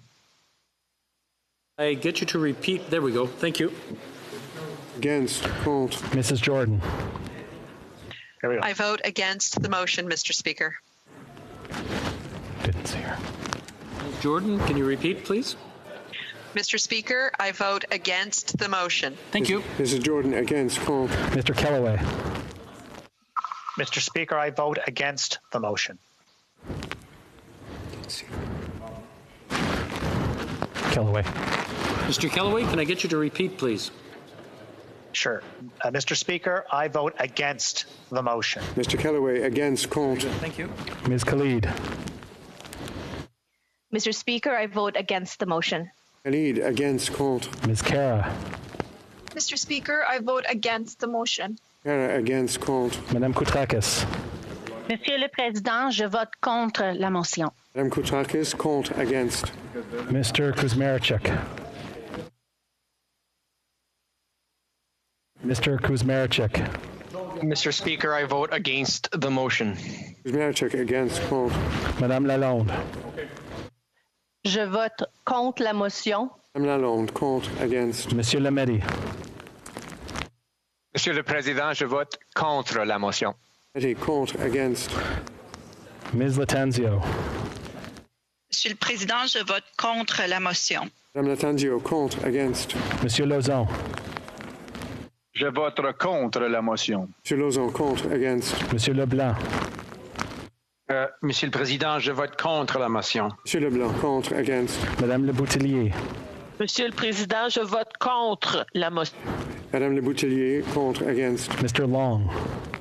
Monsieur le Président, je vote contre la motion. Mr. Long against. Contre. Mr. Longfield. Mr. Speaker, I vote against the motion. Longfield contre. Against. Mr. Lewis Kitchener-Conestoga. Mr. Speaker, I vote against the motion. Mr. Lewis Kitchener-Conestoga against. Contre. Mr. Macaulay Cardigan. Mr. Speaker, I vote against the motion. Mr. Macaulay Cardigan against. Contre. Mr. MacDonald. Contre. Mr. MacDonald contre. Against. Mr. McGuinty. I vote against the motion. Mr. McGuinty against. Contre. Mr. McKay. Je vote contre la motion. Mr. McKay contre. Against. Mr. McKinnon. Coquitlam Park Coquitlam. Monsieur le Président, je vote contre la motion. Mr. McKinnon Coquitlam Park Coquitlam contre. Against. Mr. McLeod Northwest Territories. I vote against the motion. Mr. McLeod, can I get you to repeat, please? I vote against the motion. His technical issue. Can you turn your camera on?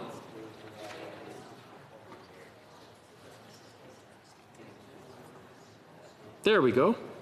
I vote against the motion. Thank you. Mr. McLeod Northwest Territories against. Contre. Monsieur Miller. Je vote contre la motion. Monsieur Miller contre. Against. Mr. Morrissey. Je vote contre la motion. Mr. Morrissey contre. Against. Ms. Ng. I vote against the motion. Ms. Ing against. Contre. Ms. O'Connell. I vote against the motion. Ms. O'Connell against. Contre. Mr. Oliphant. I vote against. Mr. Oliphant, please repeat. I vote against the motion. Thank you. Mr. Oliphant against. Contre. Mr. O'Regan. Je vote contre la motion.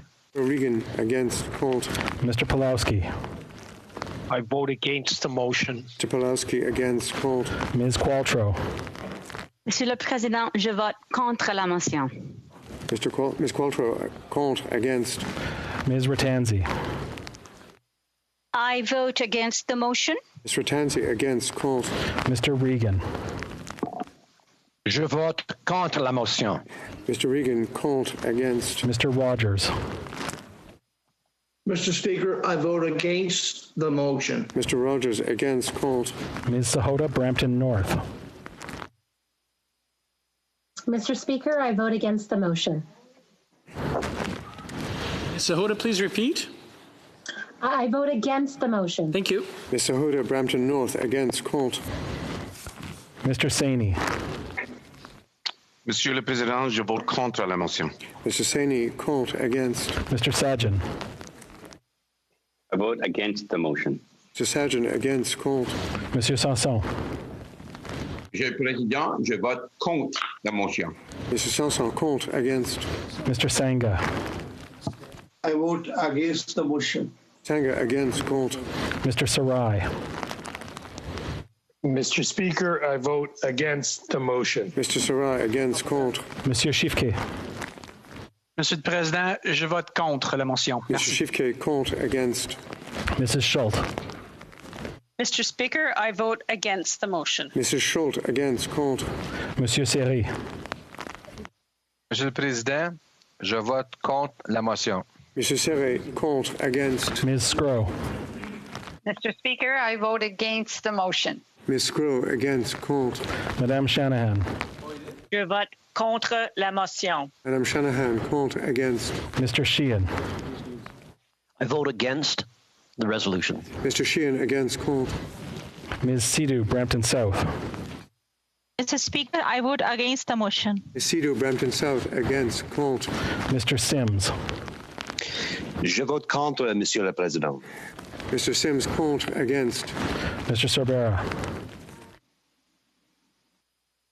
Je vote contre la motion. Mr. Sorbera, contre. Against. Mr. Spangeman. Je suis contre la motion, Monsieur le Président. Mr. Spangeman, contre. Against. Mr. Turnbull.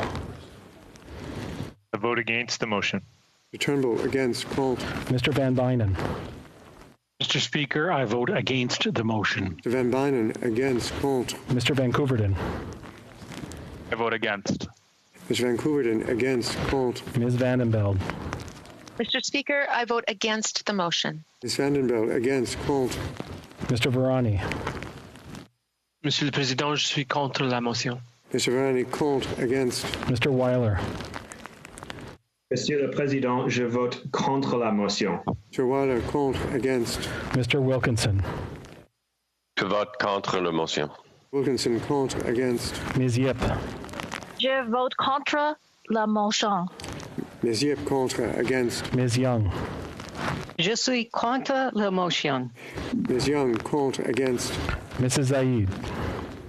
Mr. Speaker, I vote against the motion.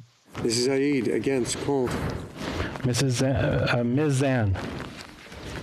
Monsieur le Président, je vote contre la motion. Ms. Zan, contre. Against. Les députés du Parti. Members of the Conservative Party. Je vote contre la motion. Mr. O'Toole, contre. Against. Mr. Abul Taif.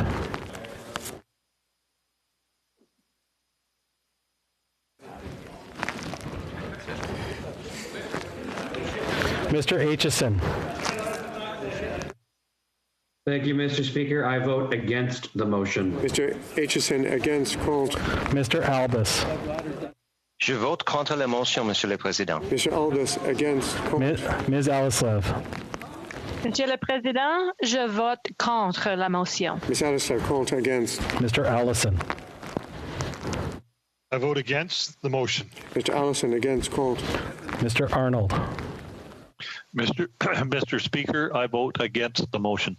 Mr. Arnold, against, contre. Mr. Baldinelli.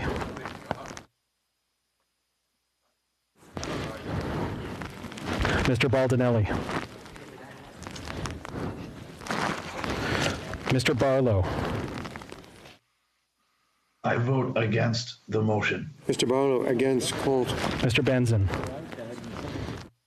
I vote against the motion. Mr. Benson, against, contre. Ms. Bergen. I vote against the motion. Ms. Bergen, against, contre. Monsieur Berthold. Je vote contre la motion. Mr. Berthold, contre, against. Mr. Bazan. Mr. Bazan. I vote against the motion. Mr. Bazan, against, contre. Monsieur Blaney, Bellechasse, Les Etchemins, Lévis. Je vote contre la motion. Monsieur Blaney, Bellechasse, Les Etchemins, Lévis. Je vote contre la motion. Mrs. Block. I vote against the motion. I didn't see him. Okay, we'll block, and then we'll go back to the link.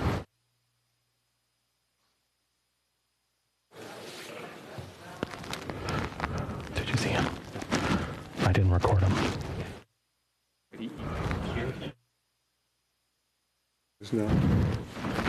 Monsieur Blaney. Monsieur Blaney, est-ce que votre microphone est... Mr. Blaney, is your microphone on mute?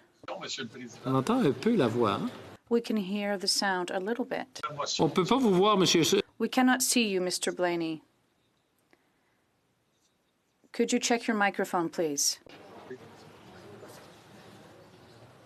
Désolé, monsieur le président. We'll come back to you. Sorry. Did we do block? Yes. This is block, against, contre. Mr. Bragdon. Je vote contre la motion. Mr. Bragdon, contre, against. Mr. Broussard. I vote against the motion. Broussard, against, contre. Mr. Calkins. I vote against the motion. Mr. Calkins, against, contre. Mr. Chu. I vote against the motion. Mr. Chu, against, contre. Mr. Chong. Monsieur le Président, je vote contre la motion. Mr. Chong, contre, against. Mr. Cooper.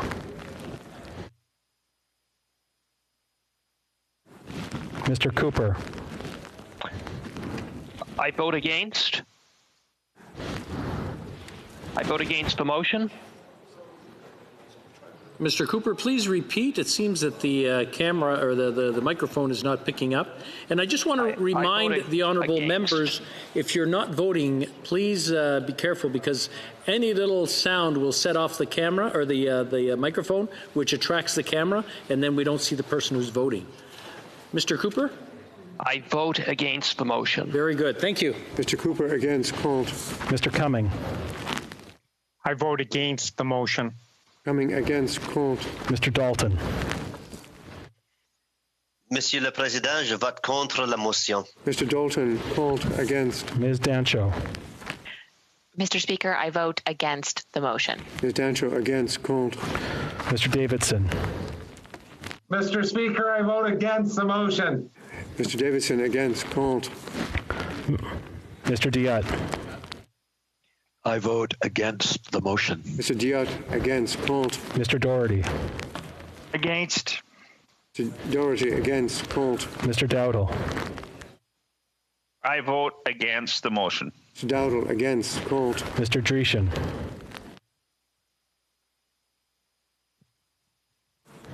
Mr. Dreeshen.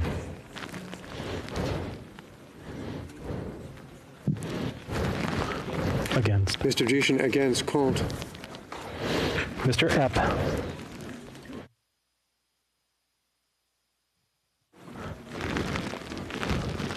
Mr. Epp.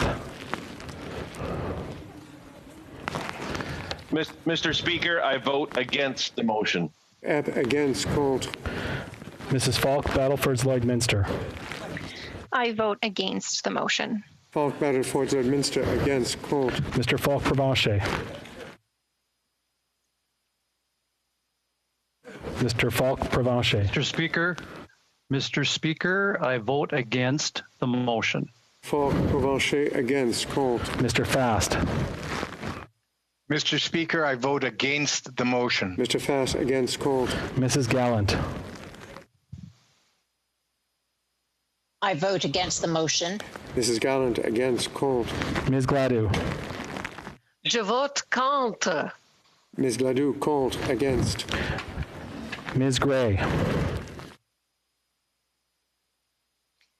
I vote against the motion. Against called. Mr. Halan. I vote against the motion. Mr. Halan, against called. Mr. Hoback. I vote against the motion.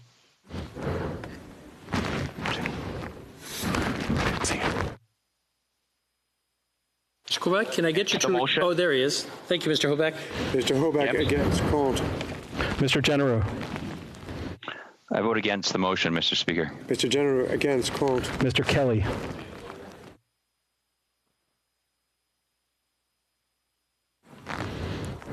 Mr. Kelly. I vote against the motion. Mr. Kelly, against called. Mr. Kent. Mr. Speaker, I vote against the motion. Mr. Kent, against called. Mr. Kitchen. I vote against the motion. Kitchen, against called. Mr. Kimmich. Mr. Speaker, I vote against the motion. Mr. Kimmich, against called. Mr. Kirk. Thank you very much. I vote against the motion. Mr. Kirk, against called. Mrs. Kuzi. Je vote contre la motion. I vote against the motion. Mrs. Kuzi, against called. Mr. Lake. I vote against the motion. Mr. Lake, against called. Mr. Lawrence. I vote against the motion. Mr. Lawrence, against called. Monsieur Lehoux. Je vote contre la motion. Ooh, called, against. Mr. Lewis Essex. Thank you, Mr. Speaker. I vote against the motion. Mr. Lewis Essex, against called. Mr. Leipert. I vote against the motion. Mr. Leipert, against called. Mr. Lloyd. I vote against the motion. Mr. Lloyd, against called. Mr. Lobb. Mr. Lobb. Mr. McKenzie. I vote against the motion. McKenzie, against called. Mr. McGuire. I vote against the motion. Mr. McGuire, against called. Monsieur Martel. Je vote contre. Mr. Martel, called, against. Mr. Mazer. Mr. Speaker, I vote against the motion. Mr. Mazer, against called. Mr. Macaulay, Edmonton West. Mr. Speaker, I vote against the motion. Mr. Macaulay, Edmonton West, against called. Mr. McColman. I vote against the motion. Mr. McColman, against called. Mr. Moore. I vote against the motion. Mr. Moore, against called. Mr. Morrison. I vote against the motion. Mr. Morrison, against called. Mr. Nader.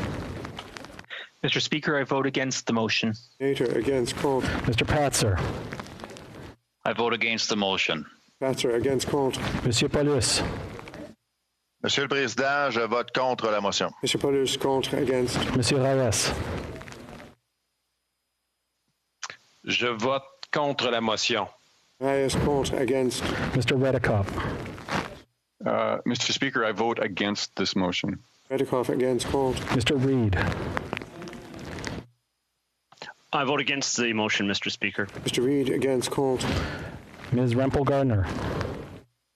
I vote against the motion. Ms. Rempel-Gardner, against called. Ms. Sahota, Calgary Skyview. I vote against. Ms. Sahota, Calgary Skyview, against called. Mr. Soroya. Mr. Speaker, I vote against the motion. Mr. Soroy, against called. Mr. Shear. Mr. Speaker, I vote against the motion. Mr. Shear, against called. Mr. Schmale. Mr. Speaker, I vote against the motion. Didn't see.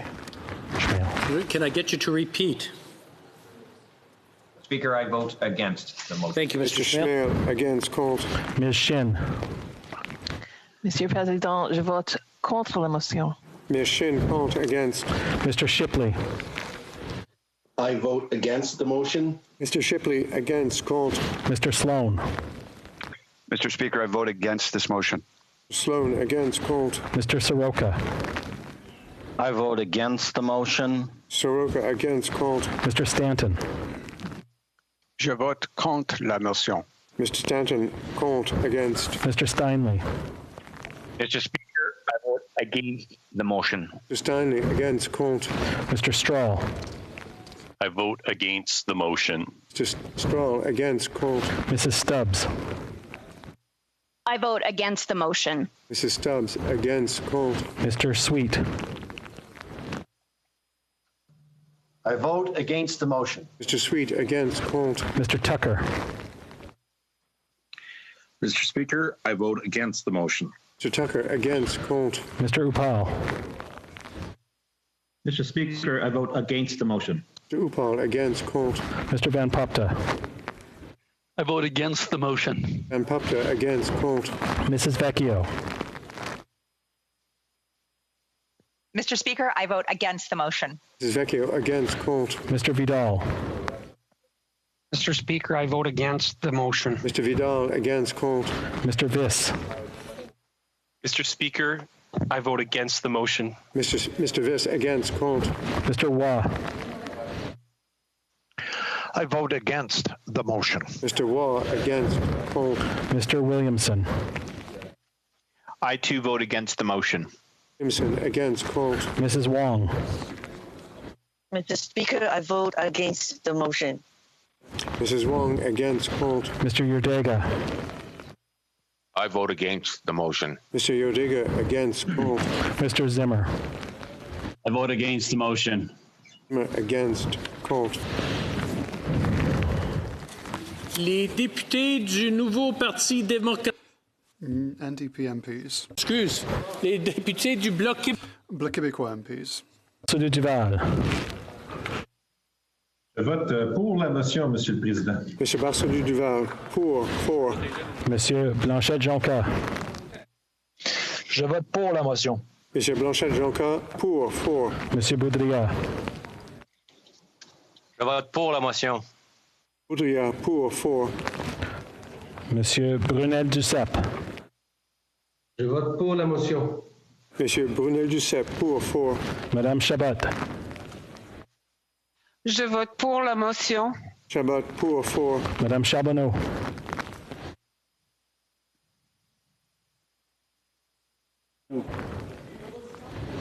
Je vote pour la motion. Madame Charbonneau, pour. Madame de Bellefeuille. Je vote pour la motion. Madame de Bellefeuille, pour. Madame Desbiens. Je vote pour la motion. Eh bien, pour. Monsieur Désilet. Je vote pour la motion.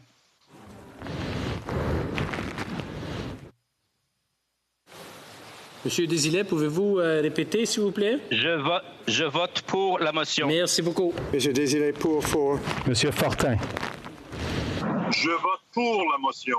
Monsieur Fortin, pour. Madame Gaudreau. Je vote pour la motion. Madame Gaudreau, pour. Madame Larouche. Je vote pour la motion. Larouche, pour. Monsieur Lemire. Merci, Monsieur le Président. Je vote pour la motion. Monsieur Lemire, pour. Madame Michaud. Je vote pour la motion. Michaud, pour. Madame Posé. Je vote pour la motion.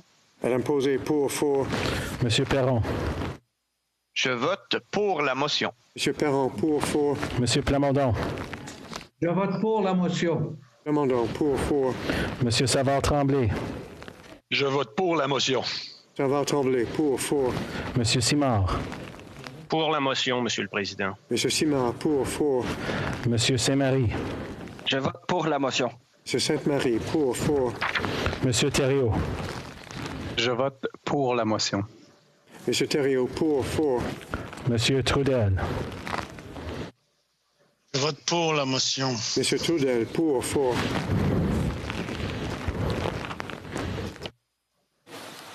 Les députés du nouveau... Members of the New Democratic Party. Singh. For the motion.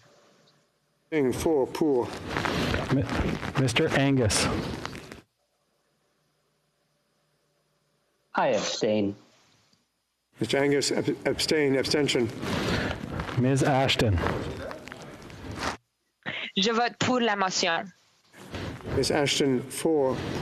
Mr. Blakey. Je vote pour la motion. Mr. Blakey, for. Ms. Blaney, North Island, Powell River. I'll be voting in a couple of minutes now. I vote in favor. Mrs. Blaney, North Island, Powell River, for. Monsieur Boulouris. We're only at the B's, though.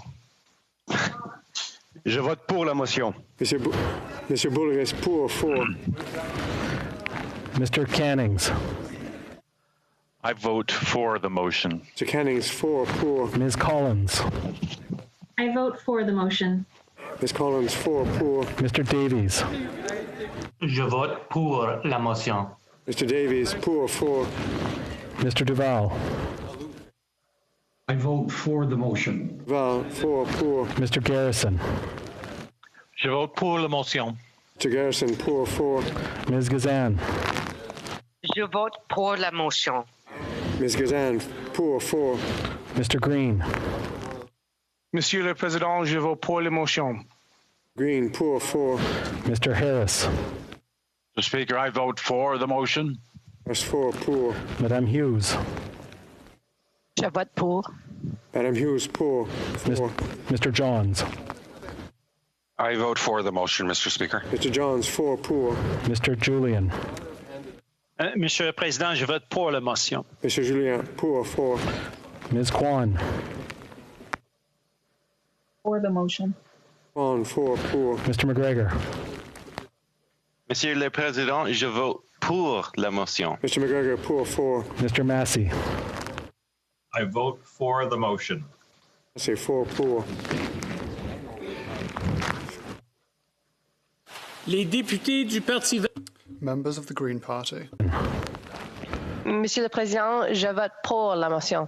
Ms. Atwin, for. Je vote pour la motion. Mr. Manley. Je vote pour la motion. Mr. Manley, for. Ms. May, Saanich Gulf Islands.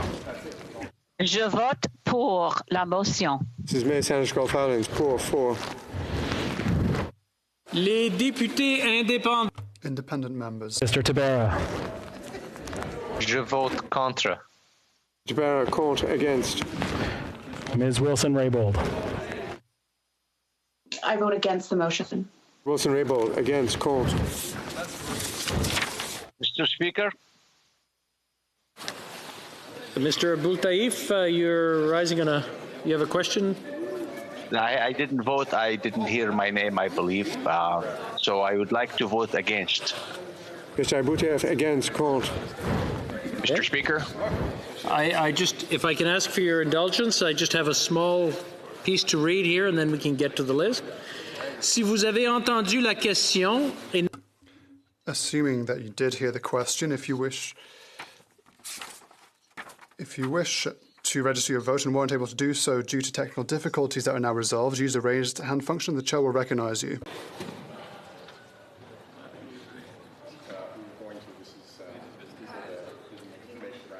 Mr. Dhaliwal?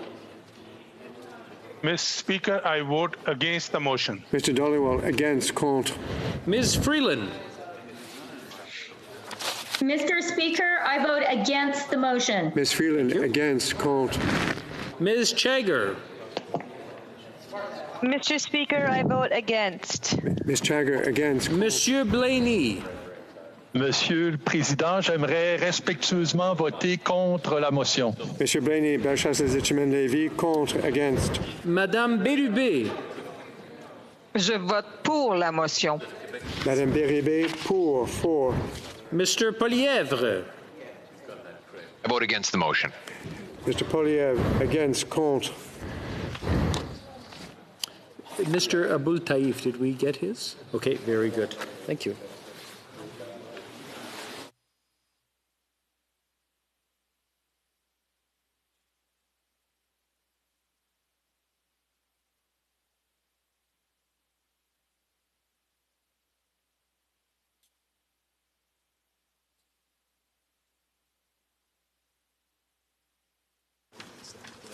Yeas pour 56, 56.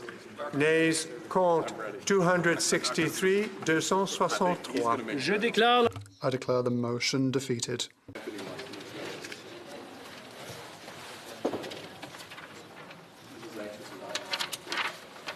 Merci.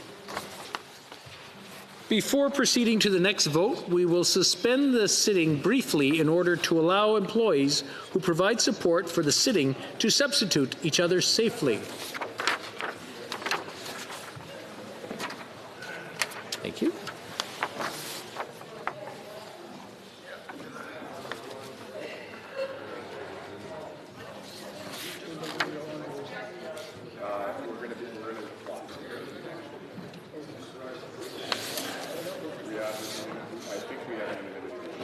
Pursuant to order made on Wednesday, September 23, 2020, the House will now proceed to the taking of the deferred recorded division on the motion at the second reading, Stage Bill C5.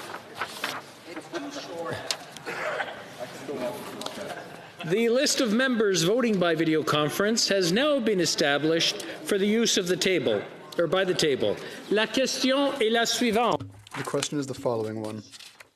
Mr. Guibault, seconded by Mrs. Schultz. That Bill C5, an act to amend the Bills of Exchange Act, the Interpretation Act, and the Act Labour Code, National Day for Truth and Reconciliation, be now read a second time and referred to the Standing Committee on Canadian Heritage. The Honourable Government Whip. Thank you very much, Mr. Speaker. Mr. Speaker, I think you will find enthusiasm and unanimity to apply the result of the previous vote to this vote, with Liberal members voting in favour. Very good. Do we have the Honourable Opposition Whip? Conservatives agree to apply the vote, and we would be voting yes. L'Honourable Whip du Bloc. The Honourable Whip from the Bloc Québécois. The Bloc Québécois agrees to apply the vote and will vote for. The Honourable Whip for the New Democratic Party agrees to apply the vote, and we will be voting for. Very good. Thank you. The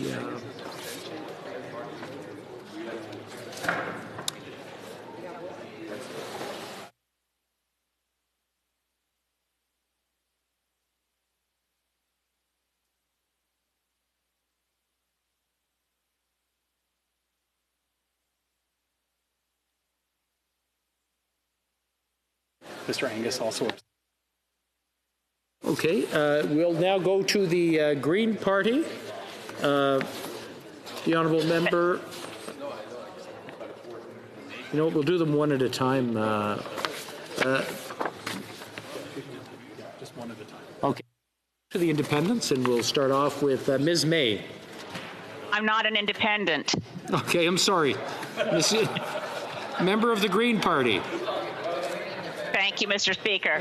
A member for Saanich Gulf Islands casts agrees to apply and will be voting yes. Ms. Atwin. Thank you, Mr. Speaker. I vote for the motion. Mr. Manley. Thank you, Mr. Speaker. I agree to apply, and I will be voting yes. Now we'll go to the Independents. Mr. Tabarrok.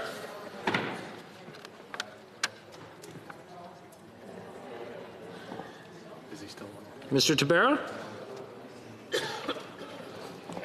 Ms. Wilson-Raybould. Miss Wilson-Raybould. Oh, Mr. Tabarrok's back. You know what? We'll finish up with Miss Wilson-Raybould. Miss Wilson-Raybould? I agree to apply the vote, and I will be voting in favor. Thank you. Now we'll go back to Mr. Tabarrok.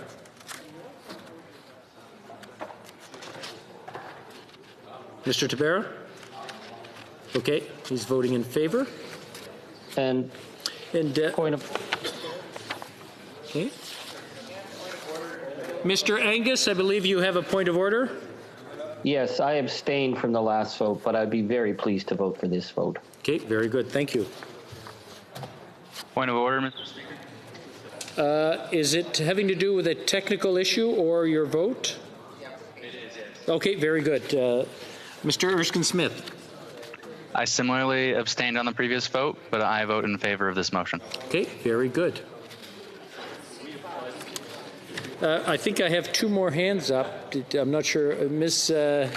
Martinez-Ferrada? Oui, Monsieur le Président. Yes, Mr. Speaker. I also abstained from the previous vote, and I would like to vote in favour of this vote on C5. Thank you. C'est tout? Is that everything?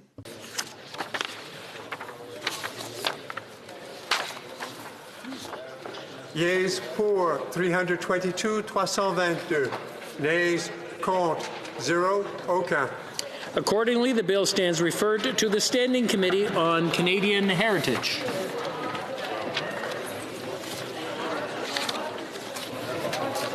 Orders of the day. Orders of the day. No, routine proceedings. We're going to do routine first. Routine.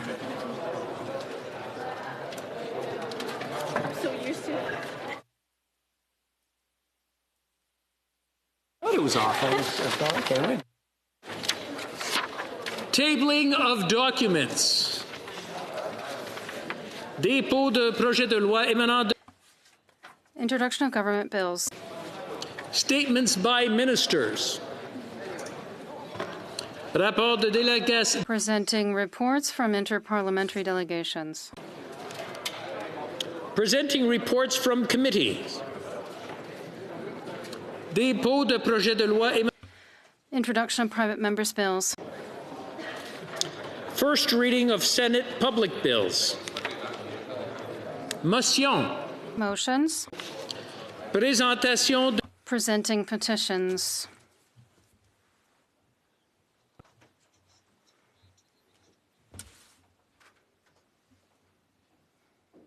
Oh, on 10. Can you just shut the door for me? Thank you.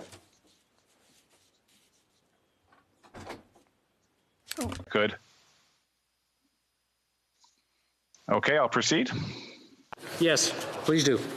Thank you very much, Mr. Speaker. Mr. Speaker, it's my honor to present petition E2764, signed by over 1,500 Canadians from all 10 provinces and the North. Initiated by the African Nova Scotian Decade of People of African Descent Coalition, the petitioners call upon the House of Commons to pass a resolution for the Government of Canada to, 1, apologize for Canada's role in the enslavement of African people and their descendants, 2, publicly acknowledge Black Canadians as a distinct people, 3, recognize August 1st annually as Emancipation Day, and 4, renew Canada's commitment to addressing the general effects of enslavement, segregation, and systemic anti-Black racism. Mr. Speaker, the petitioners note that the United Nations has called for nations to acknowledge and apologize for the suffering and evils of the enslavement of African people, and as such, they urge the government, as do I, to take action. Thank you, Mr. Speaker. Presenting petitions, the Honourable Member for Nanaimo Ladysmith. Well, thank you, Mr. Speaker. It's an honor and privilege to table petition E2783, which was brought forward by constituents in my riding of Nanaimo Ladysmith. The overdose crisis has been declared a public health emergency in British Columbia. This year, more people in BC have died of opioid drug poisonings than from the COVID-19 pandemic.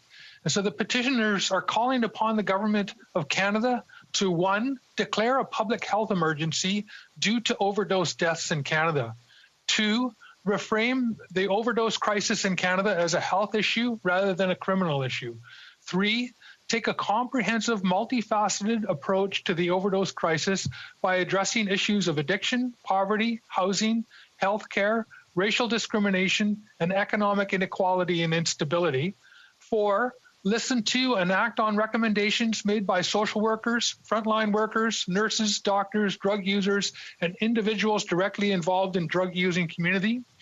5, end the wasteful and ineffective war on drugs, and 6, decriminalize personal possession of all drugs in Canada and guarantee a safe supply of drugs in Canada. Thank you. Presenting petitions. Présentation de pétition. The honourable member for Sherwood Park, Fort Saskatchewan. Well, thank you, Mr. Speaker. It's a pleasure for me to be presenting 5 petitions in the House today. The first petition is with respect to the rights of law-abiding firearms owners, as well as the need to protect Canadians. Petitioners highlight that virtually all gun crime in this country involves illegal guns, often guns that have been smuggled across the border. And so the government's order in council banning firearms which are legally obtained and legally owned does not effectively respond to that concern. Petitioners call on the government to reverse the order in council put in place on May the 1st and to replace it with measures that would effectively target illegal guns and gun smuggling. The second petition deals with Bill C-7. Petitioners are concerned with how Bill C-7 removes a number of safeguards associated with the euthanasia regime, safeguards unrelated to the Truchon decision. In particular, petitioners highlight the elimination of the 10-day reflection period, introducing the possibility of someone requesting and receiving euthanasia on the same day. Petitioners call for Bill C-7 to not pass or to be amended to remove those changes. The third petition is with respect to the human rights situation of Uyghurs and other Turkic Muslims in China. Petitioners call attention to the absolutely horrific abuses of Uyghurs and call for the use of the Magnitsky Act to target and sanction those responsible for these heinous crimes. The fourth petition deals with the circumstances of the Sikh and Hindu minorities in Afghanistan.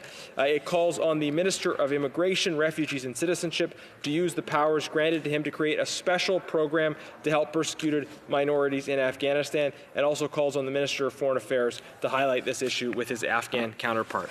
The fifth and final petition deals with Bill S-204. It is in support of that bill, a bill that would make it a criminal offense for a Canadian to go abroad and receive an organ for which there hasn't been consent. This petition seeks to respond to the horrific practice of forced organ harvesting and trafficking. It's currently before the Senate. I commend all of these petitions to the consideration of the House. Presenting petitions, the honourable member for Saanich Gulf Islands. Thank you, Mr. Speaker. It's an honor to present a petition put together by constituents and others, electronic petition 2734, which acknowledges, which is, I think, common knowledge, that the level of police violence against Indigenous people and people of color is disproportionately larger than against non-people of color and non-Indigenous people, in other words, settler culture Canadians. And they note that it's very hard to keep track of the data of how often there's excessive force and police use of force against Indigenous people and people of color.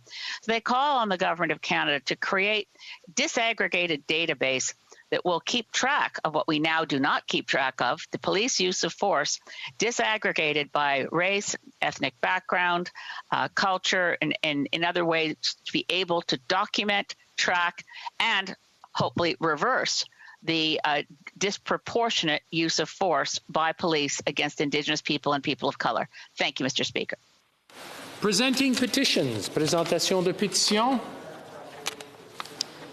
Questions on the order paper. The Honourable Parliamentary Secretary to the Government House Leader. Thank you, Mr. Speaker. I would ask that all questions be allowed to stand at this time, please. Thank you. Agreed. Agreed. Orders of the day. Ordre émanant du gouvernement. Government orders, government bills, comments. Second reading of Bill C-8, an act to amend the Citizenship Act, Truth and Reconciliation Commission of Canada's call to action number 94. Before we proceed, I wish to inform the House that because of the deferred recorded division, government orders will be extended by 45 minutes. The Honourable Member for Kildonan St. Paul's has 8 minutes and 30 seconds remaining. Debate. Thank you, Mr. Speaker. I'm honored to continue my remarks on Bill C-8. So just to pick off where I left off, in the beginning of the Truth and Reconciliation Commission's process on June 11, 2008, the Right Honourable Stephen Harper, Canada's 22nd Prime Minister made a historic and symbolic statement of apology to former students of residential schools on behalf of the Government of Canada. On that day, back in 2008, I would have been in the midst of finishing my grade 12 exams, excitedly preparing to graduate from high school. Little did I know I would be revisiting the wise words of Canada's former Prime Minister in my very own speech on the House of Commons floor, albeit virtually, 12 and a half years later. Given today's debate centers on number 94 of the Truth and Reconciliation Commission's calls to action, I feel that it is prudent to recognize and reaffirm some of the remarks of Canada's 22nd Prime Minister. He said, and to paraphrase, quote, two primary objectives of the residential school system were to remove and isolate children from the influence of their homes, families, traditions, and cultures, and to assimilate them into the dominant culture. These objectives were based on the assumption Aboriginal cultures and spiritual beliefs were inferior and unequal. Indeed, some sought, as it was famously said, to, quote, kill the Indian in the child. The government now recognizes that the consequences of the Indian residential schools policies were profoundly negative, and that this policy has had lasting and damaging impact on Aboriginal culture, heritage, and language. The Government of Canada sincerely apologizes and asks for the forgiveness of the Aboriginal peoples of this country for failing them so profoundly. We are sorry. The Truth and Reconciliation Commission presents a unique opportunity to educate all Canadians on the Indian residential school system. It will be a positive step in forging a new relationship between Aboriginal peoples and other Canadians, a relationship based on the knowledge of our shared history, a respect for each other, and a desire to move forward together with a renewed understanding that strong families, strong communities, and vibrant cultures and traditions will contribute to a stronger Canada for all of us, end quote. Senator Murray Sinclair said that, quote, the apology was a momentous moment in the lives of the survivors and the Aboriginal community and Canadians as well. It was a recognition of the wrongs of the past, the fact that what was done and intended to be done was unacceptable. The apology was, for survivors of residential schools, finally a recognition that what they had been saying was right. It was finally a sense of validation about it. Madam Speaker, Conservatives believe that the fundamental obligation of the federal government is to improve the living conditions of Aboriginal Canadians, including the Inuit, in terms of economic opportunity, health, education, and community safety. And within that belief, the Conservative Party fully supports the treaty rights and process of reconciliation with Indigenous people, as well as real action to support clean water, safe housing, education, access to healthcare, and equitable economic opportunities. Conservatives understand the power of treaties among Canada's body of laws, and we support the resolution of unfulfilled treaty obligations in the process of reconciliation with Canada's Indigenous people. Historically, it was the government of former Conservative Prime Minister John Diefenbaker that was responsible for passing legislation that granted First Nations people the right to vote in Canada. Nearly 60 years later, our new Conservative leader made his commitment to Indigenous peoples during his campaign for the leadership of our party very clear. Specifically, our leader pledged that should he become Canada's Prime Minister, his government would, quote, will contribute to reconciliation based on the respect and the recognition that when Indigenous communities rise economically, all Canada rises, and that improving the relationship between the government and Indigenous communities must be a top priority. The future of our country depends on successful reconciliation and meaningful trust building, end quote.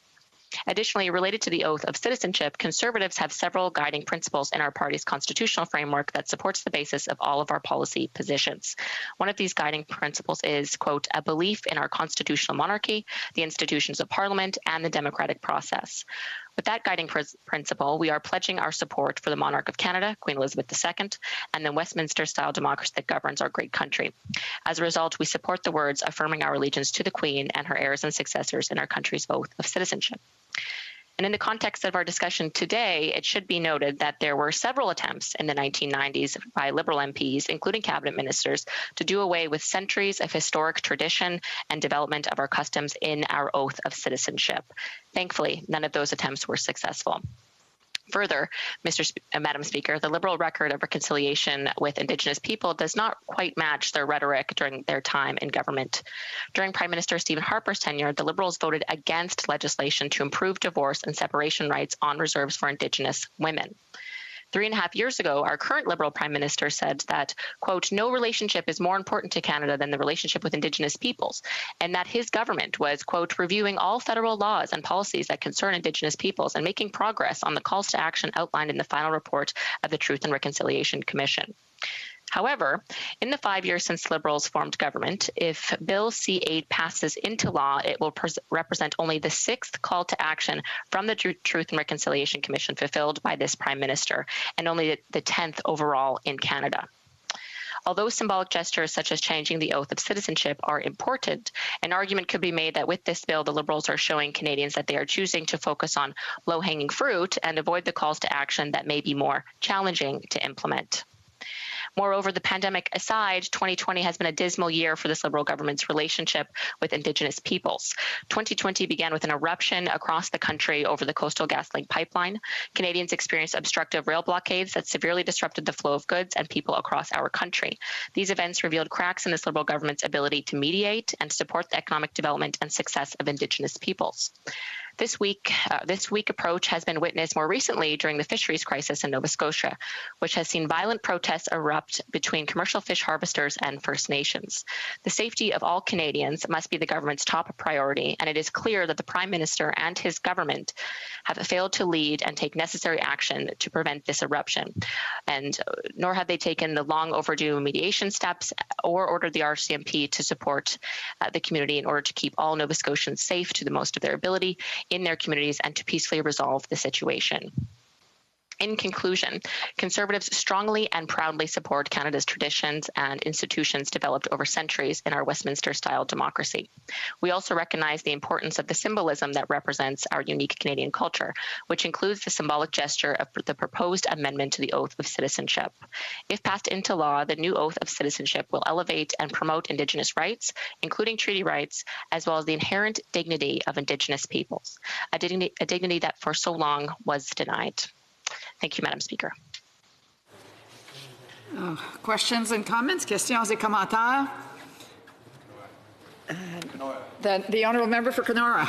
Thank you very much, Madam Speaker. Nice to see you again. And I thank my colleague from Kildonan St. Paul for her speech. And I appreciate that she emphasized some of the other concrete actions we need to take to help support Indigenous communities and the everyday lives of Indigenous people beyond the scope of this proposal. So I'm wondering if she can expand more on that and speak about some of the further actions that the government must take in order to make true and meaningful reconciliation a reality. The honourable member for Kildonan St. Paul. Thank you, Madam Speaker, and I'd like to thank the member for the question. I think that there's a lot more the government can do. I think it also involves encouraging Canadians across the spectrum to learn more about Indigenous history and the legacy left by residential schools, as per the leadership of the former Prime Minister, Stephen Harper. I also think that there are several, or in fact, all of them, in the Truth and Reconciliation calls to action that should be studied and implemented accordingly as per the call to action and the findings of the TRC. Thank you, Madam Speaker. Questions et commentaires? Questions and comments? The Honourable Parliamentary Secretary, the Government House Leader. Thank you, Madam Speaker.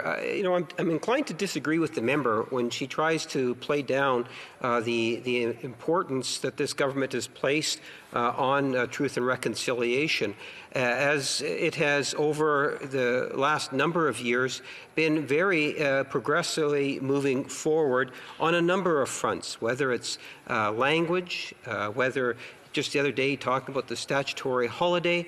Today we're talking about citizenship. There is a number of calls for action. And, I'm very familiar with the apology that was provided by Prime Minister Harper, and it was very much appreciated. But I think the general consensus back today is that it means whole lot more to receive not only the apology, but to see things that would flow out of the apology, something in which this government actually has been delivering. Take a look, for example, at the advisories for water. And I'm wondering if she might want to revisit some of her thoughts. The honourable member for Kildonan St. Paul. Thank you, Madam Speaker, and I appreciate the question from the member of Winnipeg North, and I'll remind him that it was, in fact, Prime Minister Harper that commissioned the Truth and Reconciliation Commission. So, in fact, Conservatives have a great record of acting on the needs of moving forward on Indigenous rights. And I will just also bring the House's attention to the 5 that his government has thus far implemented. They involve sports, as he mentioned, and support for the North American Indigenous Games, both very important. Federal support for the TRC, very important. important, Missing and Murdered Indigenous Women's Inquiry, and the Federal Acknowledgement of Indigenous Language Rights. So that's 5 out of 94, and I'll bring the members' attention to number 1 of the calls to action, which are the legacy of child welfare. And since the member is from Manitoba, as I am, he will know that over 10,000 children are in care in Manitoba, more than anywhere else in the world, and 97% are Indigenous. So I would draw his attention as a governing MP to number 1 and number 2 in the calls to action. Thank you, Madam Speaker. Martin, the honourable member for Vancouver East. Thank you very much, Madam Speaker, and I thank the member for her comments. I particularly appreciate the fact that she expressed support on behalf of the Conservatives for this bill. Now, the member from Thornhill, in the last round, speaking about the proposed citizenship oath amendments, said that if Indigenous peoples continue their protest of the Coastal GasLink pipeline, that they would lose support for such an amendment. This kind of statement, of course, is completely ignorant of the rights of Indigenous peoples. If the Conservatives support the recognition of the inherent rights of Indigenous peoples as what it is proposed in this bill, would the Conservatives also support Article 10 of the UN Declaration for the Rights of Indigenous Peoples of free, prior, and informed consent? The honourable member for Kildonan St. Paul. Thank you, Madam Speaker, and I thank the member for the question. And I think in response, the member of Thornhill was referring to the public outcry of the railway blockades, but also referring to the immense support from the Wet'suwet'en elected band councils and some of their hereditary chiefs. For example, Hereditary Chief Helen Michel mentioned that a lot of protesters are not even Wet'suwet'en. Our people said, go ahead to Coastal GasLink. Further, she said, we've talked with the elders. We talked and kept bringing them back, and we walk the very territory where Coastal GasLink is going. We're going to give it the go-ahead, she said. And further, Chief Larry Newski said, of the Nadel Wet'suwet'en, Coastal GasLink represents a once-in-a-generation economic development opportunity for the Nadel Wet'suwet'en First Nation. We negotiated hard to guarantee the Nadel people, including youth, had the opportunity to benefit directly and indirectly from the project, while at the same time ensuring the land and the water is protected. So I believe my colleague's response in his speech was regarding those comments. And further, regarding UNDRIP, Conservatives are supportive of the reconciliation of Indigenous people, and that path really must be, studied and further across all levels of government. And I would say that I'm eager to see what the government puts forward, if anything, as soon as possible. It's been 4 years since they said that they would adopt it, and yet no action has been brought forward. So again, an area that needs study, and I look forward to seeing that being studied. Thank you, Madam Speaker. Questions et commentaires. L'honorable député. The honourable for Saint Jean. I'd like to thank my colleague for her speech, and I sit with her on committee, and I was wondering during the last Parliament if she voted against the principle of C6. Does she have a crystal ball, and can she hope for the next stages of the bill when we go to clause-by-clause study in committee, if she already knows if we'll be more on the right track than we were the last time on this bill? St. Paul. I think the member was referring to Bill C8. I think it was C6 last Parliament. I'm not sure, but I'll speak to Bill C8. Very much looking forward to this going to committee, Madam Speaker, and being studied to ensure that the wording is accurate and respectful. Again, I mentioned this when I questioned the minister on his remarks this earlier today about the use of the word Aboriginal versus Indigenous. I still have not received clarity from the Minister of Immigration of why specifically they decided to forego that word, which was in the TRC recommendations, and use sort of an older term that is no longer as socially acceptable, or at least that's what I was taught, being Aboriginal. So I just, that the Indigenous word is more acceptable, than the Aboriginal word. So I'm not sure, because I'd heard that from a Grand Chief in Manitoba, and I just want more clarity on that. So again, those are types of things that need to be studied in committee that I wish to seek greater clarity on, and very happy to support the bill as it is today as well. Thank you, Madam Speaker. Questions and comments? The honourable member for Kenora. Thank you very much, Madam Speaker. And I do want to pick up on the similar comments and speaking about how important it is that this gets to committee, and it's important that parliamentarians are able to do the work that we were sent here to do, examine this legislation and make sure that it is executed appropriately. I think it's interesting that my colleague from Kildonan St. Paul mentioned consultation with chiefs in Manitoba, and I've been doing many similar things in Kenora. I've been speaking with chiefs of the treaties in my riding, the Grand Chiefs, as well as the chiefs of the local communities and residents in the local communities to get a sense of some of their thoughts on this proposal. And I'd like to know if the member for Kildonan St. Paul can share with us some of the thoughts that chiefs and community leaders in Manitoba have on this legislation. The honourable member for Kildonan St. Paul. Thank you, Madam Speaker, and I think the member from Kenora for the question and several things. What I've heard from my consultations with Indigenous leaders, specifically in Manitoba, is that when they travel abroad, for example, people don't know that Indigenous peoples exist in Canada, and so amending the citizenship oath to have mention of the Indigenous people and their treaty rights, and as well as the Métis and the Inuit, would mean a lot to the Indigenous community symbolically, and it would say to newcomers that, hey, there's Indigenous folks here, they're historical, they have dignity, we have respect for them. It would mean a lot in that symbolic sense. But beyond that, some of the feedback I did get was sort of what I acknowledged in my speech was, yeah, this is really great, this is important, symbolic gestures are important for moving forward, but there are a significant amount of issues that First Nations are facing, and you, the member from Kenora, mentioned today about a reserve in his riding that does not have running water.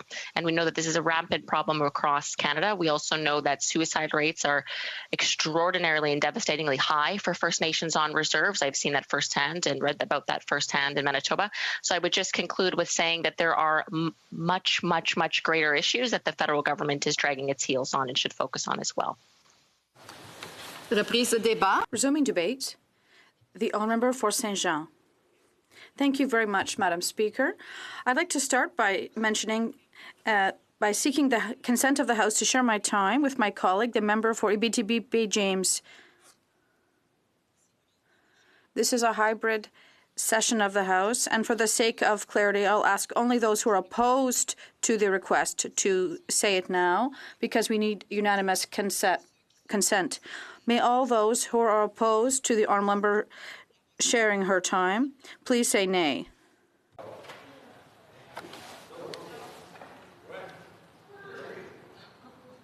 Vous êtes pas d'accord? You are opposed to her sharing her time with a member? Oh, okay. Okay. Il y a eu un manque de communication. There was a communication error. I know we're doing things a bit differently now, so the honourable does have unanimous consent to share her time. The honourable for Saint Jean. Thank you very much, Madam Speaker. I'd like to thank my colleagues, and I think my colleagues for Abitibi Bay James will be happy to speak as well. So, Madam Speaker, today I'm speaking to Bill C-8, and while part of my speech will indeed deal with the substance of the bill, I will also allow myself a relatively lengthy editorial on how the bill was introduced and debated both in this Parliament and in the previous one. To begin, I'll give you a bit of history, but not so old of a history, on the government's desire to change the oath of citizenship. Indeed, this is not the first time this bill has been brought back to the floor of the House. Changes to the oath of citizenship as contained in the current C-8 were first introduced in the previous Parliament, the 42nd one, through Bill C-99, introduced on May 28, 2019, on the eve of the closure of the House that wouldn't be reopened again before the October 2019 election. The bill could be reasonably expected to die on the order paper, which it did. Subsequently, a second draft was introduced as Bill C-6 during the 43rd Parliament, during the first session. Introduced at the beginning of the session this time, it was hoped that the bill would not die on the order paper, but since the ways of the House of Commons and the government are just as impenetrable as prorogation was, it seems inevitable, well, C-6 will have been the victim of an untimely death. However, C6 did have 1 hour of debate, and it didn't die in vain. So let me briefly summarize the highlights of those debates.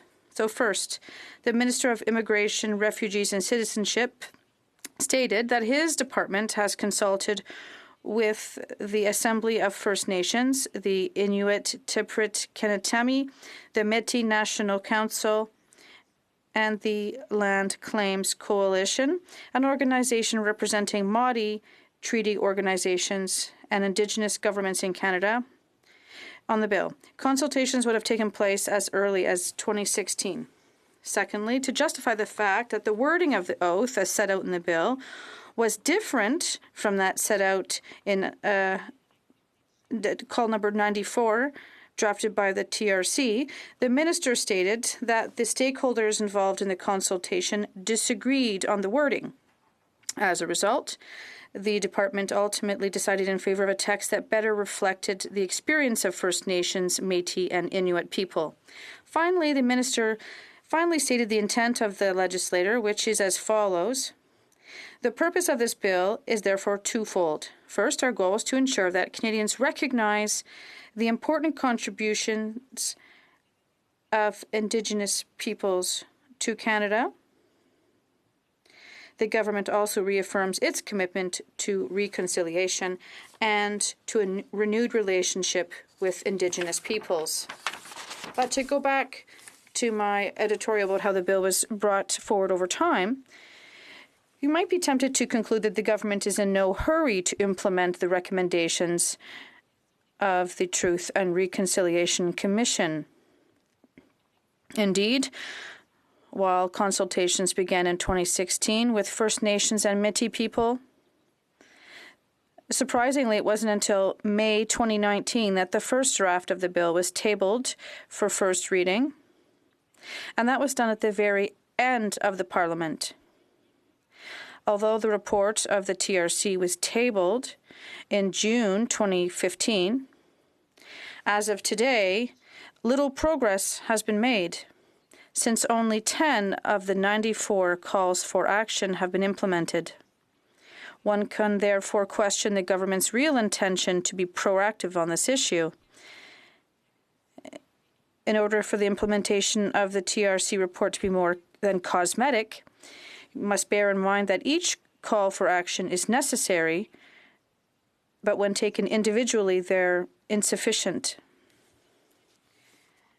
If this is not a lack of readiness and willingness on behalf of the government, one can at the very least question how effective it has been. For example, why did the amendment of the oath not be grafted to Bill C5 on Orange Shirt Day, a bill that was just debated last week? And why, better yet, not move the amendment in the 42nd Parliament as part of Bill C6, which also amended the Citizenship Act? If each of the calls to action that have yet to be implemented has to be part of an individual bill, we're not out of the proverbial woods yet. However, it is fair to ask the question that dealing with each call to action through an individual bill, is it a way for the government to hide the fact that its legislative agenda is poor, to say the least? In short, either the government is unconvincing when it says that the First Nations question is a priority, or its effectiveness is far from legendary, or it's deliberately ineffective in order to hide another flaw, its legislative laziness. So that's the editorial part of my speech. But now, in terms of the substance, I will not surprise you by telling that the Bloc intends to vote in favor of it. The Bloc has already made known its willingness to be an ally of the First Nations, and we obviously support the implementation of one of the recommendations of the TRC report. As I mentioned earlier, while individual calls for action are insufficient, they are necessary, and I intend to vote in favor of legislation to implement one of them. The inclusion in the Oath of Allegiance of new citizens of a recognition of the rights of First Nations, Inuit, and Métis peoples is a step in the right direction towards reconciliation with Indigenous peoples. The First Nations request to introduce a reference to Indigenous rights in the Oath of Allegiance is legitimate. Obviously, the Bloc advocates a nation-to-nation approach, such as the approach that Quebec will have to take when declaring its independence. Indigenous peoples, when creating with us the new country of Quebec, will also do so as equals, as founding peoples. In the meantime, however, we hope that this new version of the oath will make newcomers aware of the reality of the First Nations, of their history, and also of the grim way that their new host country has treated them in the past. This is an opportunity to open dialogue between newcomers and First Nations, who will then be able to talk to each other as equals, citizen to citizen, with the goal of making the former more aware not only of their history, but also of the contributions that Indigenous peoples have made to our society.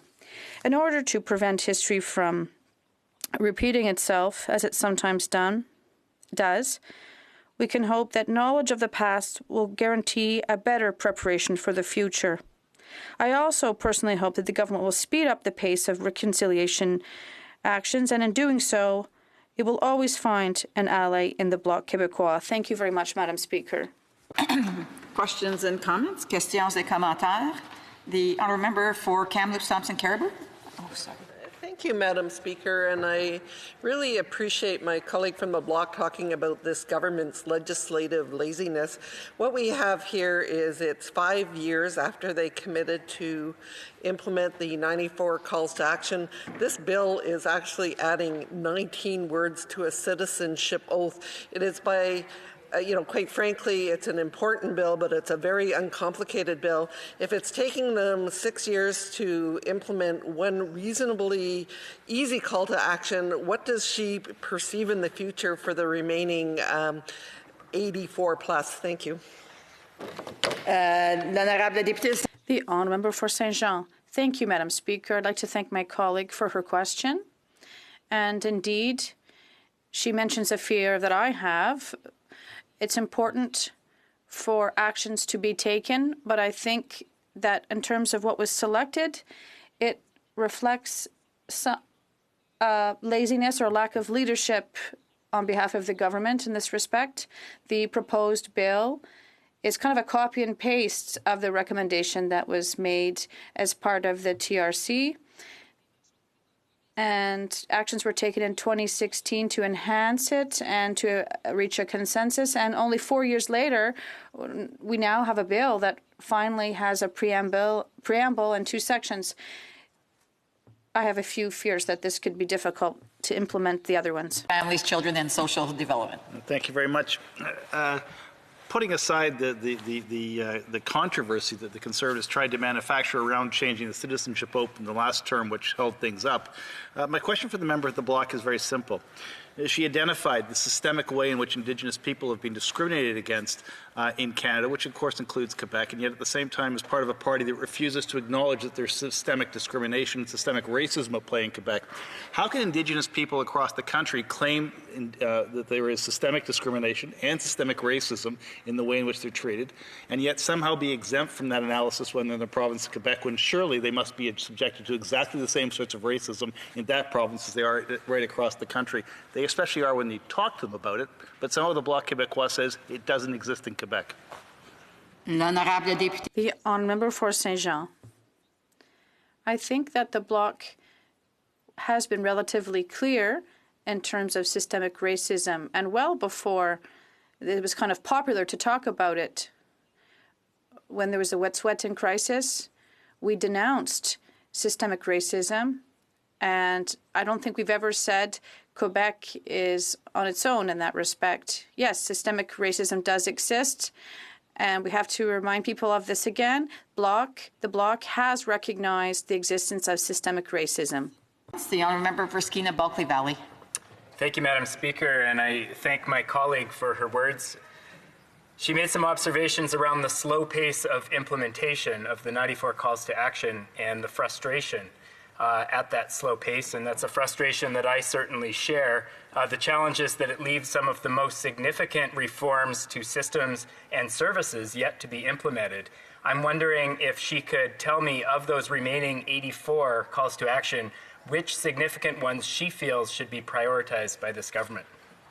The honourable member for Saint Jean. I am not a government member of parliament, but one of the aspects that I find important is the recognition and the integration of Indigenous rights in the justice area. Previously, I represented Indigenous peoples who were incarcerated, and I would like to look at mixed tribunals like other countries do.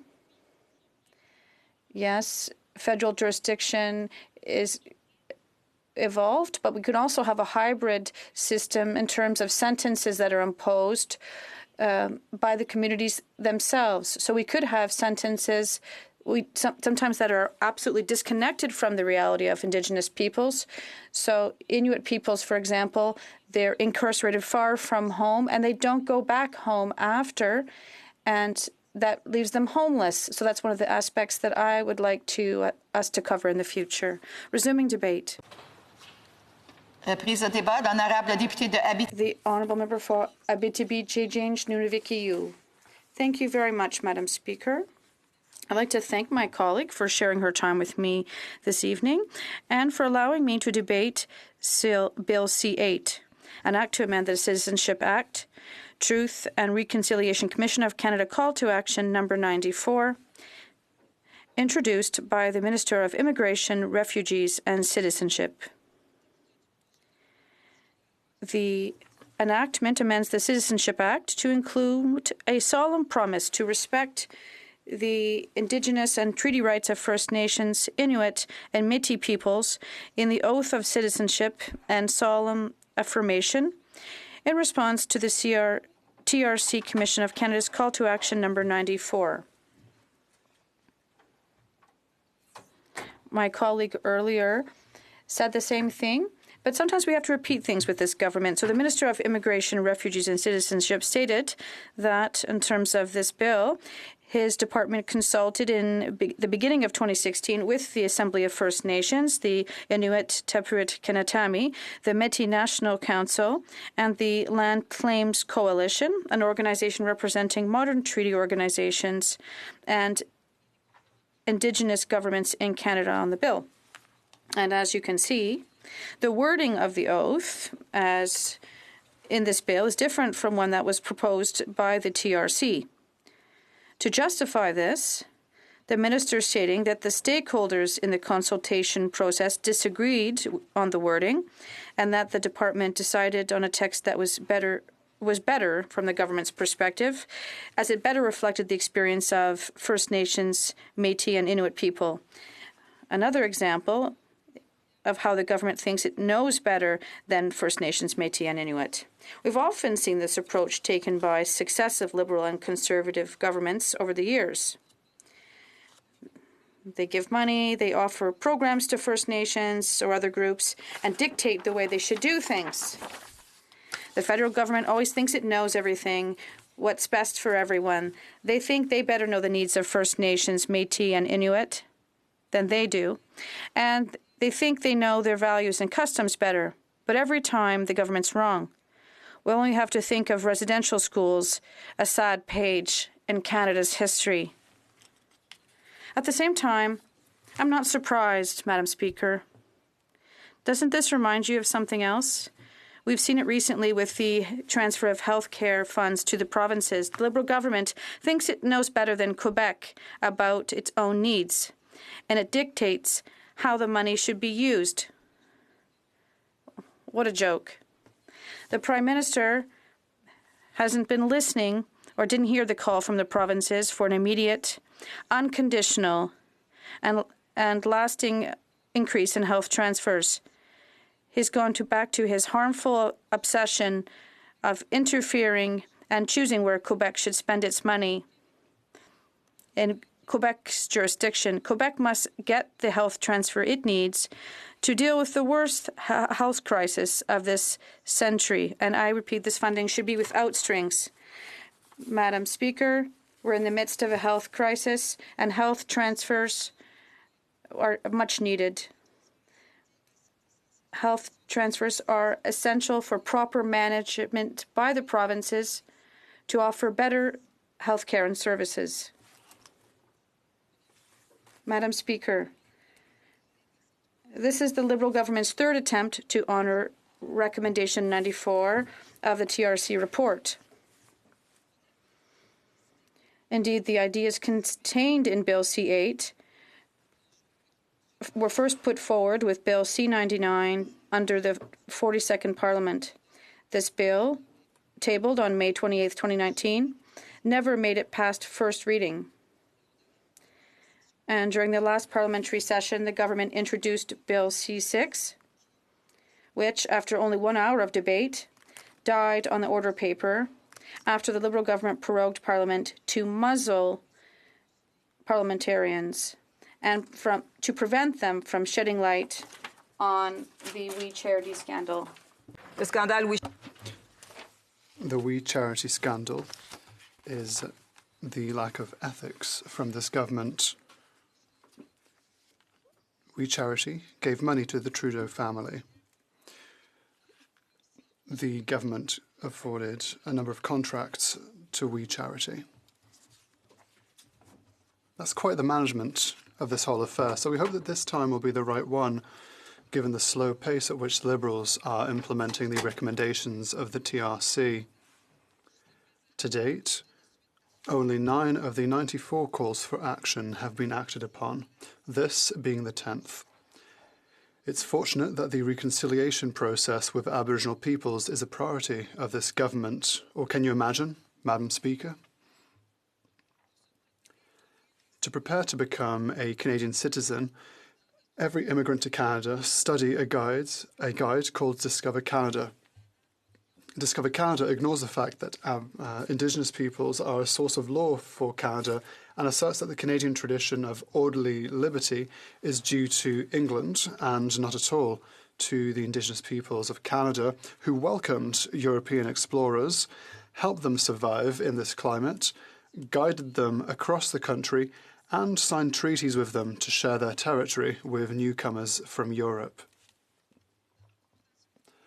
Recommendation 94 of the TRC report reads as follows. We call upon the Government of Canada to replace the oath of citizenship with the following.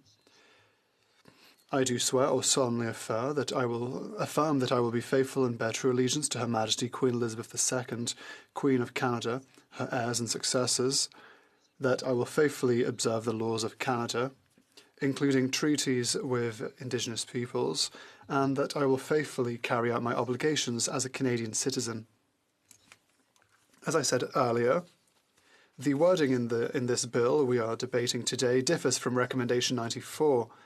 Instead, the government has opted for the following text. I pledge allegiance to Her Majesty Queen Elizabeth II, Queen of Canada, her heirs and successors, and swear that I will faithfully observe the laws of Canada, including the Constitution, which recognises and affirms the Indigenous and treaty rights of First Nations, Inuit and Métis people, and will faithfully discharge my obligations as a Canadian citizen. The passing of Bill C-8 would also make an amendment to the current solemn affirmation. It would replace, I do solemnly affirm that I will be faithful and bear true allegiance to Her Majesty Queen Elizabeth II, Queen of Canada, her heirs and successors, that I will faithfully observe the laws of Canada and faithfully fulfil my obligations as a Canadian citizen. By, I solemnly affirm that I will be faithful and bear true allegiance to Her Majesty Queen Elizabeth II, Queen of Canada, her heirs and successors, that I will faithfully observe the laws of Canada, including the Constitution, which recognises and affirms the Aboriginal and treaty rights of First Nations, Inuit and Métis people, and that I will faithfully fulfil my obligations as a Canadian citizen. The Bloc Québécois supports the principle of Bill C-8 because it is committed to being an ally of First Nations. This bill makes it possible to advance towards reconciliation with Indigenous peoples.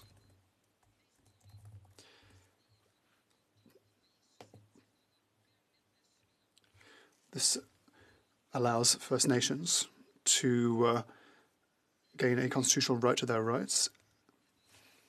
The second point responds to the Truth and Reconciliation Commission of Canada's call to action number 94. Did you know that out of the 94 calls to action, only 10 have been completed since last September?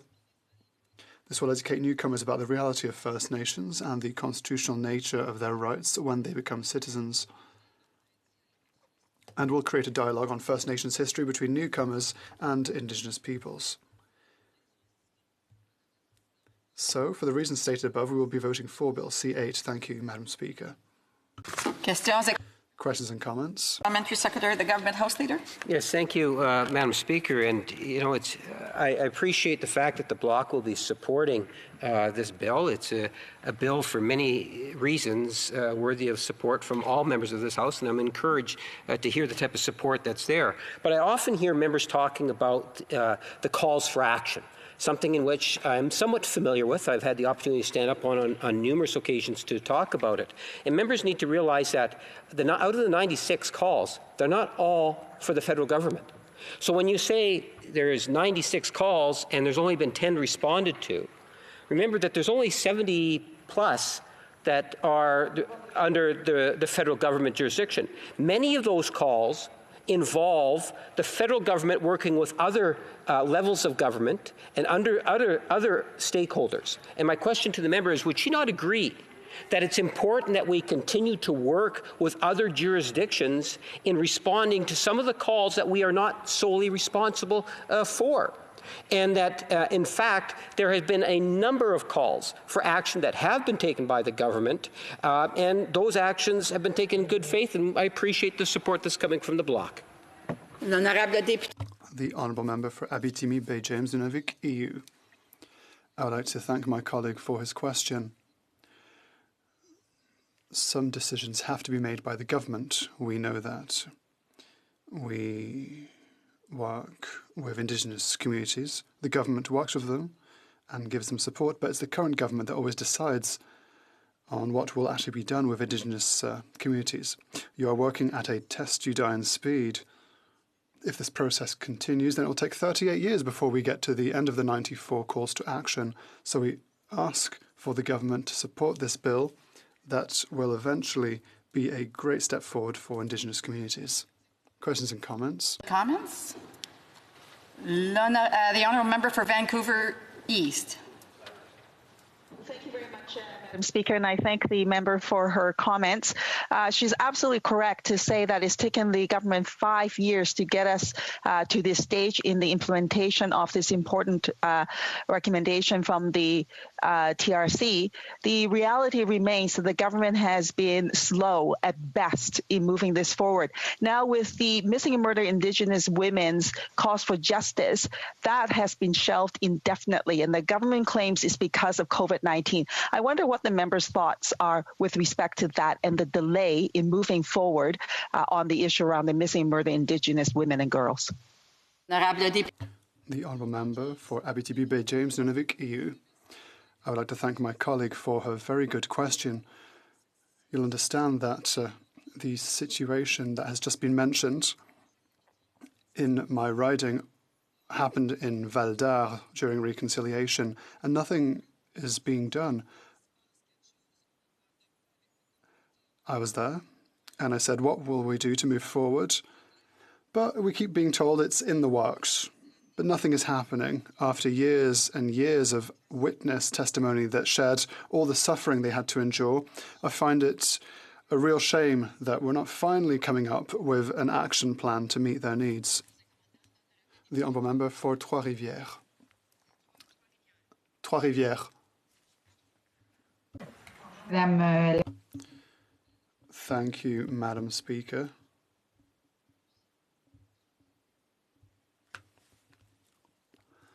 I would like to know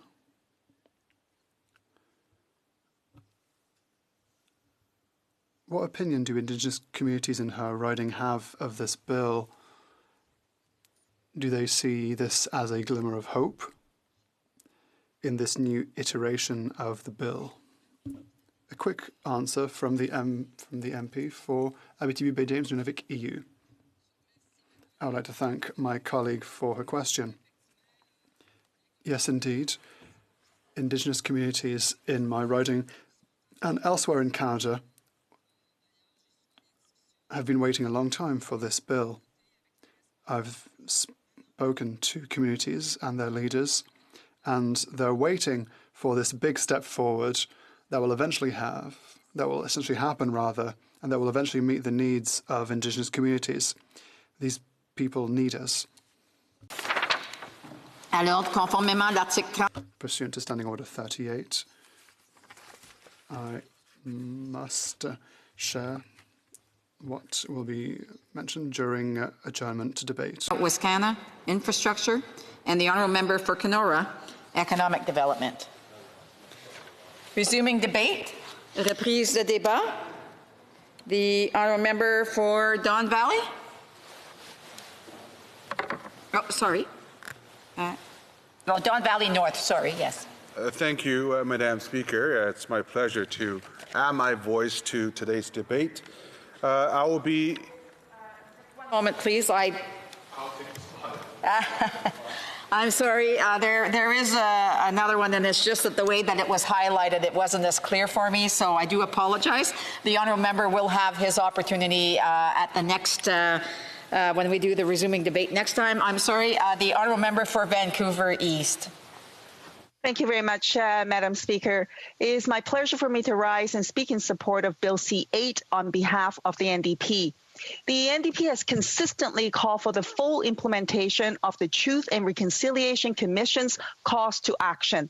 In fact, I table an amendment to revise the citizenship oath to recognize and affirm the Aboriginal and treaty rights of the First Nations, Inuit, and Métis peoples in a previous immigration bill, Bill C-6, back in 2016. Sadly, those amendments were not accepted. Even though this change was in the former minister's 2017 mandate letter, the Liberals failed to act until the dying days of the last parliament just before the 2019 election. As a result, the bill did not even make it to second reading. The Prime Minister has been claiming that the new relationship with Indigenous peoples is his most important relationship, yet it's taken his own minister 3 years to act on this priority from his mandate letter. Think about it. It's astonishing that it has taken this long for the Liberals to act. There simply is no good reason why this was not accomplished already. The Liberals have missed the opportunity to ensure that the many new citizens who took their oath since 2017 to begin their journey as a Canadian citizen had a full understanding of our collective obligation to honor the rights of Indigenous peoples. If it takes the Liberals this long to add a line in the citizenship oath, is it a wonder that they're failing on their nation-to-nation relationship with Indigenous peoples on so many levels? When the Prime Minister declared in 2017 that, quote, no relationship is more important to Canada than the relationship with Indigenous peoples, all of Canada was hopeful. Perhaps we'll finally be able to work on redressing this country's historical wrongs and heal the trauma caused by Canada's colonial history. Perhaps we can finally be on the right side of history and move forward with a new relationship that puts the rights of Indigenous peoples front and center. But sadly, the action of the Prime Minister indicates otherwise. All we have to do is to take a good hard look at the lived experiences of Indigenous peoples on the ground to know that Canada has failed and is continuing to fail to meet its obligations to Indigenous peoples. Look what's happening with Indigenous children.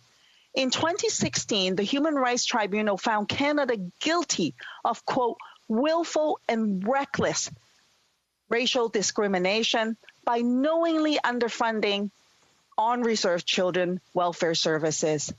Why did it take 10 non-compliance orders against the federal government to force it to act?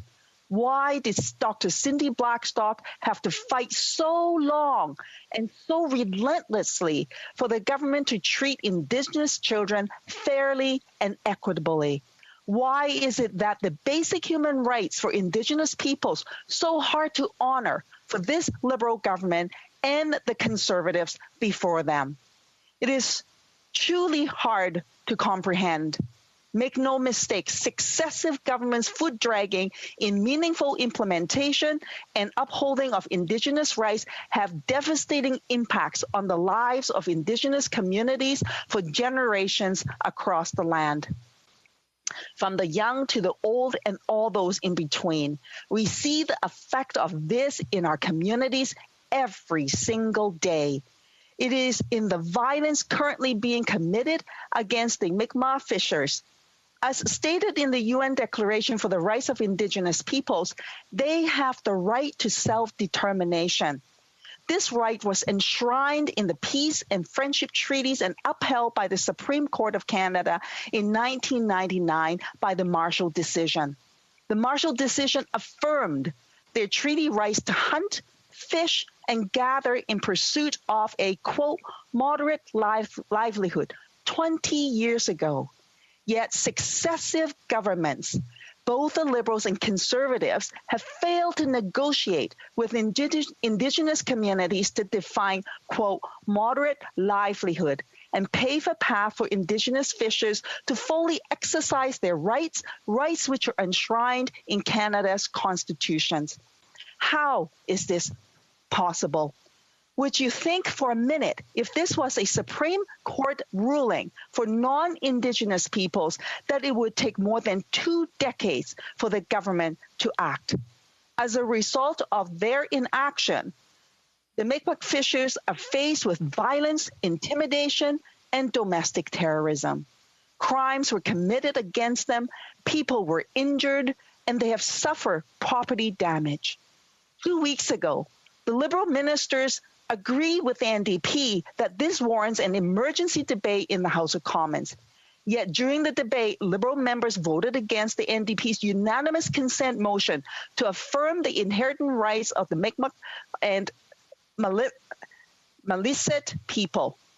They've refused to confirm their rights enshrined in the Canadian Constitution and Supreme Court of Canada. They refuse to recognize that the Mi'kmaq Nation deserves the full and equal protection by the law from violence, intimidation, and domestic terrorism. Now, according to media reports, the Assembly of Nova Scotia Mi'kmaq Chiefs is alleging that the DFO is planning to seize the gear and traps of the Mi'kmaq fishers. Do the Liberals really think this is reconciliation? Madam Speaker, it is utterly shameful. The Liberal government must stop making a mockery of the meaning behind this bill and act with integrity by taking real action to affirm the rights of all Indigenous peoples. The Prime Minister must also pause and reflect on the message he's sending to young Indigenous peoples when they witness the blatant inaction of the RCMP to ensure that the Mi'kmaq Nation is afforded the same protection as everyone else. This situation is even more disturbing when you compare it to the situation with the Wet'suwet'en land defenders, where there were ample heavily armed RCMP officers to surround them as they attempt to reassert their rights against the Coastal GasLink pipeline. It was truly shocking to learn that the RCMP officers were instructed to, quote, use as much violence towards the gate as you want. It's as though the 1997 landmark decision where the Supreme Court of Canada found that the rights of the Wet'suwet'en Nation had not been extinguished did not exist. The Liberals are pushing ahead with the Trans Mountain Pipeline extension. The voices of the land defenders are being ignored. There is a total disregard of Article 10 of the UN the UN Declaration for the Rights of Indigenous Peoples, which explicitly outlines the need for the government to fully respect the free, prior, and informed consent of Indigenous peoples when it comes to resource development on their land, including and especially when the answer is no. When the violation of the rights of Indigenous peoples are so blatant, how can the Liberals go on pretending that they are affirming the rights of Indigenous peoples? Sadly, this kind of injustice is not new, nor is this kind of doublespeak. But my question for the Prime Minister is just what will it take to stop the human rights violations against Indigenous peoples?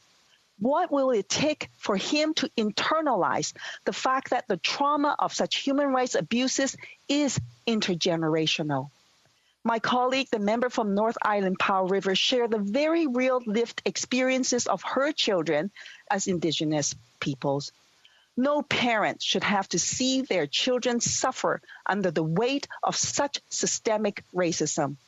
No parent should have to fear for the safety of their children because they are Indigenous. Yet this is their everyday reality. My constituents who continue to witness this ongoing abuse from the government are saying that reconciliation is dead. They see an unprecedented number of Indigenous children taken away from their family through the child welfare system. They see police brutality levied against Indigenous peoples. They see racism permeate the healthcare system. They continue to see Indigenous women and girls go missing. The National Inquiry into the Missing and Murdered and Girls determined that the colonial structures and policies persistent in Canada constitute a root cause of the violence experienced by Indigenous women, girls, and 2S LGBTQIA people. This violence, the report concludes, amounts to a race-based genocide against Indigenous peoples, especially women, girls, and 2L LGBTQIA people. To remedy this and to put an end to this Canadian genocide, the final report of the National Inquiry put forth 231 calls for justice. When the final report on the National Inquiry was released, the federal government promised that a national action plan will be in place on the anniversary of the annual release.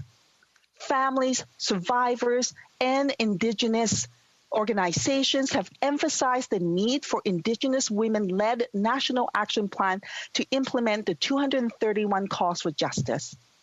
However, with the COVID-19 pandemic as an excuse, the national action plan has been delayed indefinitely. The longer the government stalls, the longer people suffer. For example, many of the calls for justice include addressing racism in healthcare settings and hospitals. The disturbing death of Joyce Echuquan, an Indigenous mother of 7 children, after experiencing racist and derogatory treatment from healthcare staff in a hospital, is a sharp reminder that it's inexcusable for the Liberal government to delay the implementation of the calls to justice.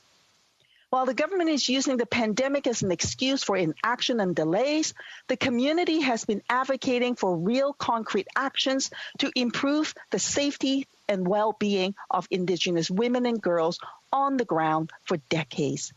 These include access to safe and affordable housing, reforms to the child welfare system, reforms to the justice system and policing, improving healthcare access for Indigenous people, as well as providing core funding support for providers of culturally sensitive and trauma-informed support and community services. The pandemic is not an excuse to delay on what should be a top priority for Canada.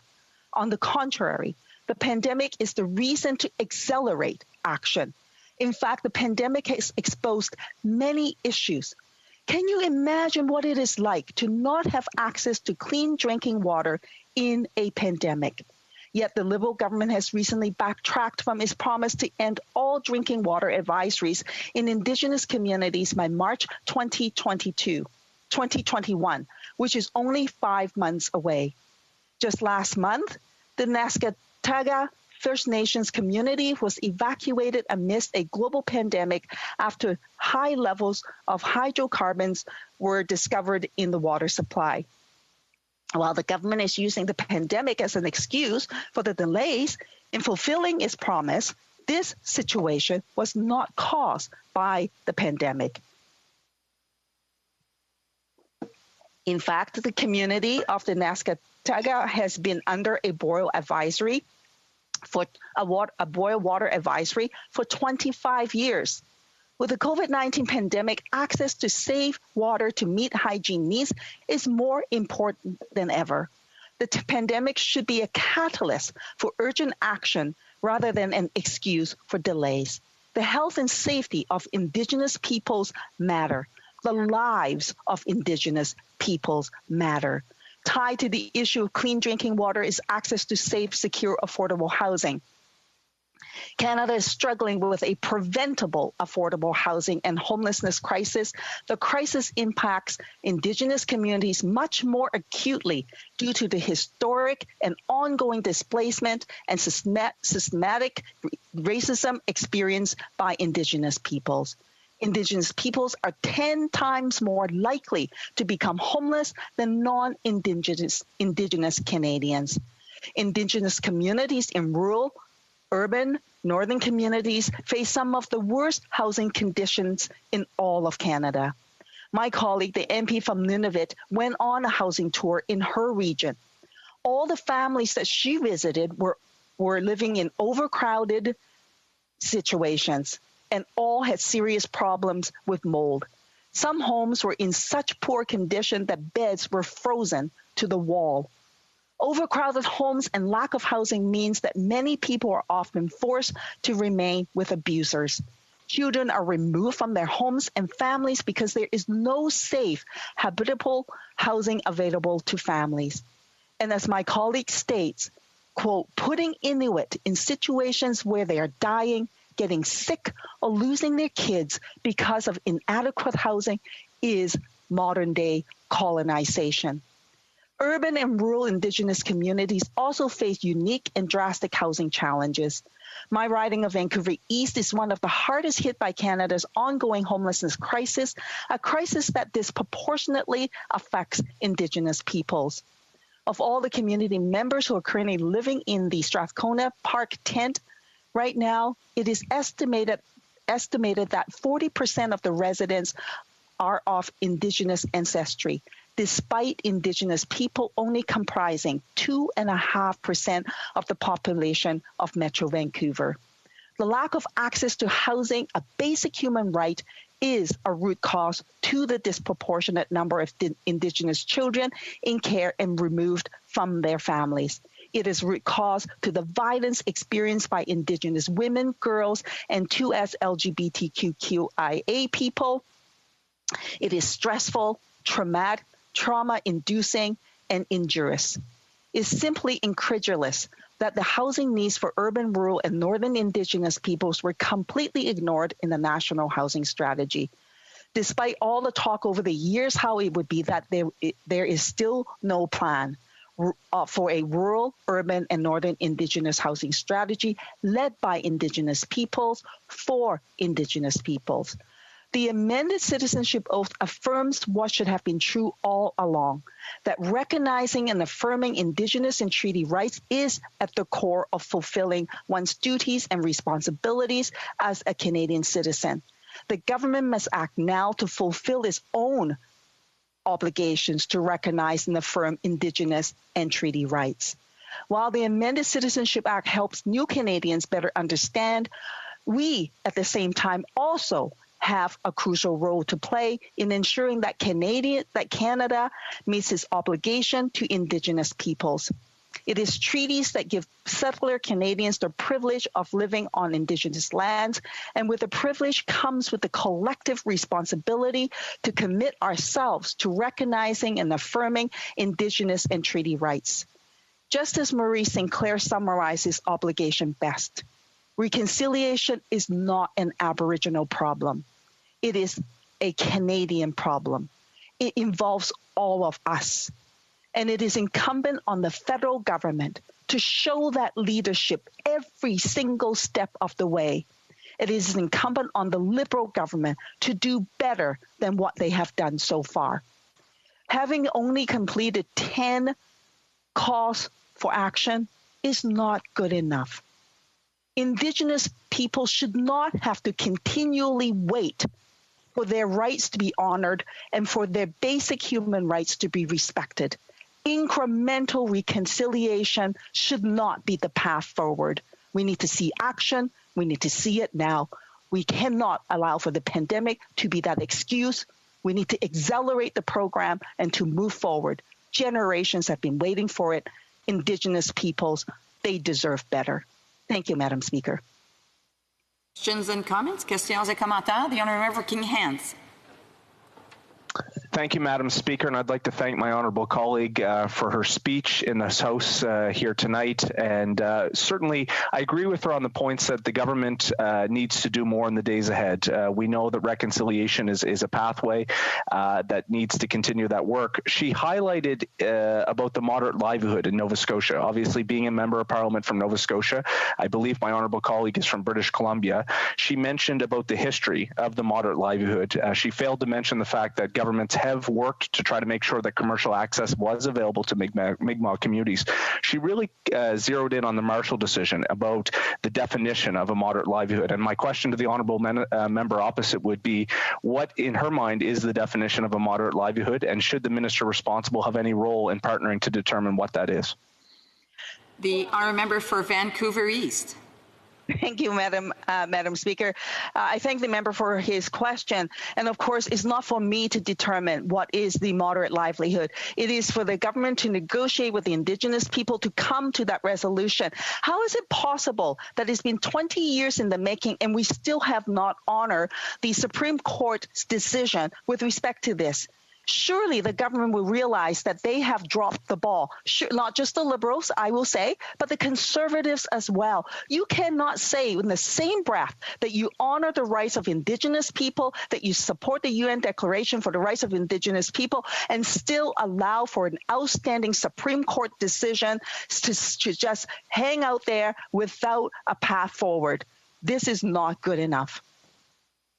Questions et commentaires. L'honorable Questions and comments. The honourable member for Saint-Jean. I want to thank my colleague for her inspiring speech. I'd like to hear her comments on the fact that the bill sets out that it would include in the oath of citizenship the existence of Indigenous or Aboriginal rights, but we haven't yet put in or implemented UNDRIP. I'd like to know what message this is sending for us to recognize it in the oath, but yet we have not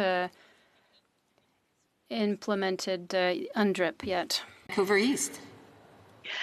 It is absolutely dismaying to me that the UN Declaration for the Rights of Indigenous People has not become law.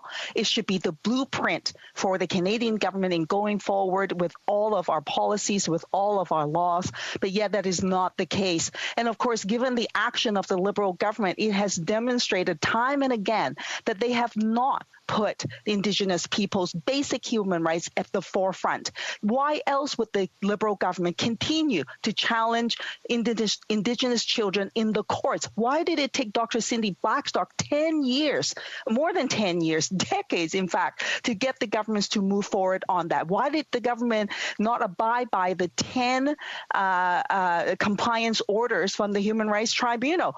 All of this tells us that the Liberals have not been focused on doing this work. They are not sincere with what they say to match up with what they will actually do. So going forward, I would say this, that it is essential for all of us to push the government to get the job done. Indigenous people, the first peoples of this land, deserve to be recognized, deserve to be honored, deserve to be respected, and their basic human rights must be honored.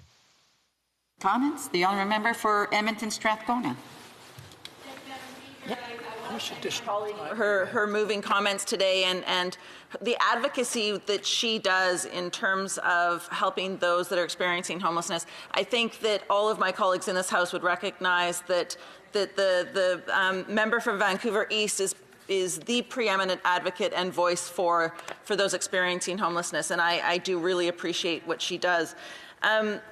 In the last parliament of which she was a sitting member, NDP MP Romeo Saganash introduced a bill to implement UNDRIP, to implement the United Nations Declaration on the Rights of Indigenous Peoples. And the work has been done, the bill has been written, and yet the Liberals still haven't gotten around to tabling it. Like my colleague ahead of me from the Bloc Québécois mentioned, we still haven't seen UNDRIP become part of our legislation. Do you feel, or does the member feel, that the Liberals are deliberately delaying the implementation of the United Nations Declaration on the Rights of Indigenous Peoples? The honourable member for Vancouver East. Thank you very much, Madam Speaker, and I thank the member for her kind words and her comments.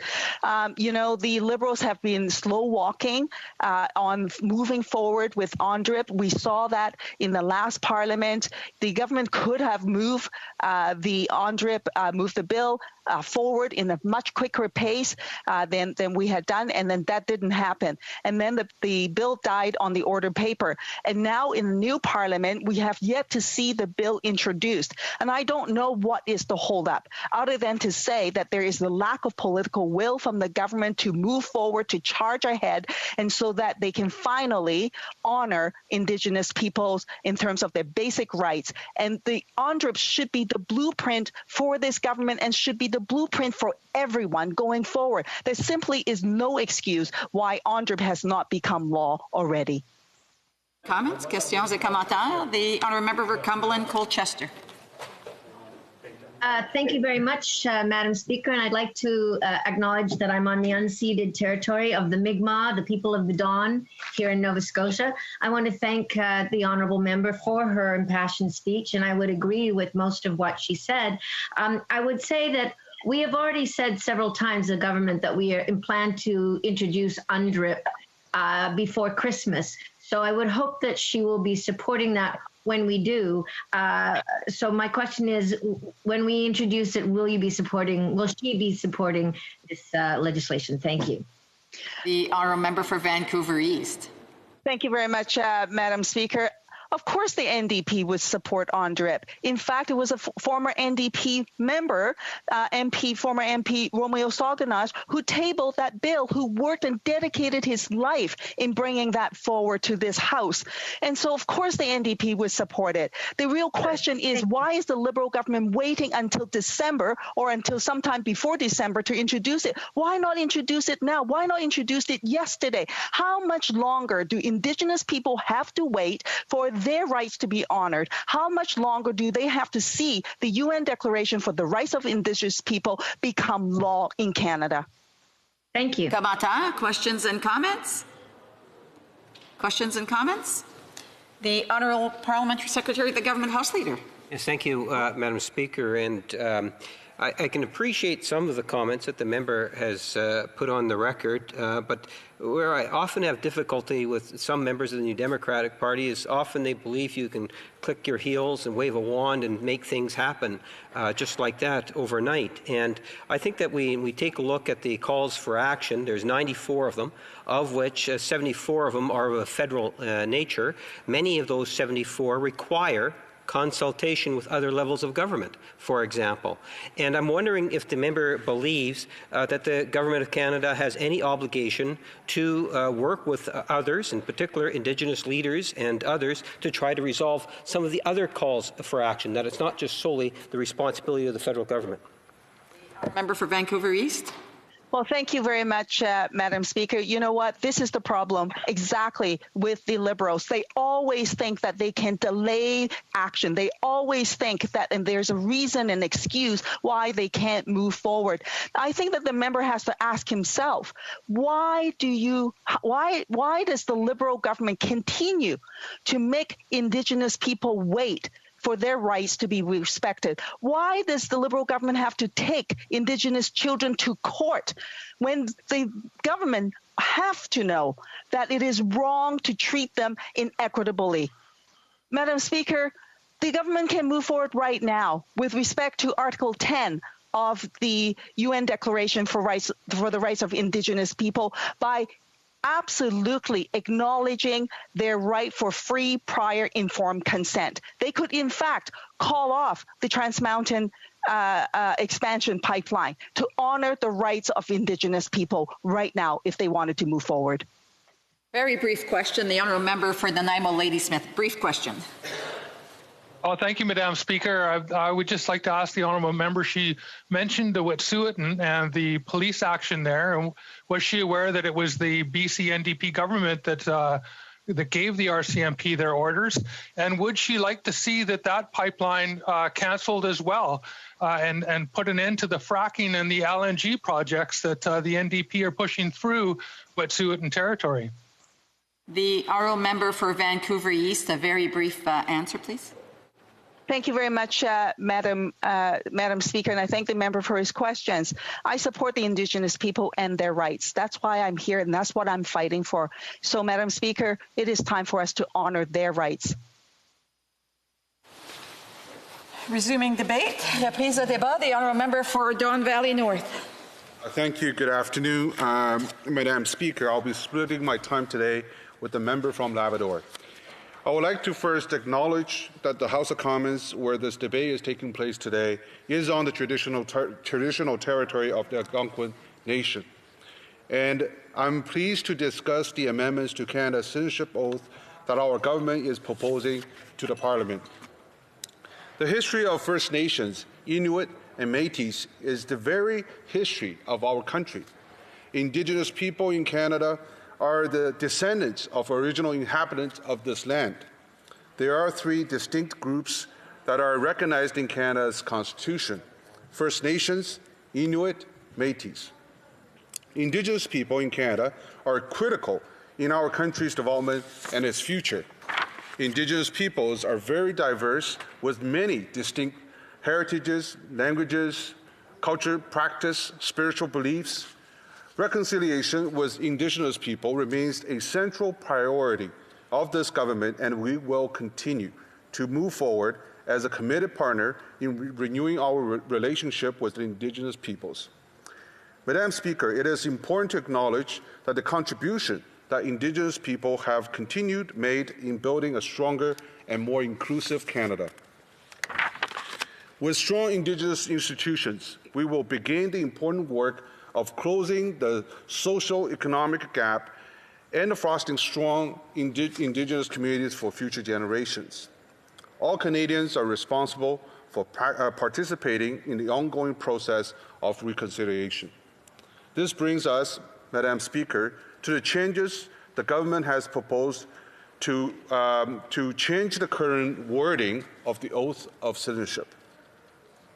Through these proposals, our government is addressing one of the true Reconciliation Commission's call to action that pertains to Immigration, Refugees, Citizenship Canada's mandate. Call to action number 94 calls on the government to amend the Oath of Citizenship and to add reference to include treaties with Indigenous peoples. Madam Speaker, our consultation with national Indigenous organizations clearly indicated that the phrase treaties with Indigenous peoples are, as recommended by the Commission, is not relevant to all Indigenous peoples and therefore not inclusive of varied Indigenous experiences. The amendment of the oath in this bill expands the Commission's wording to be more inclusive of varied Indigenous experiences. This responds to what we heard in the consultation and reflects the spirit of this particular call to action. Madam Speaker, Immigration, Refugees, Citizenship Canada has consulted with other government departments and national Indigenous organizations on the wording of the Oath of Citizenship. Therefore, to address Commission's call to action, as well as the commitments made in the 2019 speech from the throne, the bill would modify the wording of Oath of Citizenship as follows. I swear or affirm that I will be faithful and bear true allegiance to Her Majesty Queen Elizabeth II, Queen of Canada, her heir and successor, and that I will faithfully observe the law of Canada, including the Constitution which recognizes and affirms the Aboriginal treaty rights of First Nations, Inuit, Métis peoples, and fulfill my duties as a Canadian citizen. The revised text of oath used the wording that reflects the broad range of rights held by the diverse Indigenous people. Madam Speaker, any changes to the oath of citizenship requires amendments to the Citizenship Act and is subject to the parliamentary process. As the Minister has often noted, the government is committed to completing legislative work on the changes that reflects the Truth and Reconciliation Commission's call to action.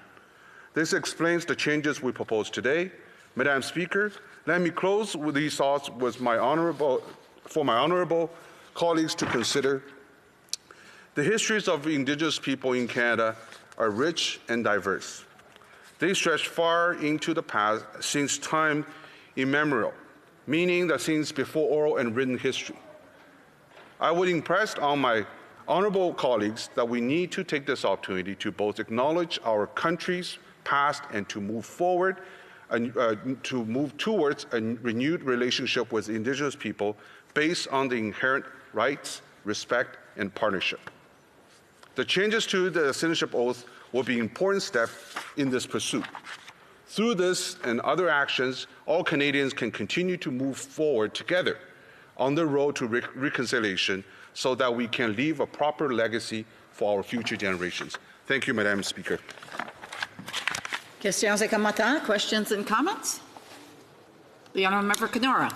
Thank you very much, Madam Speaker, and I thank my colleague for his speech and his thoughts on this matter. And I think when we're talking about reconciliation, it's important to talk about all aspects of reconciliation and mention some of the things that this government has failed to do. This government has taken some positive steps. I will acknowledge that. I think all parties have taken some positive steps, and all parties have also had some missteps and, frankly, some failures on this file. And today I was, earlier in the House, I was bringing up an issue in my riding in Niskantika First Nation where the community is being evacuated, Madam Speaker, because they have no access to water right now, and they've been on a drinking water advisory for decades. Yet this government, instead of addressing the situation, they are choosing to play politics, point fingers, and talk about past governments, to talk about how much better they believe they are than Stephen Harper and Mulrooney and Diefenbaker and MacDonald. And instead of taking action right now and recognizing that they are the ones in power that can address a lot of these concerns. So I'm wondering if the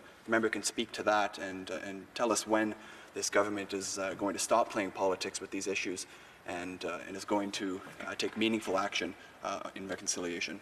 Good question. The Honourable Member for Don Valley North. Excuse. Thank you, Madam Speaker. I want to thank the members for raising a very good and very important issue. I heard many times during question period and other occasions where the minister, for example, Minister of Indigenous Affairs, has responded and by saying that the government is looking into these problems, that we are there to make sure that the advisory will be ended as quickly as it can be. We're putting all the resources in place to support our Indigenous community. So I welcome the question, and I'll certainly bring this up, and I look forward to more actions by this side. Thank you.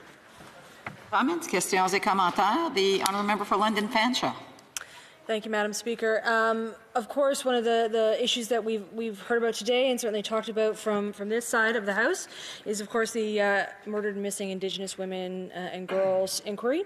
And of course, the government again has talked about its relationship to relationship importance, but they've shelved this report. They have taken no action. They have provided no action plan. So I'd like to hear from the honourable member when we can expect to hear about murdered and missing Indigenous women and girls action plan.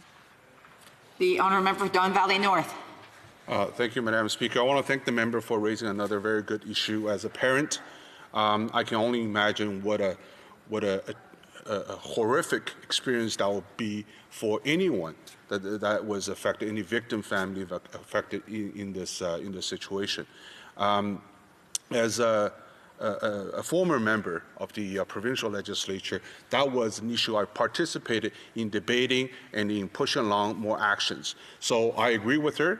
This is the important issue that all Canadians are faced, and we have to pull together all the resources and work together to come to a good solution to it. Thank you. The honourable member for Drummond. Thank you very much, Madam Speaker. I'd like to thank my colleague across the way for his speech. Madam Speaker, I get the feeling that the Liberal government on the Indigenous file really tends to take rather symbolic rather than concrete measures, particularly in terms of taking action on the Wet'suwet'en crisis and the drinking water issues.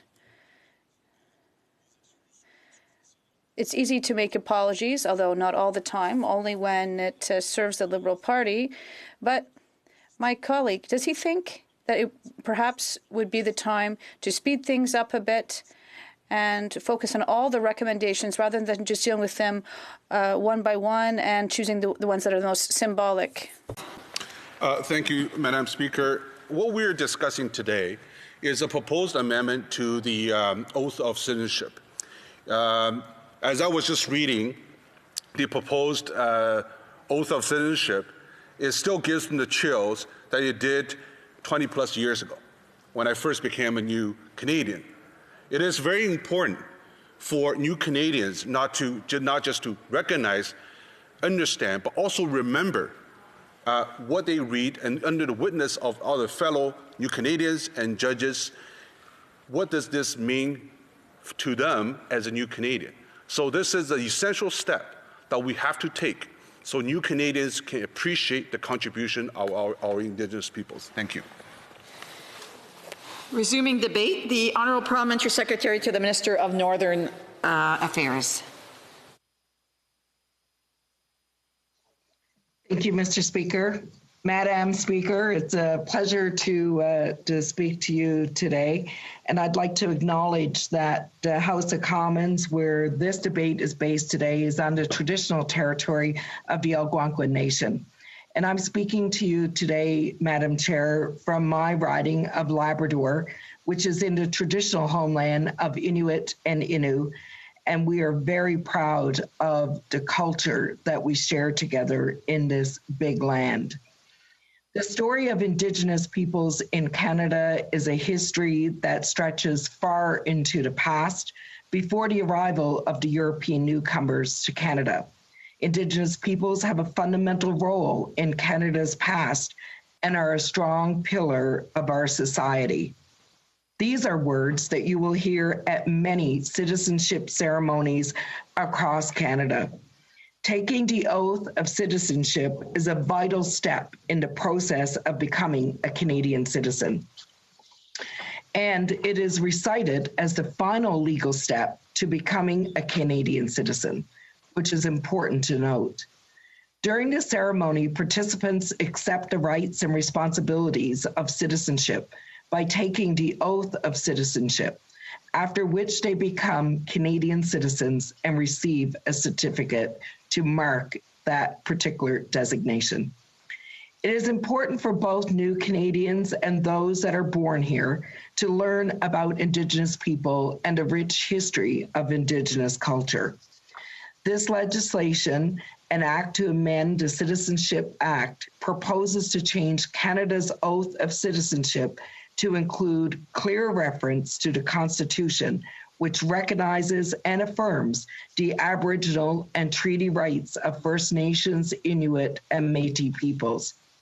The proposed amendment of the oath reflects the Government of Canada's commitment to reconciliation as peoples, based on recognition of rights, respect, cooperation, and partnership. It is part of the government's ongoing response to the calls to action of the Truth and Reconciliation Commission. Of the 96 calls to action, 70 are within the Government of Canada, and we are working very hard to deliver on those recommendations because we believe it is the right path and it is the true path to reconciliation. The changes are an important and necessary step to advance Canada's broader agenda for reconciliation and to strengthen the country's valued relationship with Indigenous people. The government's proposed amendment of the Citizenship Act would allow new Canadians to fully appreciate and respect how Indigenous peoples are a critical part of our country's history and our country's identity. The new citizenship oath would also reflect our expectations that new Canadians demonstrate an understanding of Indigenous peoples and their constitutional rights. Canada must continue to stand up for the values that define this country, whether that's welcoming newcomers, celebrating with LGBTQ2 communities, or embracing our two official languages. Put simply, the walk toward reconciliation includes the need to address systemic racism in Canada. Mr. Speaker, no relationship is more important to our government than the one with Indigenous people. And we continue to forge a renewed relationship with them based on the recognition of rights, based on trust, on respect, and a true spirit of cooperation. That is why across the country, we have worked together to close the quality of life gap between Indigenous and non-Indigenous people. And while we've made important progress on this, the last 3 budgets alone provided $16.8 billion in new funding for Indigenous peoples, an increase in planned spending for 2021 of 34% over what was budgeted in 2015. All children in Canada deserve a real and fair chance to reach their full potential, no matter where they live. By continuing to collaborate with First Nations, with Inuit partners, and the government is working to eliminate barriers to quality healthcare and to foster culturally relevant social supports that children need in order to succeed. Bill C-692 helped reform the Indigenous Child Care and Child Welfare Act in this country. And we know from our cooperation with Indigenous governments, from learning from them and taking their advice, that we can lead in a better direction for all Indigenous people. When you look at distinctions-based funding for post-secondary education, we know it is helping First Nations, Inuit, and Métis students access better education and succeed in their studies. We have seen it over and over again.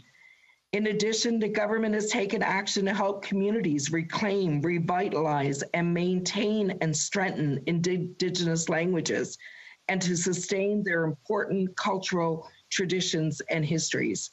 By promoting Indigenous entrepreneurship and business, the government will help First Nations, Inuit, and Métis people. It will help them fully contribute to and share in Canada's economic success. So this is a critical part of advancing reconciliation and self-determination. Madam Chair, while the path to reconciliation is long, and we know it is challenging, and will often be met with difficulty in different aspects, as a government, we'll continue to walk that path with all First Nations, Inuit, and Métis peoples, and with all Canadians. We will do so in our actions and in our interactions.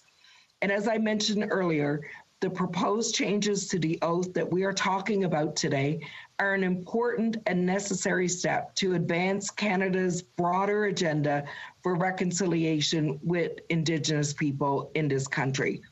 These changes demonstrate to new Canadians, and in fact to all Canadians, a deep respect for Indigenous people. And they recognize that the histories of First Nations, Inuit, and Métis people are a vital part of Canada's fabric and of our identity. So, Madam Speaker, I thank you for the opportunity to speak to this bill today. And I know that since we've taken government in 2015, we have invested more money historically than any government before us to address the significant challenges that have faced Indigenous peoples in Canada. We are very proud of the reform that we have done around the Child Welfare Act. We are very happy with the progress that we've been able to make on so many different welfare of Indigenous communities across Canada. We were the first government to commit to addressing the issues of water, clean water, housing, and so many other pieces of infrastructure that were important and that we knew there was huge gaps. But we didn't do it alone. We did it with the support, the guidance, and the input of Indigenous governments. Through the Crown Inuit Partnership Table, through the partnership tables with First Nations and Métis, we heard firsthand from national leaders, from band councils, and from the heads of governments in Indigenous communities what was important to them and what they wanted from government and how we should move forward in partnership with them.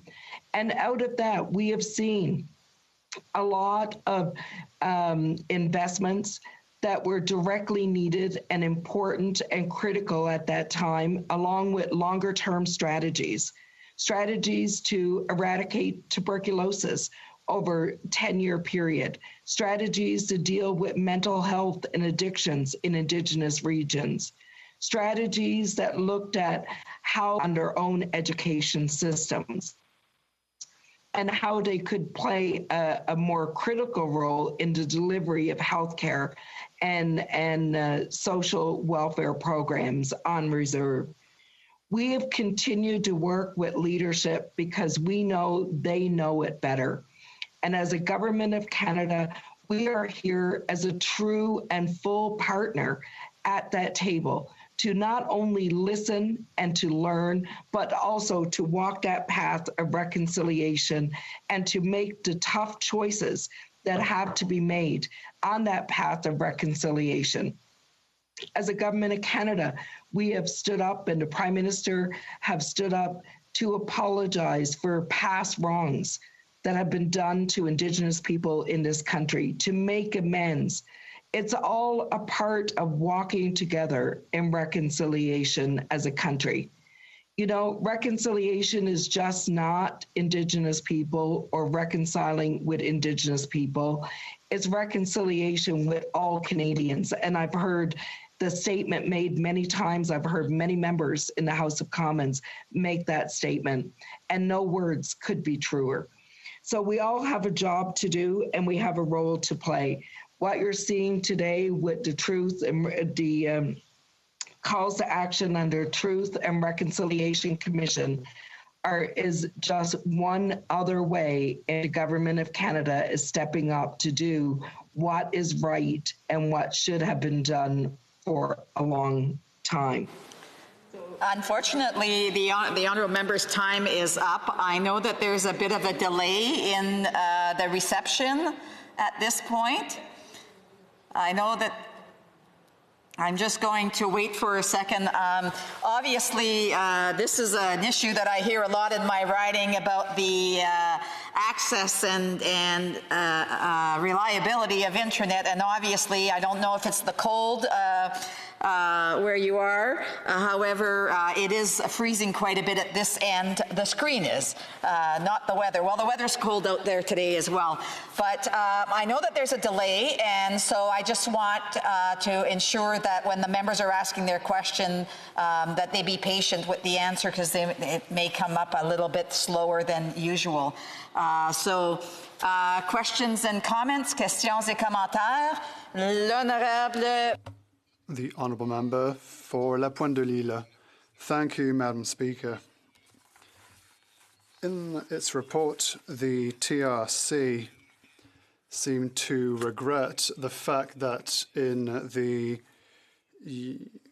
Discover Canada Guide, Indigenous peoples aren't talked about as a source of law. Discover Canada mentions British statutes and the French droit civil, but nothing is said about Indigenous treaties and their inherent rights. So I would like to hear what the MP has to say about this and if she believes that this should be integrated in the next Discover Canada guide. The Honourable Parliamentary Secretary, I'm not sure if the translation has ended by now, and if you are able to hear us without the delay, but I will allow you to, I will offer the floor to you now for the response. Thank you, Madam Speaker, and hopefully you can hear me. I think I got most of the question, and unfortunately, I do have some internet issues here in Labrador. In fact, right across the riding, we have internet issues, which are not uncommon in the north, and so it's always much more challenging to participate in the parliamentary process.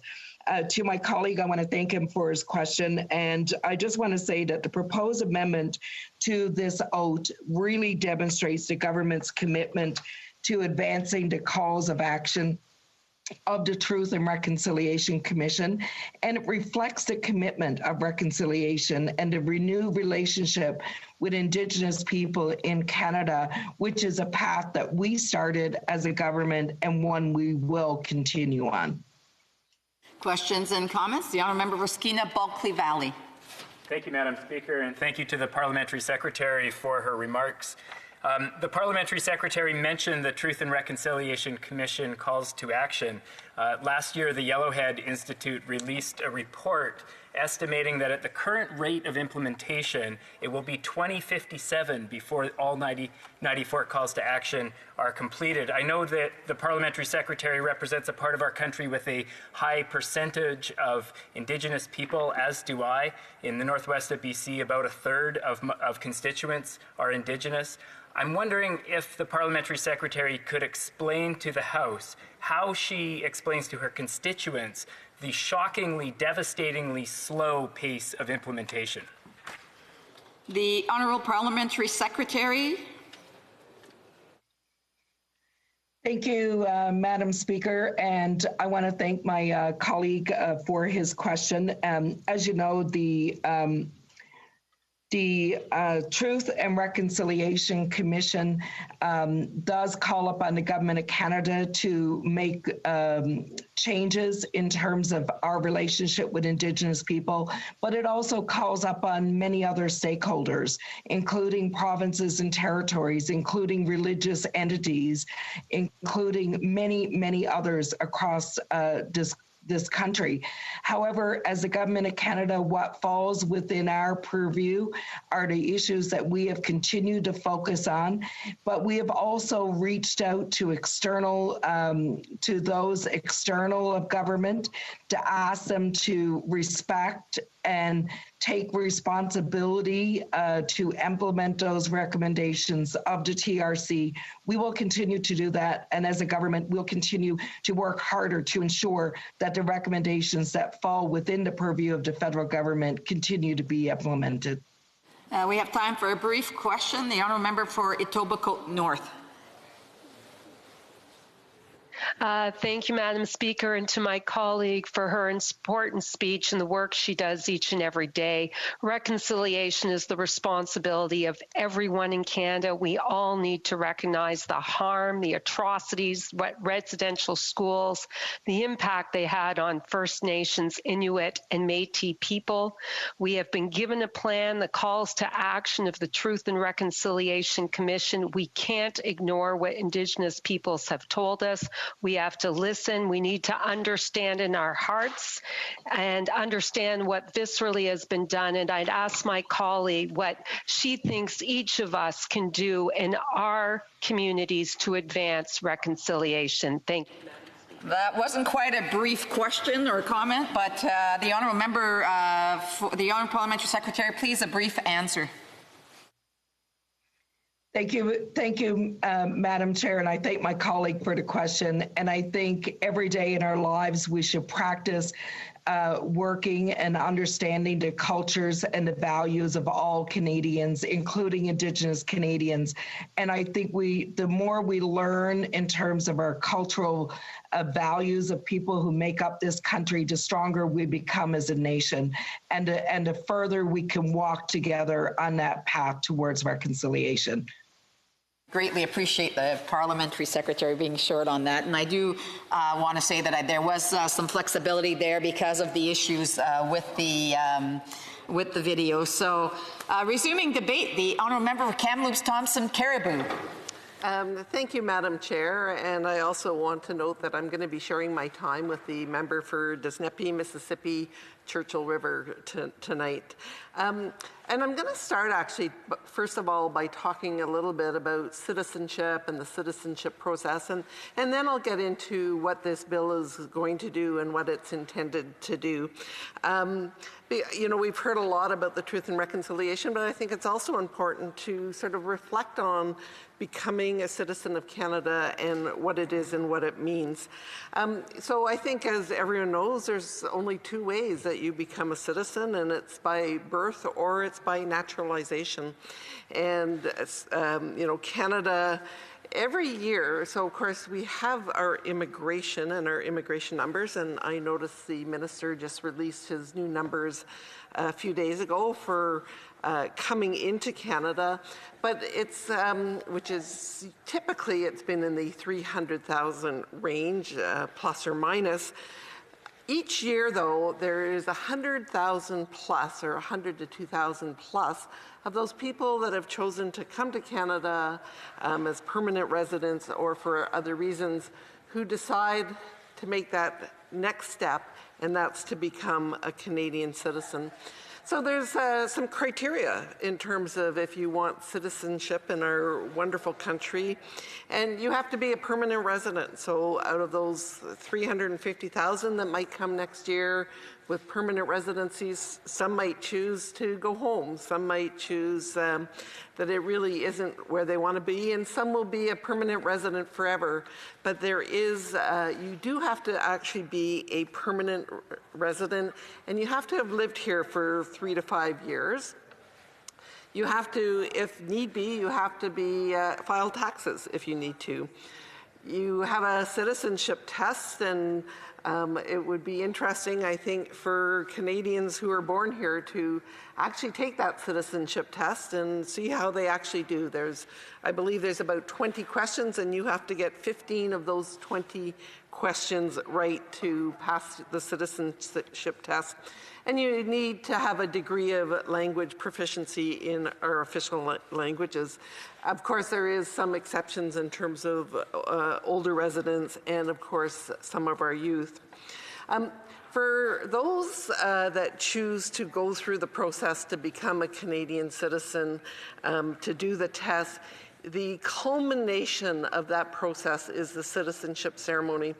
And I think most members of Parliament, perhaps not the newly elected, but those that have been in the House for a while, have had an opportunity to participate and to go to these citizenship ceremonies. And there is nothing that is more profoundly moving than to go to these ceremonies. And they often have a large group of people from across the world, from many, many different countries, who go to these citizenship ceremonies, and it is their final step in terms of becoming a citizen.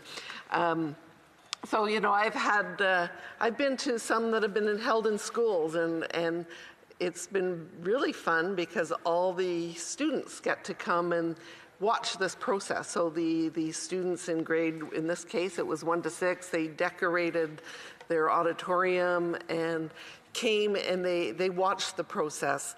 I've been to one on Canada Day.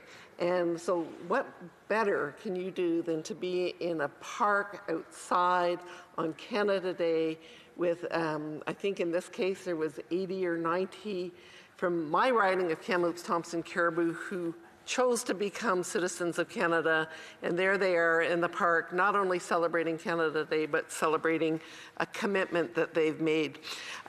You know, unfortunately right now with COVID, there is virtual ceremonies. I actually haven't participated in a virtual ceremony, but you know, I'm probably not quite as moving, I would think, as some of the experiences that you have in person. But I remember families.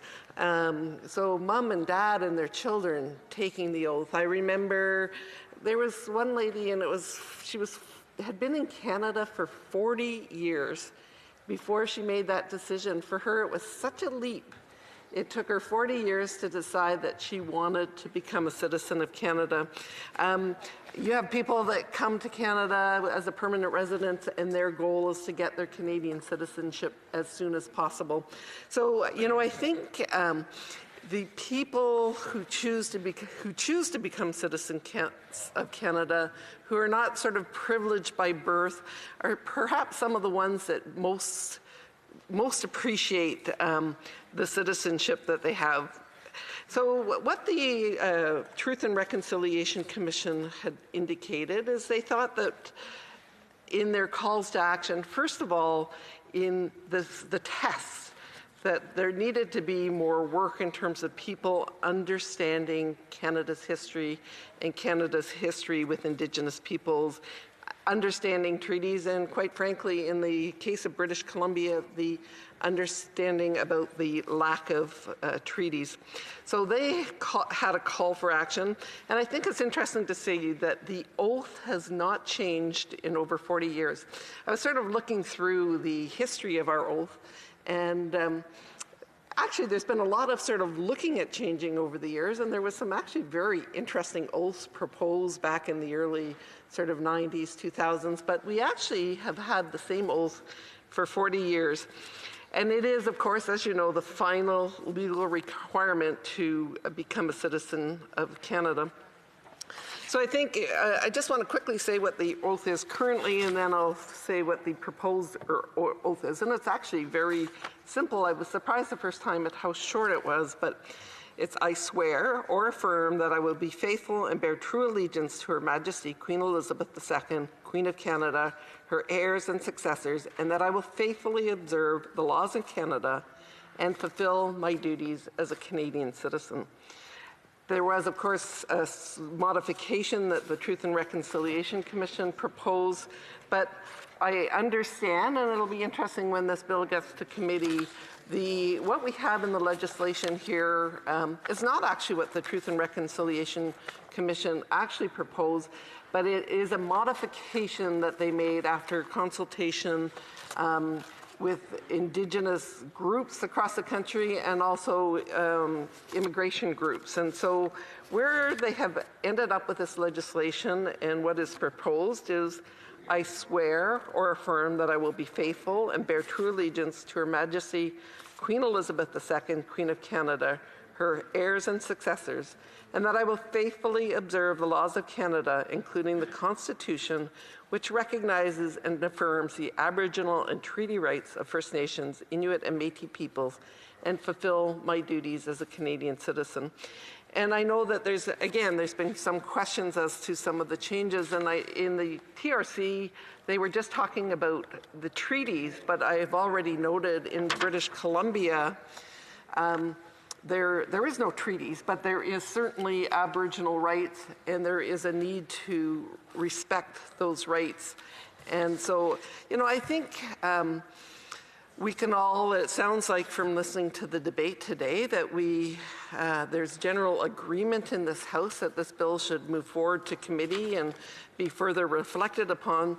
So I think that that's important, but I do want to talk a little bit now with the little bit of time I have left. Madam Speaker, the report was tabled almost 6 years ago. There was the calls to action, and there has been 6 years. The Prime Minister, the day the report was tabled, stood up in this House. At that time, he was the third party, leader of the third party, and says, I commit to implementing all the calls to action. As we know, 2015, he became the leader. He again said, I commit to implementing all the calls to action. What we have here is 19 words added to an oath. I would suggest out of the calls to action, there's many, and there's many complex. If it has taken them 6 years to add 19 words and really, quite frankly, a relatively simple piece of legislation through this House, I really have to question their commitment to moving forward in the way that he stood up and promised. And I can, unfortunately, out of time, but I can share so many things in terms of how they have disappointed over the years. Thank you, Madam Speaker. Questions and comments. The Honourable Parliamentary Secretary of the Government House Leader.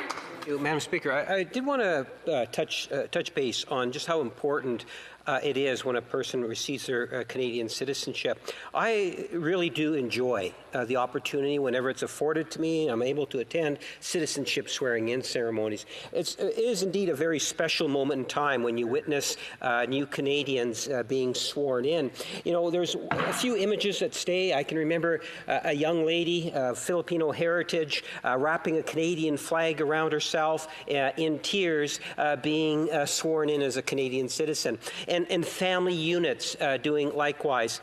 And so it is nice to encourage members to participate. I know it's always welcomed when members do just that. And I just wanted to pick up on the point that the member raised that issue during this particular debate. And I just want to add my comments on that. And then maybe pose a very quick question. I know there's been concerns in regards to calls of action. And I'm wondering if the member could provide her thought in terms of how important it is, out of the 76 calls for action that the federal government has to play a role in, how important it is that we actually work with other stakeholders, Indigenous leaders. To allow for other questions, the Honourable Member for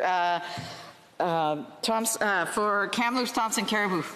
I, again, want to reflect on the enormous privilege it is as a member of Parliament to attend citizenship ceremonies.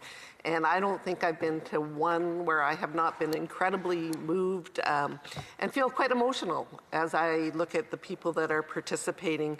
To talk more specifically to the point, this actually was a very simple call to action. The government didn't even get it introduced in the last Parliament till I think a week before Parliament dissolved. It knew that it wasn't going to move forward. So really, we have water systems that we need to deal with. We have an action plan in terms of the murdered and missing Indigenous women and girls. And if it's taking them 6 years to put 19 words on a citizenship oath, I really fear for the things that are going to make a huge, huge impact, like an action plan for murdered and missing. The Honourable Member for Drummond. Thank you, Madam Speaker. I want to thank my colleague for the speech and comments on this subject. When I was young at school, every year we had an outing to the Juron village near Quebec City, and we had some contact there with Indigenous culture. It was very picturesque, but it had nothing to do with the reality of the history of the First Nations in Quebec. And I understand that swearing an oath is very important when you become a citizen, but we agree that after you've sworn the oath and after you've said in the oath a few sentences about Aboriginal rights, there's not a lot more for these newcomers. Should we not add a bit more instead of it being merely symbolic? Why would we be happy with this? We should perhaps add something to the elementary and high school program, the study of an Indigenous language, Indigenous culture, or something more in depth. I'd like to hear my colleagues' comments on that. For Kamloops, Thompson, Caribou. Thank you, Madam Speaker. And we talked about you're a Canadian either by birth or you're naturalized. Hopefully, and I know that the curriculum is changing from when I was a young girl and really did not know very much about our history. I think it was very clear within the feedback that was received on both 93 call to action and 94 that for the new citizens, as they swore this oath, that they really needed to understand the history. So that is part now of the process in terms of, we talked about that there's a booklet and an examination. So do we have more to do? Absolutely. But we do have, hopefully, a bit better process both for new citizens and those that are here by birth. Thank you, Madam Speaker. Resuming debate. Reprise de débat. The Honourable Member for Desnede, Mississippi, Churchill River. Thank you, Madam Speaker. Madam Speaker, I want to begin today by stating it is an honor to speak to Bill C-8, an act to amend the Citizenship Act. The oath of citizenship sworn by all new citizens of our great country is relatively short, compact, and simple. But at the same time, it is a profound promise to faithfully observe all the laws of Canada. It is an affirmation of patriotism and loyalty. As we consider Bill C-8 today, the bill itself is quite easy to support in principle. As my colleague from Kildonan and St. Paul said earlier, our party was pleased to support this bill on second reading. It is one of the 94 recommended actions of the Truth and Reconciliation Commission that Prime Minister Harper initiated. In fact, it was under Prime Minister Harper's leadership in this area that we have directly been responsible for us having the opportunity to discuss Bill C-8 today and the potential implementation of that bill. When discussing the merits of this bill, it would be easy to digress and get caught up in some of the finer details. For example, that the wording in the oath proposed is slightly different than that suggested by the Truth and Reconciliation Commission. That this change in oath could be considered redundant, as new citizens are already required to swear or affirm that they will observe all of the laws of Canada, which includes Aboriginal rights enshrined already in our Constitution. As well, that people don't become a Canadian citizen overnight. The ceremonial event of declaring an oath includes the accumulation of years of required residency, learning one or both of Canada's official languages, and studying the many documents and data contained in the Discover Canada Handbook that contains a detailed look at the history of Indigenous people that are essential learnings before the citizenship test. However, instead of focusing on these details, I would like to speak for a few minutes about some of the more important issues on the ground during these tumultuous times. This government has expressed in words many times in the last few weeks that it does not have time to deal with trivial matters such as ethics, studying their response, and learning from the first wave of COVID-19, or even tabling a budget, because their sole focus has to be on helping people through the pandemic. This government, however, has expressed in its actions in the last few weeks their priorities by tabling bills that have no link with the pandemic. What we do hear from the Prime Minister is a self-righteous indignation, as if it was his party as the only one who cares about Indigenous people in Canada. This leads me to speak for a few moments about the frustration of the timing of this bill. At a time where Indigenous leaders are asking for actions, we are asked to sit in this House or attend virtually and debate a bill that will not resolve anything for Indigenous people in Canada in the short term. Mr. Speaker, if it is frustrating to me, imagine the signal that it sends to the actual Indigenous people and their leaders. Since being elected a year ago, I have had the privilege of working closely with Chief Ronald Mitswing from Makwasagaik First Nation. I don't know if you remember, Madam Speaker, but it was his community that declared a state of emergency as they dealt with the suicide crisis late last fall. Under his leadership and with his sincere concern for his people, he led his people through some of these very, very difficult situations, and many since. And this is a leader that, watching his leadership and his care for his people, is a source of inspiration for anybody who's been able to watch that journey. Very recently, I had the pleasure of meeting with the chief again. He brought along with him Elder Morningchild. They came to my office about a month ago. Madam Speaker, between the time of his declaration of an emergency a year ago and the beginning of the pandemic in March, Chief Mitswing advised me that there were about 40 young people on their suicide watch list. Since COVID-19 and the consequences that the pandemic has placed on his community, he is now dealing with over 100 young people on his watch list. Madam Speaker, this is in a community of about 1,000 people. Imagine being a leader like Chief Mitswing, having to hear politicians in Ottawa debate the wording of an oath, and then pack their bags, turn off Zoom, and go home for the evening, feeling satisfied that they accomplished something significant on behalf of Indigenous people. Imagine their frustration. Or imagine the frustration of the members of Neskantaga who had to evacuate their community during a pandemic due to a 25-year-long boil water advisory. At the time when federal health officials are asking people to limit their contact by staying home as much as possible, this community was loaded onto airplanes and sent to live in a hotel many miles from home. One only has to watch the video of the children of Neskantaga put out by their chief, Chris Munias, asking questions like, when is the water going to be fixed? Are we going to get help? When are we going home? Madam Speaker, it's heartbreaking, it's devastating, it's shameful.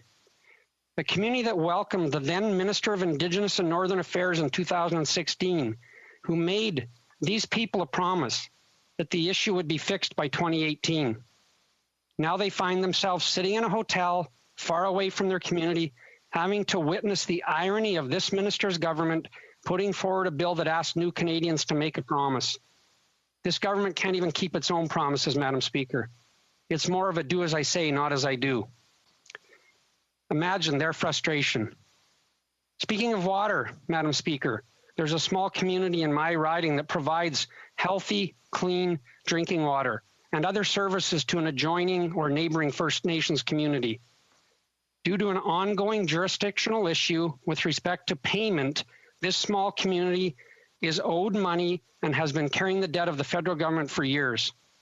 I'm sorry, Madam Speaker, but a small municipality should never be put in a position where a decision has to be made on turning off water to their neighbors to finally bring attention to the fact that they are owed a very significant amount of money that, quite honestly, should be allocated to other services that their residents need at this difficult time.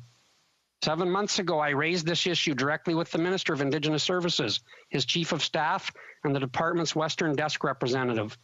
As of last week, Madam Speaker, the promised meeting between the department, the First Nation, and the community has yet to take place or to even be scheduled. Madam Speaker, at a time when neighbors need to work together, this government's inability to act in a reasonable amount of time is divisive and damaging to these communities. Imagine their frustration.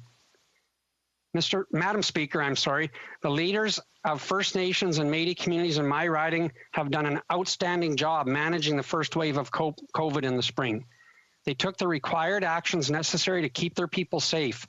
Their tireless work on the ground allowed for a potential health crisis to be averted in many of these communities. Now, as cases begin to rise again, so does the anxiety of what is ahead for them as leaders. Do they have enough PPE for their communities?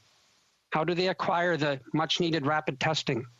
How are they going to manage checkpoints in winter conditions?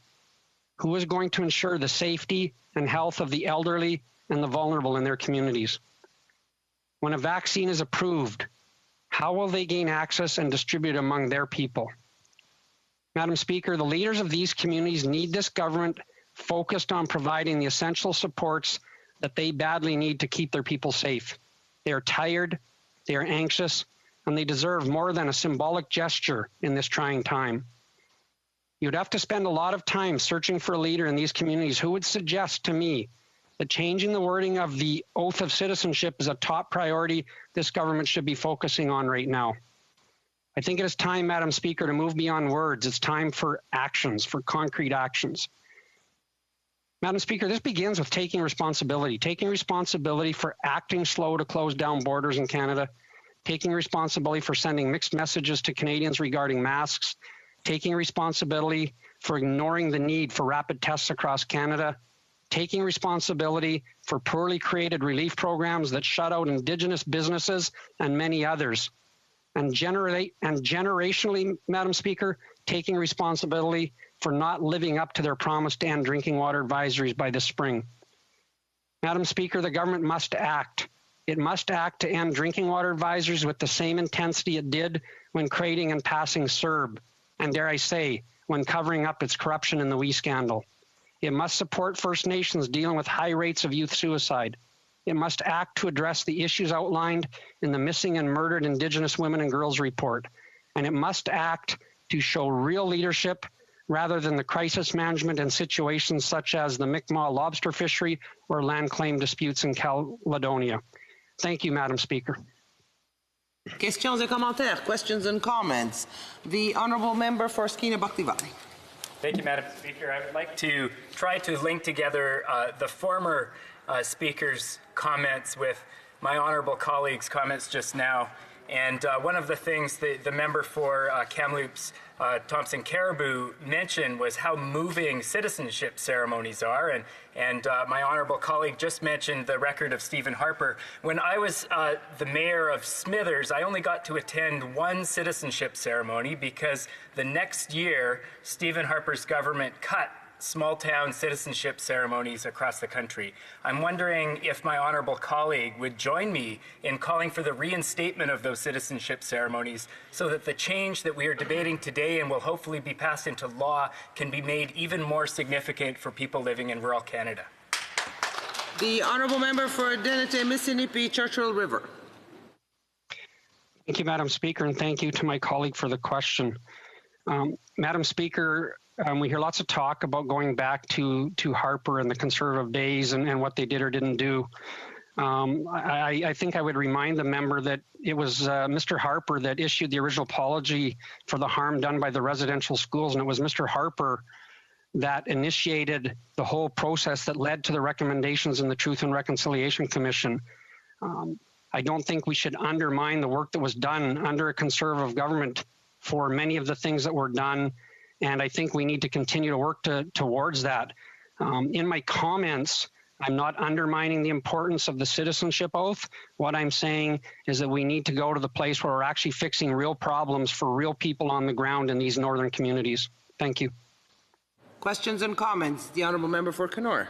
Thank you very much, Madam Speaker, and I thank my colleague for his speech and his wonderful comments on this important piece of legislation. And the member from Northern Saskatchewan has a very similar riding to me in Northern Ontario and many similar issues, one of which he mentioned in his speech was the COVID-19 response in northern communities and in Indigenous communities. And I'm wondering if you could speak a little bit more to that, about where some of the gaps existed and what the government needs to do to ensure that northern communities are prepared for any subsequent wave of the pandemic. Thank you. Mississippi Churchill River. Thank you, Madam Speaker, and I want to thank my colleague from Kenora for his question and the work he's doing. He's very right. His riding is extremely similar to mine, and we face many similar issues. And I'm sure he would speak to the same things that I might as we dealt with some of the leaderships from the First Nation communities, from the Métis communities, from the Tribal Council leaderships, when it came to ensuring that there was appropriate personal protective equipment for these communities. As we advanced further through the pandemic and moved on to the testing, the need for testing and the awareness of how important that was, the need for rapid testing and how we get it into these remote and northern communities. There was so many things. We had the example in my riding in La Loche and the neighboring First Nation there, and we saw the provincial government and the leaders come together to institute an incredible testing regime that shut that crisis down in the Loche very quickly. And so I would agree with the member that we need to be aware of all of these things in ridings that are similar, like his and mine, and make sure that we just keep advocating on behalf of those people. Questions and comments? The Honourable Parliamentary Secretary. Thank you, Madam Speaker. And I just want to point out the importance of the significance of the legislation as one of the calls for action. It is something that I believe goes a long way in demonstrating very clearly that as a government we want to continue to move forward on the issue of reconciliation. And if the member could just provide some thoughts with respect to that issue. The Honourable Member for Denison, Mississippi Churchill River. Thank you, Madam Speaker, and I thank my colleague for his question.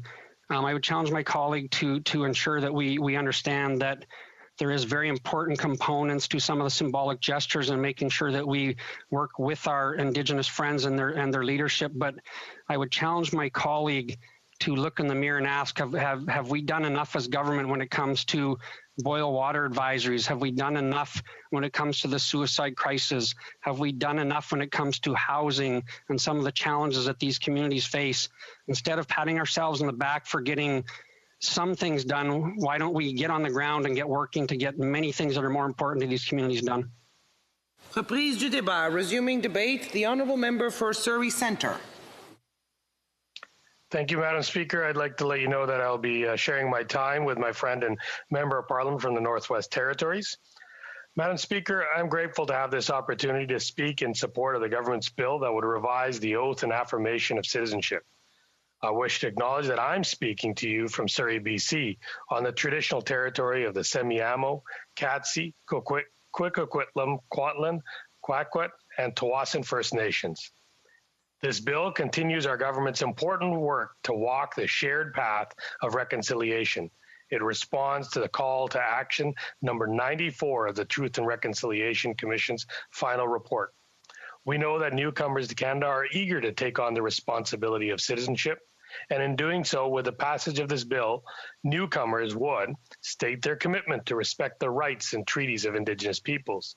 They'd recognize the significance contributions of First Nations, Inuit, and Métis to Canada. In short, Madam Speaker, this bill reaffirms to our newest citizens our shared history with Indigenous peoples and the integral role Indigenous peoples have and will continue to play in Canada. This is especially important as we continue to address certain issues like systemic racism, which sadly exists even today. Call to Action 94. Madam Speaker, the Truth and Reconciliation Commission's final report lists 94 calls to action. The 94th call to action calls on the government to amend the oath of citizenship to specifically add a reference to including treaties with Indigenous peoples.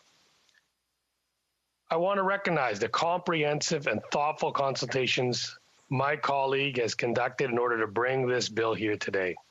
The proposed changes to the oath are the result of the government's consultations with national Indigenous organizations on the precise wording of the oath of citizenship. Immigration, Refugees, and Citizenship Canada included the following organizations in their consultations: the Assembly of First Nations, the Inuit Tapiriit Kanatami, the Métis National Council, and members of the Land Claims Agreement Coalition, which represents Indigenous modern treaty organizations and governments in Canada. There was support for the intent of the call to action, but through engagement, the need for a more precise and inclusive oath also became clear. A key point raised in this engagement was the term Indigenous. It does not reflect all preferences of self-identification. I understand this point deeply through my many conversations held over the years. I know that many people identify by their home community, homelands, or territory, and there are many other ways to identify. The oath of citizenship, and indeed all Crown Indigenous relations, need to be based on an understanding and respect for self-identity preferences, and at a broader level, reflect many experiences and histories. We also heard that the call to specifically include treaties in the oath of citizenship is deeply important. Treaties are a foundational to the creation and the future of Canada, and yet through consultations, it became clear that this reference needed to be expanded. We were reminded that wording, quote, treaties with Indigenous peoples, end quote, was not relevant to all Indigenous peoples and therefore not inclusive of all Indigenous experiences. For example, Inuit peoples generally are not party to existing pre-1975 treaties, or their agreements with the Crown are not characterized as such. As a result of these consultations, as well as our pre-existing understandings and commitment to respectful relationships, the new oath will read, I swear or affirm that I will be faithful and bear true allegiance to Her Majesty Queen Elizabeth II, Queen of Canada, her heirs and successors, and that I will faithfully observe the laws of Canada, including the Constitution, which recognizes and affirms the Aboriginal and treaty rights of First Nations, Inuit, and Métis peoples, and fulfill my duties as a Canadian citizen. I'm proud to support this bill for the revised oath of citizenship. This oath is much more than words. It is a public declaration of joining the Canadian family and a commitment to such Canadian values and traditions as equality, diversity, and respect. All things which are vitally important today, tomorrow, and always. The changes to the oath are also an important step in advancing reconciliation between Indigenous and non-Indigenous peoples and Canada, in continuing to build Crown Indigenous relations, and in fulfilling the Truth and Reconciliation Commission's call to action. It is one step among many. Over the last 5 years, significant progress has been made to establish a whole-of-government approach involving 13 lead federal departments, agencies, with the support of another 25 federal departments and agencies to implement and advance the 76 calls to action under federal or shared responsibility. To date, nearly 80% of these actions under federal or shared responsibility are complete or well underway. I want to note that the implementation of these calls to action require long-term, ongoing, and sustained action to which we are committed. This bill is another step towards full implementation of Call to Action 94, and I am pleased to speak in support of it. Thank you, Madam Speaker. Questions and comments? Questions et commentaires, the Honourable Member for Kenora. Thank you very much, Madam Speaker. I thank my colleague for his comments on this topic, and I think when we talk about reconciliation and some of the issues in Indigenous communities and in northern communities, housing is a very big issue, and there's overcrowding, there's structural problems with many housing units across the north, and when the government brought forward their latest housing initiative, I was a bit concerned to see that most of the funding was primarily identified for certain large urban centres and not for communities across the north and for Indigenous communities who have been left to fight for the rest of the funds. So I'm wondering if the member could speak to that, because I know it's concerning for many people in my riding and across northern Canada. The Honourable Member for Surrey Centre. Thank you. Housing is a fundamental right. It's a human right, and it's a right that this government feels very profoundly for.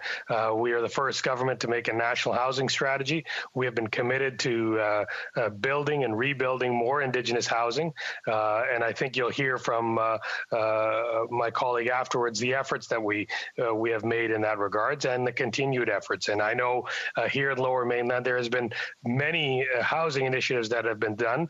Specifically for Indigenous communities and specifically designed for them, but there's more work to be done. Definitely under the colder northern climates, building is much harder, construction is much harder. However, our duty is to those communities, and I'm committed to doing whatever we can as a government and whatever my colleagues can support to make sure that adequate housing is made available to all Indigenous communities in the north. The Honourable Member for London Fanshawe. Thank you, Madam Speaker. I know that there's also been a lot of talk today about boil water advisories. And Oneida of the Thames First Nations, not exactly in my riding, but very close to it, and certainly an incredible member of our overall community, have been under a boil water advisory since September of 2019. So the government talks a lot about how they're making great strides in terms of removing First Nations from boil water advisories, but there are clearly still First Nations who are going on to that advisory. And I'm wondering if the member could talk about what he specifically and his government will do for Oneida of the Thames. Thank you, Madam Speaker. For Surrey Centre. Well, I want to thank that question. I mean, one of the biggest commitments has been to end boil water advisories. I think 91 have been done. 63 or so are still out there, and needs to either have work being done on them as we speak or will be done. There's a strong commitment. I can look out my window and see the Semiahmoo Nation that right next door to one of the wealthiest ridings of South Surrey for years and years were under boil water advisories, not being allowed to connect to the neighboring system. I'm proud to say that within less than 2 years of coming to government in 2015, that boil water advisory was eliminated. They were connected to proper water systems and sanitation systems. So we're committed to make sure that every single community in this country has access to adequate drinking water, and we're committed to getting that done. The honourable member for La Pointe de Lille. Madam Speaker, it's been roughly over a year that the government has been sitting.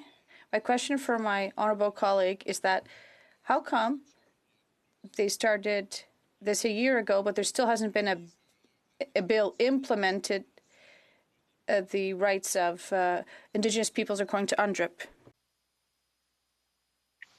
Thank you, Madam Speaker, and thank you to my colleague. Look, as you can tell, we're on Bill number 8 right now, and this Parliament, just before that, shortly after being elected, the government, the world's greatest pandemic hit this country and the globe, therefore impeding a lot of bills that should have been brought out early and quickly to make sure that Canadians had food on their table and they had security and mortgages and bills were being paid. And I think that took priority right away, but that doesn't diminish the importance of making sure UNDRIP and other measures that are part of our commitment aren't addressed, and we'll continue to get going on that and have that done. Reprise du débat. Resuming debate, the Honourable Member for the Northwest Territories. Thank you, Madam Speaker. I'd like to start by acknowledging that I'm speaking to you from the traditional homeland of the Dene, Métis, and Inuvialuit of the Northwest Territories. Madam Speaker, I am of Métis descent. I am a member of the Decho First Nations. We're known as the Big River people. And I believe I am the only sitting member that attended the residential school program or the hostel program that we knew it by. And I'm very grateful to have the opportunity to speak in support of the government's bill that would revise the oath of citizenship. It continues our government's important walk towards a shared path of reconciliation and the implementation of the TRC calls to action. Madam Speaker, I'd like to point to a number of key legislative initiatives which calls to action and advance reconciliation. Bill C-91, the Indigenous Languages Act, received royal assent in June 2019. This act supports the Government of Canada's efforts to reclaim, revitalize, strengthen, and maintain Indigenous languages in Canada. The act was developed to address calls to action number 13 to 15. Elements of the United Nations Declaration on the Rights of Indigenous Peoples, or UNDRIP, and the Government of Canada's commitment to a renewed relationship with Indigenous people based on the recognition of rights, respect, cooperation, and partnership. That same month, June 2019, royal assent was given to Bill C-92, an act respecting First Nations, Inuit, and Métis children, youth, and families that came into force on June 1st, 2020. This act was co-developed as part of Canada's efforts to reform Indigenous children and family services, which included implementing call to action number 4. The act affirms the rights of First Nations, Inuit, and Métis to exercise jurisdiction over children and family services and establishes national principles such as the best interests of the child, cultural continuity, and substantive equality, which help guide the provision of Indigenous child and family services. The Act also is also the result of extensive engagement with First Nations, Inuit and Métis treaty nations, self-governing First Nations, provincial and territorial governments, and those with lived experiences, including elders, youth, and women. It reaffirms the government's commitment to advancing self-determination and to eliminating existing disparities between Indigenous and non-Indigenous children and youth. The Act also lays out flexible pathways for Indigenous governing bodies to exercise jurisdiction over children and family services at a pace that they choose. Though the Act's legislative framework can only move forward with their own service delivery models and laws and choose their own solutions for their children and families, it ensures that Indigenous children are cared for in the right way with connections to their communities, culture, and languages. Furthermore, since January 1st, 2020, every service provider, province, or territory delivering child and family services to Indigenous children and families will need to follow the minimum standards found in the Act. Bill C-5, an Act to amend the Bills of Exchange Act, Interpretation Act, and the Canada Labour Code, the National Day for Truth and Reconciliation, was introduced by the Minister of Canadian Heritage on September 29, 2020. If passed, this bill will be an important step in responding to the call to action number 80 by establishing the National Day for Truth and Reconciliation on September 30th as a statutory holiday for federally regulated workers. This National Day would be to honor survivors, their families, and their communities. It will also ensure to remind the public of the tragic and painful history and the legacy of residential schools that remains a vital component of the reconciliation process. The Government of Canada continues to work closely with partners to address the calls to action. In June 2019, the government received the final report of the Commission of the National Inquiry into Murdered and Missing Indigenous Women and Girls, Reclaiming Power and Place, responding to calls to action number 41, which calls for the launch of a public inquiry into the disproportionate victimization of Indigenous women and girls.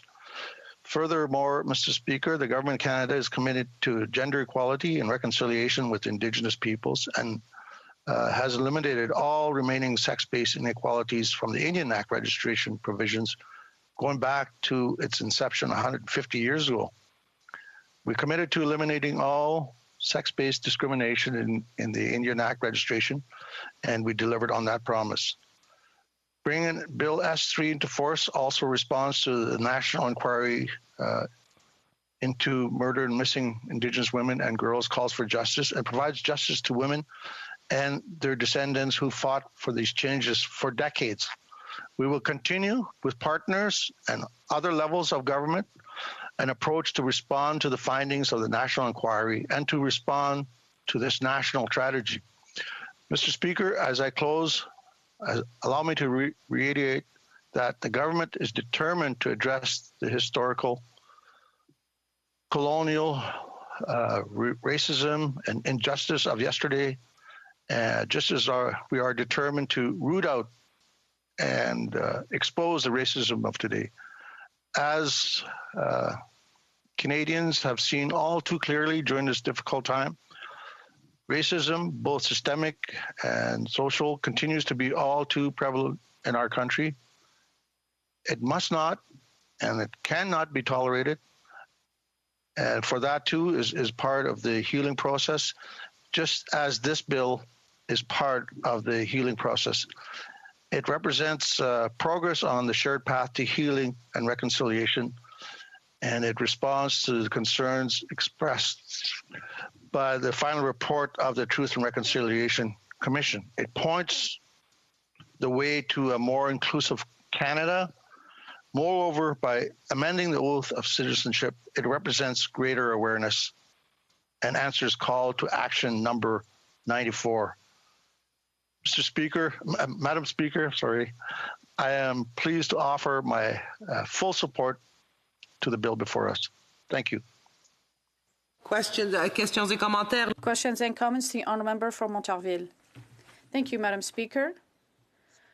I listened to my colleague's speech, just like I listened to the excellent speeches of my colleagues from Saint Jean and Abitibi-Baie-James.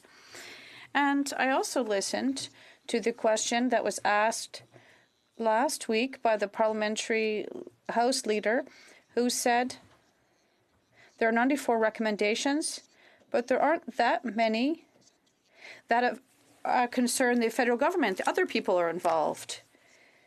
The federal government has its own responsibility, and it always puts responsibility onto others. We saw this at the beginning of the pandemic, when it took a long time closing borders, and it often wants to meddle into the responsibilities of other governments, such as those of Quebec and other provinces. It sees relevancy and interest there, but I have a simple question. This federal government has constitutional obligations to First Nations, and how come there are First Nations that don't even have access to drinking water? How come a government that says it wants to give lessons on health, even though it manages no hospitals or long-term care homes, how come it can give lessons when it's unable to even provide drinking water to some First Nations? If you want to be able to be in a position to give lessons, you should be exemplary in your own areas of jurisdiction before you think you can lecture other people about their jurisdiction. For the Northwest Territories. Thank you, Madam Speaker. Madam Speaker, for 10 years when the Conservatives were in power, there was very little hope amongst the Indigenous population of this country. We saw many attempts to muzzle Indigenous people. We now are making progress. We are on the right path. Progress is not as fast as we expect it to be, not as fast as we want it to be, but we're heading in the right direction. It took 150 years to get to this point. It may take just as long to see reconciliation take place. I'm hoping that things will happen quicker, however, I'm convinced it will take many generations before we see true reconciliation. And that means everyone has to do their part. You know, the United Nations Declaration on the Rights of Indigenous People was endorsed by our government in May of 2016.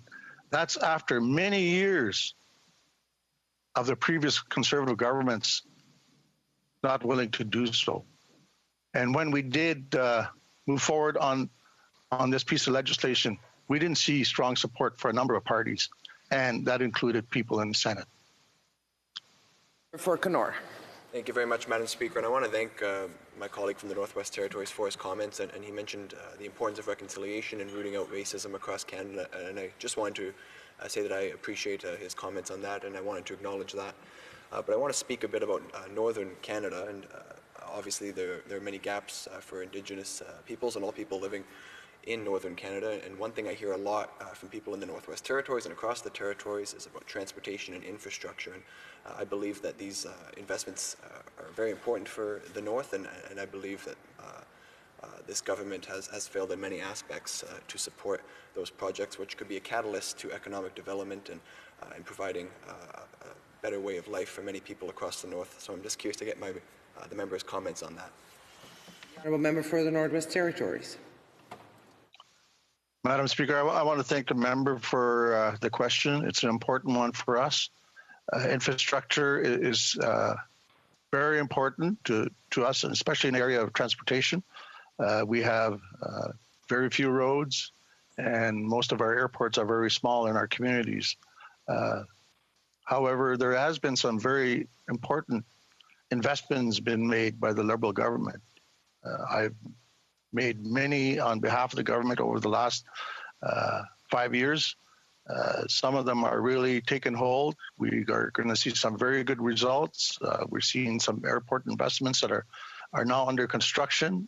Within the next year, we will be cutting the ribbon on a road to Wati, a very important road to that community, but also an important road to a mine development project that will probably take off once that road is completed. So I think we could do more, but we got a pretty good track record up to now. Resuming debate, the Honourable Member for Kenora. Thank you very much, Madam Speaker, and I'm honoured to be able to rise today as the Member of Parliament for the Kenora riding and rejoin this debate and speak on Bill C-8, an act to amend the Citizenship Act in accordance with the Truth and Reconciliation Commission Call to Action number 94. And I must mention, Madam Speaker, that I'm very glad to be sharing my time today with the great member for Charleswood, St. James, Assiniboia, Headingley. And I'll just add that I do appreciate Elections Canada gave me such an easy riding name compared with that, Madam Speaker. This legislation that we're debating today, it will add a new line to the Canadian Citizenship Oath where new Canadians will be explicitly noting and making mention of Indigenous and treaty rights. And I must say this is something I'm very happy to see moving forward, though it's a topic that I've been having many conversations about in my riding. I've been speaking with chiefs, community leaders, residents of First Nations in my riding to get their thoughts on this. And more specifically, I've been asking a lot about what true and meaningful reconciliation should look like. And I've been doing a lot of listening, Madam Speaker. The Kenora riding is home to many Indigenous peoples. There are 42 First Nations in my riding. There are many Métis and Indigenous people living within the 9 municipalities or in the rural unincorporated areas of my riding. My riding also encompasses 3 distinct treaty territories, so reconciliation is definitely an issue that's top of mind for many in my riding. But over and over again, I hear the same things. It's about people aren't looking for platitudes and empty gestures, but they're looking for real action. And there's obviously a lot of different opinions on what that looks like. But Speaker, I think it's important to note that each and every one of us in this House, we all know and we should recognize that every party, every government has taken some very positive steps to address the gaps that exist between Indigenous and non-Indigenous Canadians. Likewise, every party has had some missteps and, frankly, some failures on this file. Under the last Conservative government, the official residential school apology was issued and the Truth and Reconciliation Commission was launched. All of these years later, I believe it's time that we can all work together to deliver on the intent of that commission. Because too often reconciliation is used as this buzzword for politicians and for political purposes, and many very serious issues that need to be addressed fall by the wayside in exchange for these platitudes and empty gestures that make, frankly, no meaningful impact on the everyday lives of Indigenous peoples. And I note this, Speaker, because it's important that we make sure that the intent of this bill, which I believe wholeheartedly is positive, it's important that we make sure that the intent is not lost, and that we continue to make tangible differences in the lives of Indigenous people across the North and across Canada. As I've noted, I've spoken with many chiefs in my riding about this bill, and they're supportive of the bill and of the government fulfilling this aspect of the Truth and Reconciliation Commission. But they've noted to me that if we just simply change the citizenship oath without taking action to improve the social and economic well-being of Indigenous peoples, that it will actually lose its power and in many ways lose its meaning. And that's why we must support economic growth in northern communities. We must support equitable healthcare options. We must support improved infrastructure, education, and of course we must ensure that clean drinking water is available to each and every person living in Canada. Right now in my riding, the community of Neskantaga has had to evacuate after their water system shut down completely, leaving the community without any water, Madam Speaker. But they've been under a drinking water advisory for 25 years. 25 years. There are people living in that community who've lived their entire lives without any access to clean drinking water, and it's something that, Madam Speaker, is unimaginable to most Canadians, yet it's the reality for far too many in the North and across Canada, particularly many in my riding who have been living under drinking water advisories for far too long.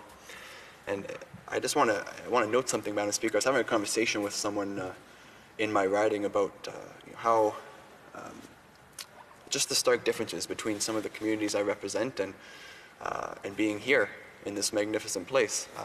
All we have to do is wave our hand and someone will bring us some water. We can go to the back to the lobby behind me, and you can have your choice between flat or bubbly. You can have a little lime or lemon, jazz it up however you want. But there are people in the communities I represent who have never had access to clean drinking water. And I think it's important that we all take time to acknowledge that and reflect on really the two faces of Canada, if I can put it in those terms, Madam Speaker. So that's why I was incredibly disappointed that the government has walked back from their promise to end all long-term drinking water advisories on reserve by next year. And there's actually recent reports from CBC that is saying that the government may miss this mark by years. I believe it is unacceptable that people in our country don't have access to clean drinking water, and I think it's unacceptable for the government to push this down the road.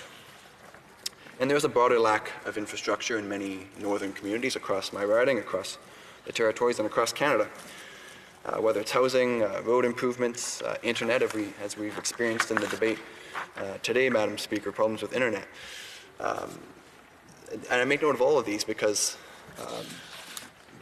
these tremendous gaps exist, in my riding and in many others. Communities like Cat Lake, they have housing shortages. There is overcrowding, and many homes that are available have structural problems, mold, or other long-standing issues.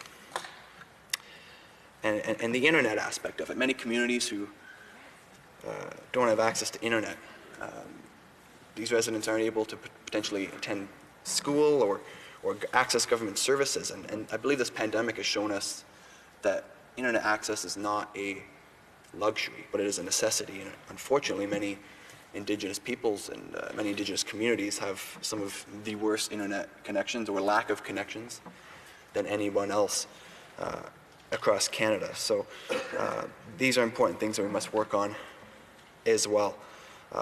Madam Speaker, I believe I mentioned already healthcare gaps. Given the remoteness of many communities, many in my riding, which are accessible only fly in or Winter Road, there's been a chronic underfunding or poorly prioritized funding and mismanagement from the federal government, which has left many with poor healthcare service options. So we must do more to ensure that each and every person living in Canada has access to equitable healthcare. And that, of course, that must include the North, Madam Speaker. I believe in the importance of economic support as well, and the role that economic development and economic diversification of the North can play in providing many opportunities to Northern and Indigenous communities. By working together to create good jobs and ensuring that revenues stay in the North, everyone can benefit from this responsible development. It's something that we've seen in my riding with Grand Council Treaty 3, which signed a historic resource revenue sharing agreement with the province of Ontario. And Madam Speaker, I believe that we must do more of that collaboration, and we must ensure that economic growth is part of our reconciliation discussion and part of the process, as I believe it can help us reach many other of our aspirations. And all that being said, Madam Speaker, I do believe in the spirit of this proposal, and I do believe that this is a very positive step, so long as the concrete actions on many issues that I've just outlined can be addressed. It is important for new Canadians to understand the value of treaty rights and Indigenous rights, and perhaps, as many community leaders in my riding have pointed out, this could be an opportunity for further education and opportunities for educating on the history of Canada, the good, the bad, so that every Canadian, whether they're new to our family or their family's been here for generations, they can understand why reconciliation and upholding treaty rights is so vital. So I definitely want to acknowledge that, Madam Speaker. I believe it's one of the most important things that obviously can't get lost in this discussion, and I urge my colleagues, especially those in government, to work with the opposition, work with all parties, and ensure we don't let politics get in the way of making true, meaningful action and bringing forward tangible items that will improve the lives of Indigenous people across Canada. Thank you, Madam Speaker. Questions et commentaires. Questions and comments. The honourable member for London Pinchel. Thank you, Madam Speaker. I really appreciated my colleague from Kenora's speech, and I picked up a bit on his use of reconciliation being used as a buzzword, and the rhetoric of that meaning of reconciliation and what it's really supposed to mean for a nation-to-nation relationship. Certainly, while I agree that this bill is important, we've discussed today that this is slow progress and that it's taken 6 years for us to get to a relatively simple recommendation from the TRC. There are huge issues that are at play. Obviously, the member talked about water as a human right being an issue that isn't being addressed quickly enough. Housing is the United Nations Declaration on the Rights of Indigenous People lagging behind. Murdered and Missing Indigenous Women Action Plan lagging behind. So I'd like to hear from the member if he agrees that these are ultimately the actions of a paternalistic government under a highly colonial system. Thank you. The honourable member for Kenora. Thank you very much, Madam Speaker. I thank my colleague from London for the comments in that question. And she touched on many different aspects. I'll try my best to address them all in the time you'll permit me. But obviously, as she noted, the buzzwords and the politics around it, and that this issue we're debating today, though it's a very positive step and I think a very positive symbol, as I'm sure she agrees. It's relatively easy, and it's definitely not high on the priority list for many communities and many Indigenous people in my riding. As I noted in my speech, there's a community in my riding which is evacuating right now because of the lack of clean drinking water in the community. And when I speak to chiefs in my riding and when I speak to Indigenous people, they often tell me, this is great. This is a great proposal. It's a positive step, but why are we, frankly, wasting our time debating this in the House right now when there are much more pressing issues that can be addressed? So I hope to see the government take more solid action on many of those areas as well. Thank you. Questions and comments, Honorable Député de la Pointe de l'Île. The Honourable Member for La Pointe de l'Île. Thank you, Madam Speaker. My colleague alleges that the Liberal government isn't doing enough. I believe that many people have noticed that. They seem to just talk a lot and not walk a lot. There were 94 calls to action from the TRC, and only 10 of them have been actioned upon by the government. I wonder why the MP's party voted against the bill in its previous iteration. Wouldn't we have gone a bit further had they voted for? Merci. Honourable Member for Kenora. Thank you very much, Madam Speaker, and I thank my colleague from the Bloc Québécois for those comments. And I must say I always appreciate the Bloc Québécois holding the opposition to account. Meanwhile, on our side, on this side closer to the Speaker of this side of the House, we are focused on working with the government and, yes, holding the government to account when we need to. But again, Madam Speaker, as I've mentioned many times, I don't believe that these are issues that we should be making political. We recognize every government, every party, every one of us individually, I'm sure, has made some mistakes and some missteps on the path to reconciliation, and I'm focused on what's happening right now, looking to the future and how we can support all people and all Indigenous people across Canada. Thank you. Questions and comments? The Honourable Member for Oshawa. Thank you very much, Madam Speaker, and I want to thank my colleague from Kenora. When he started his speech, he made a comment about the name of his riding, and as you know, I come from Oshawa, which in Ojibwe means the crossing place, comes from a term Oz Hawe. And the fact that this bill moves forward so that new Canadians understand the importance of our history is extremely important. I think everybody agrees on that. But my colleague has a great perspective. He comes from the North, many Indigenous people in his community. I was wondering if he could comment on what he's actually hearing of the greatest priorities of Indigenous people in his community, and specifically if we could comment on resource development and how the current government's policies are affecting that, because it is important for our future as Canada. Thank you, Madam Speaker.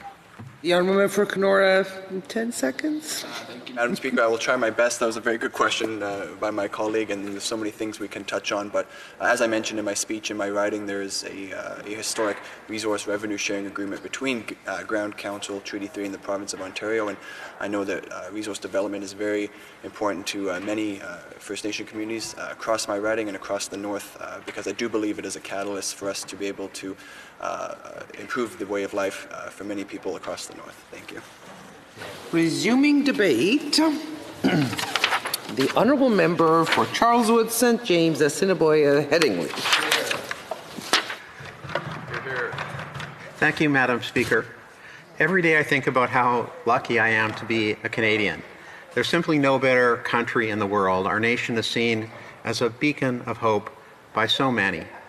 Whether it's the natural beauty of our environment, the kindness of Canadians, our robust free market economy, and the right to live in a free society that seeks to honor and protect the rights of its citizens, we are truly among the most fortunate. However, Madam Speaker, Canada has not always been as just as we would like it to be, and certain groups have faced more challenges than others. Indigenous Canadians are one of those groups. The treatment of Indigenous peoples is a stain on our history, and we cannot forget about the injustices of the past, and we must learn from them. As a Jewish Canadian, the term never again always comes to mind. The commitment of never again is a solemn pledge to never let hatred and injustice take control of our society, to never let genocide take place, to never stand idly by while bad actors, motivated by something sinister, wipe out those who seem to be getting in their way. As scholar and Holocaust survivor Elie Wiesel said, "I swore never to be silent. We must take sides. Neutrality helps the oppressor, never the victim. Silence encourages the tormentor, never the tormented." Madam Speaker, we are all here as elected officials, 338 out of 38 million Canadians. These 38 million Canadians expect us to get it right. We have no option but to be successful in these efforts. The process of reconciliation is vital and fundamental to the future of our society. As Canadians, we need to have the difficult conversations necessary to ensure Indigenous Canadians can live in a more equitable society for all. As Senator Murray Sinclair said, "The road we travel is equal in importance to the destination we seek. When it comes to truth and reconciliation, we are forced to go the distance."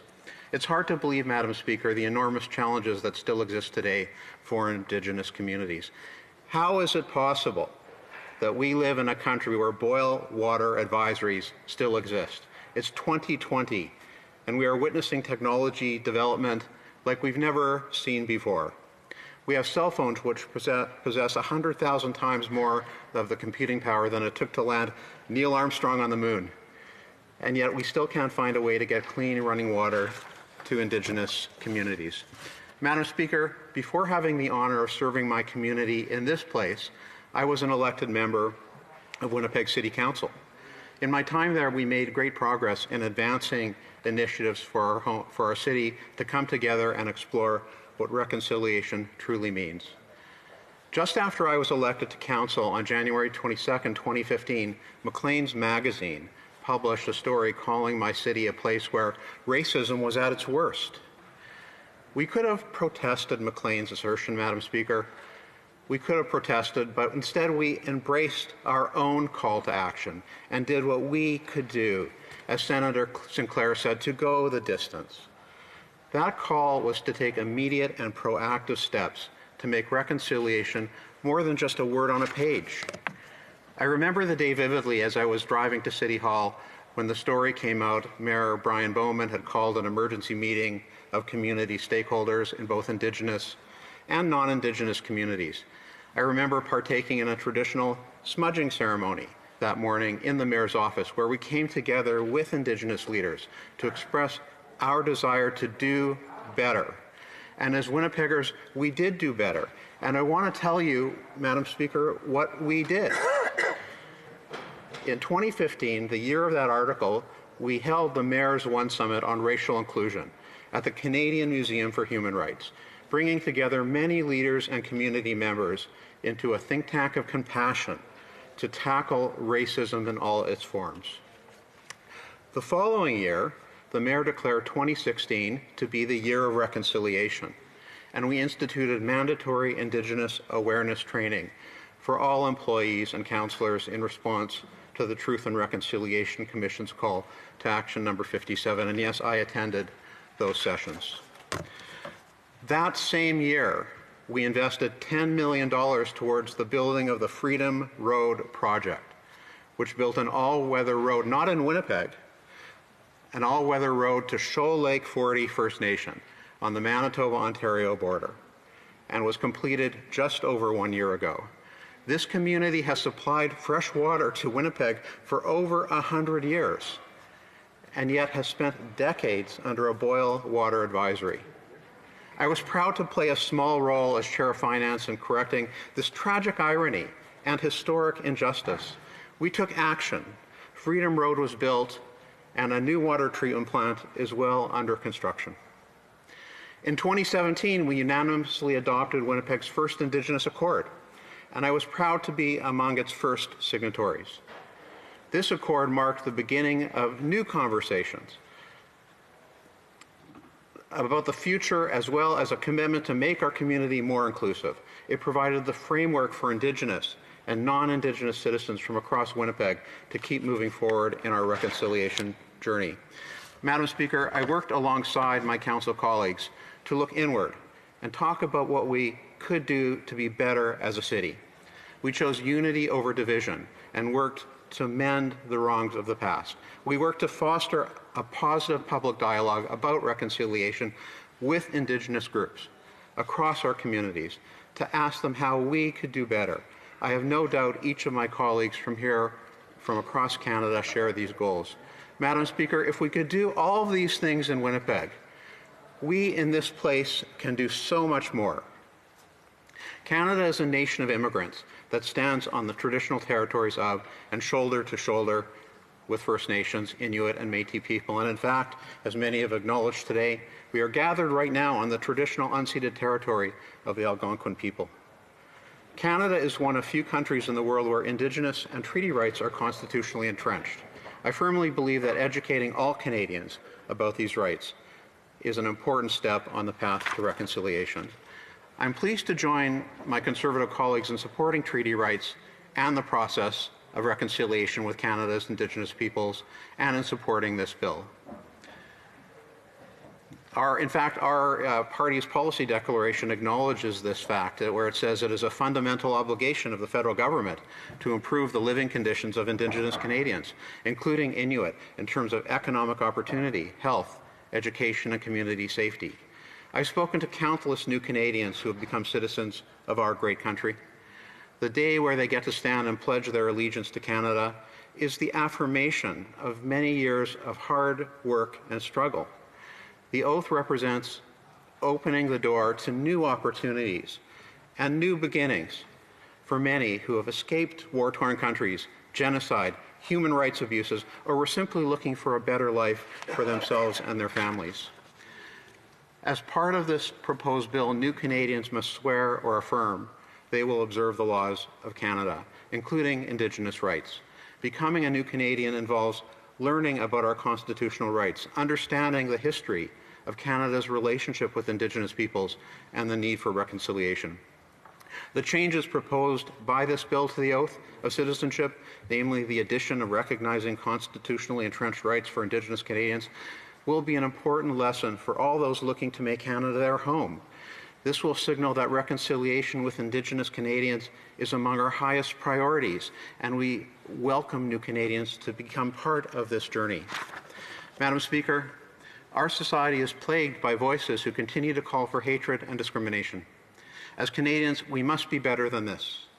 We cannot succumb to these calls. We must respect the truly important work that was done by the Truth and Reconciliation Commission and work together to ensure reconciliation is part of Canada's present and future. In closing, Madam Speaker, we have lots of work to do, not only as legislators, but as Canadians. We need to ensure we do our part in building a better future for all Canadians. We need to build an inclusive society where Canadians from all walks of life can feel safe, secure, and be afforded the fundamental rights and freedoms granted to them as citizens of our great nation. We need to continue to have those uncomfortable conversations and remember the dark chapters of our past as we move forward on the path towards reconciliation. Thank you, Madam Speaker. Questions and comments? Questions et commentaires? The Honourable Member for Edmonton Strathcona. Thank you, Madam Speaker, and I'd like to thank my colleague for the words that he spoke this evening. And I liked hearing the words about how important it is that we deal with things like boil water advisories, how important it is that we deal with the calls for action from the Truth and Reconciliation Commission, and for the calls for justice from the Missing and Murdered Indigenous Women and Girls Tribunal. My problem is sometimes I do feel a little bit like the Conservatives pick and choose when they want to support Indigenous rights and when they don't. The former leader of the Conservative Party and member for Regina Qu'Appelle said his primary concern with the bill was that recognizing Indigenous people's right to free, prior, and informed consent would hurt the economy. I wonder if the member could speak about the need to not pick and choose which Indigenous rights that we fight for, not to pick and choose when we stand up for Indigenous peoples in our country. The Honourable Member for Charlwood, St. James, Assiniboia, Headingley. Thank you, Madam Speaker. I realize the name is long, but when you say it, it gives me more time to think about how I want to respond. The reality is, Madam Speaker, is that while members of the NDP want to take partisan political shots at us, while they're focused on us, we are focused on Canadians. And the fact of the matter is that the things that I described that we did in Winnipeg, we did in a year. 1 year. Where was this government? This government has been in power for 6 years, and today we're discussing about changing the oath. There's so much more we can do, and I really understand the frustration in Indigenous communities about how long things take, because I know we can do things faster. Thank you. Questions, comments, the Honourable Parliamentary Secretary. Yes, thank you, Madam Speaker. And, you know, it was literally weeks after the 2015 election that the government, under the Prime Ministership, ultimately had taken actions, whether it was the public inquiry, to a series of responses to the calls of action, some of which brought to the House. Others are still ongoing in discussions because there's an obligation for the federal government. Not all the calls of action are purely for the federal government. 74 are directly with us, but some of those are even working with other jurisdictions. Would the member not agree that it is important that we not only focus on the calls for action, but there is the monetary, the Freedom Road. There is other issues, systemic racism, and so forth, that as a government, as a body, as an elected body, we have to deal with a number of fronts, all in hopefully moving the issue of reconciliation forward. Honourable Member for Charleswood, St. James, Assiniboia, Headingley. Thank you, Madam Speaker. Well, you know, what I will agree with is that I don't think that this is or should be a partisan issue. This should be an issue where we can reach across the aisle and work together. The changing of the oath is, I think, something that should have been done 6 years ago. I don't know. I was just elected a year ago. I'm not sure why 6 years after this government was elected, we're just talking about it or debating the legislation now. And as I said, in Winnipeg, we did all the things I described in just really in a year, Madam Speaker. But as far as the honourable member's question is concerned, I do agree that there are some of the calls to action that are within the jurisdiction of the federal government, and some that are within the jurisdiction of other levels of government. And as Canadians and as legislators, we all need to work together to try and move this file forward. For Sherwood Park, Fort Saskatchewan. Thank you, Madam Speaker. I thank my colleague for his excellent speech.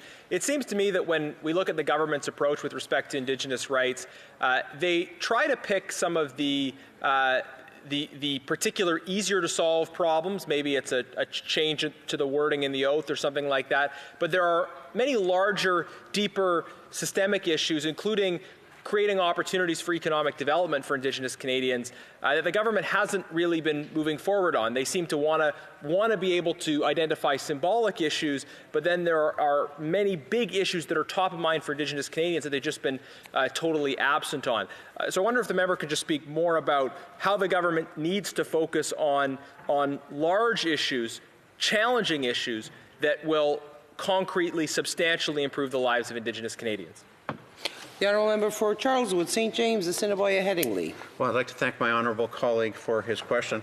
I will say this. I think it would have been far better if we could have spent this entire day talking about how we could bring clean and usable drinking water to Indigenous communities, how we could bring economic development projects to Indigenous communities, and that we should have, as I said, passed this change to the oath years ago. The progress on this file has been very slow, and you can only really lay the blame for that at the feet of the current government, Madam Speaker. Resuming debate, the Honourable Member for Sydney Victoria, he will have about 2.5 minutes today for his speech and completion next time the bill comes for debate.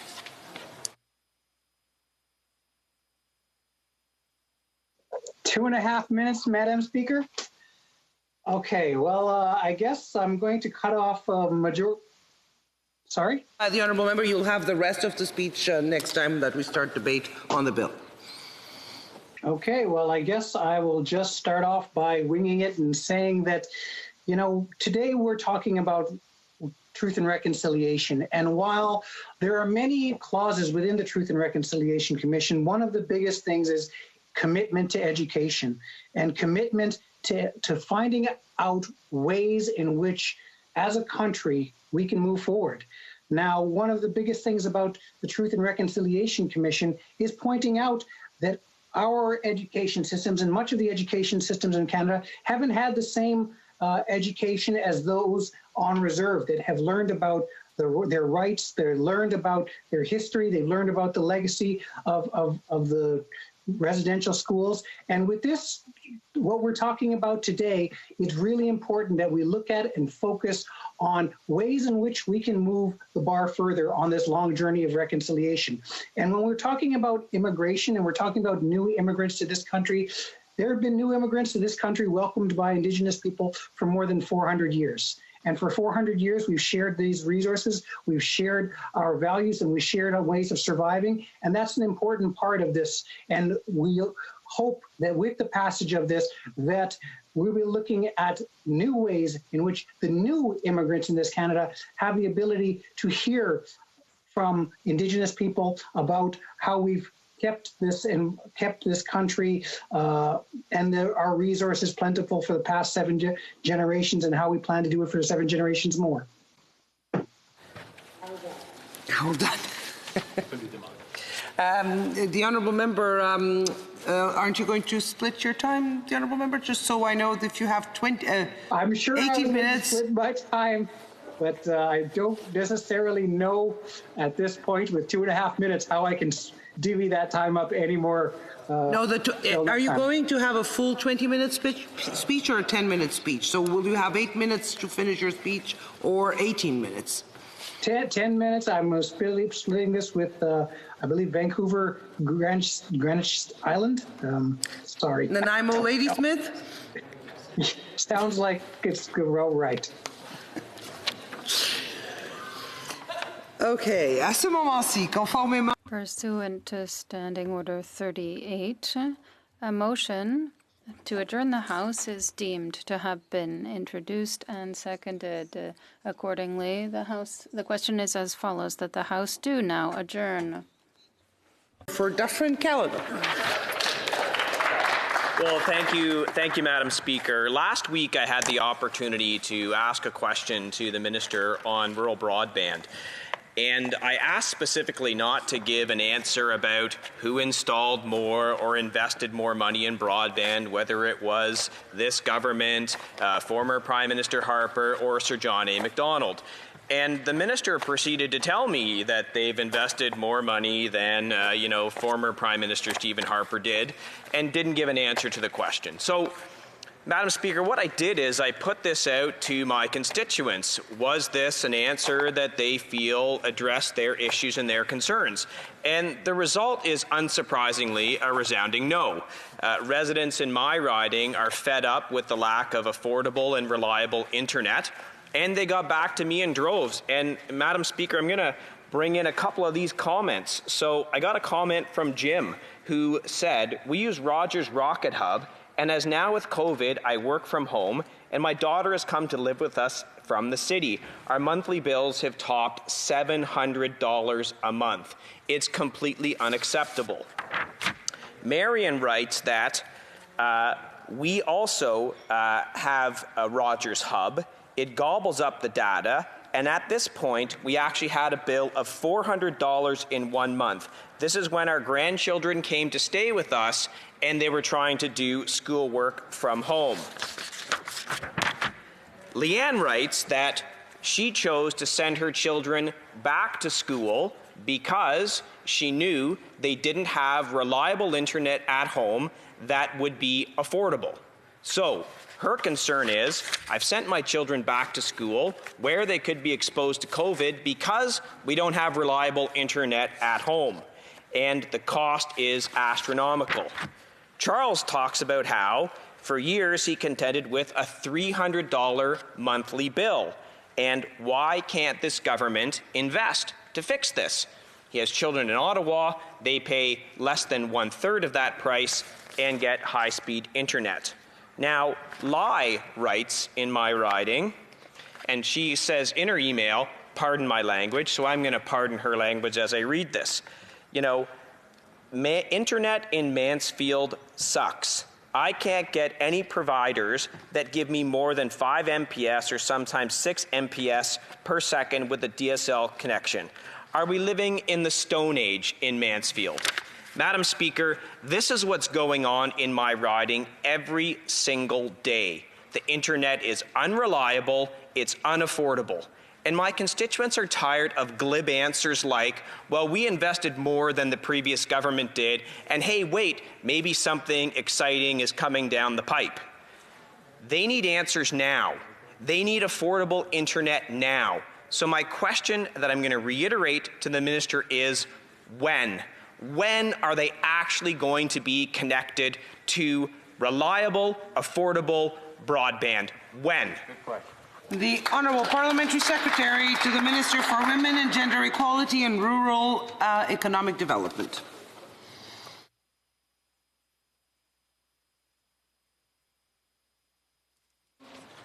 You are on mute.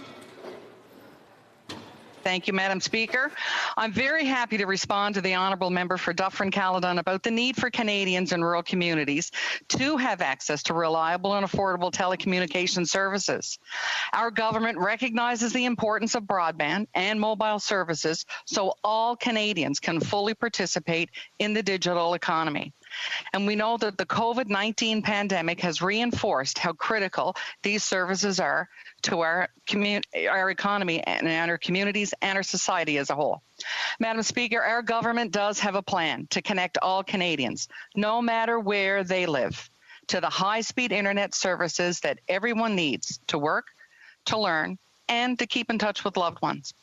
We are committed to connecting all Canadians, even the hardest to reach, by 2030. Through several coordinated initiatives, we've made billions of dollars available, and we are already seeing progress. Under the Connect to Innovate program, the government is investing over $585 million to improve high-speed internet. Partners in the private sector, the provinces, and the territories have proved significant co-funding. They provided significant co-funding, and the investments total more than $1.2 billion. Connect to Innovate is delivering real results, Madam Speaker. We anticipate bringing improved internet connectivity to over 975 communities. 190 of these communities are Indigenous communities. This will improve access for approximately 390,000 households and 1,200 anchor institutions, such as schools, libraries, and medical facilities, again, across the country from coast to coast to coast. The Canadian Radio, Television and Telecommunications Commission, the CRTC, is also taking action to expand internet and cell access through its $750 million fund.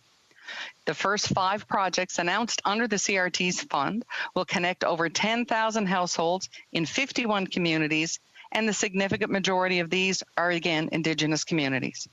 Madam Speaker, building on these efforts in Budget 2019, the government announced historic investments of $1.7 billion in broadband, our country's single largest investment to advance the goals. As indicated in the recent 2020 speech from the throne, the government will accelerate the connectivity timelines and ambitions of the Universal Broadband Fund to ensure that all Canadians have access to high-speed internet. The government has been engaging with stakeholders to ensure the fund responds to rural needs, and we look forward to a program launch very shortly.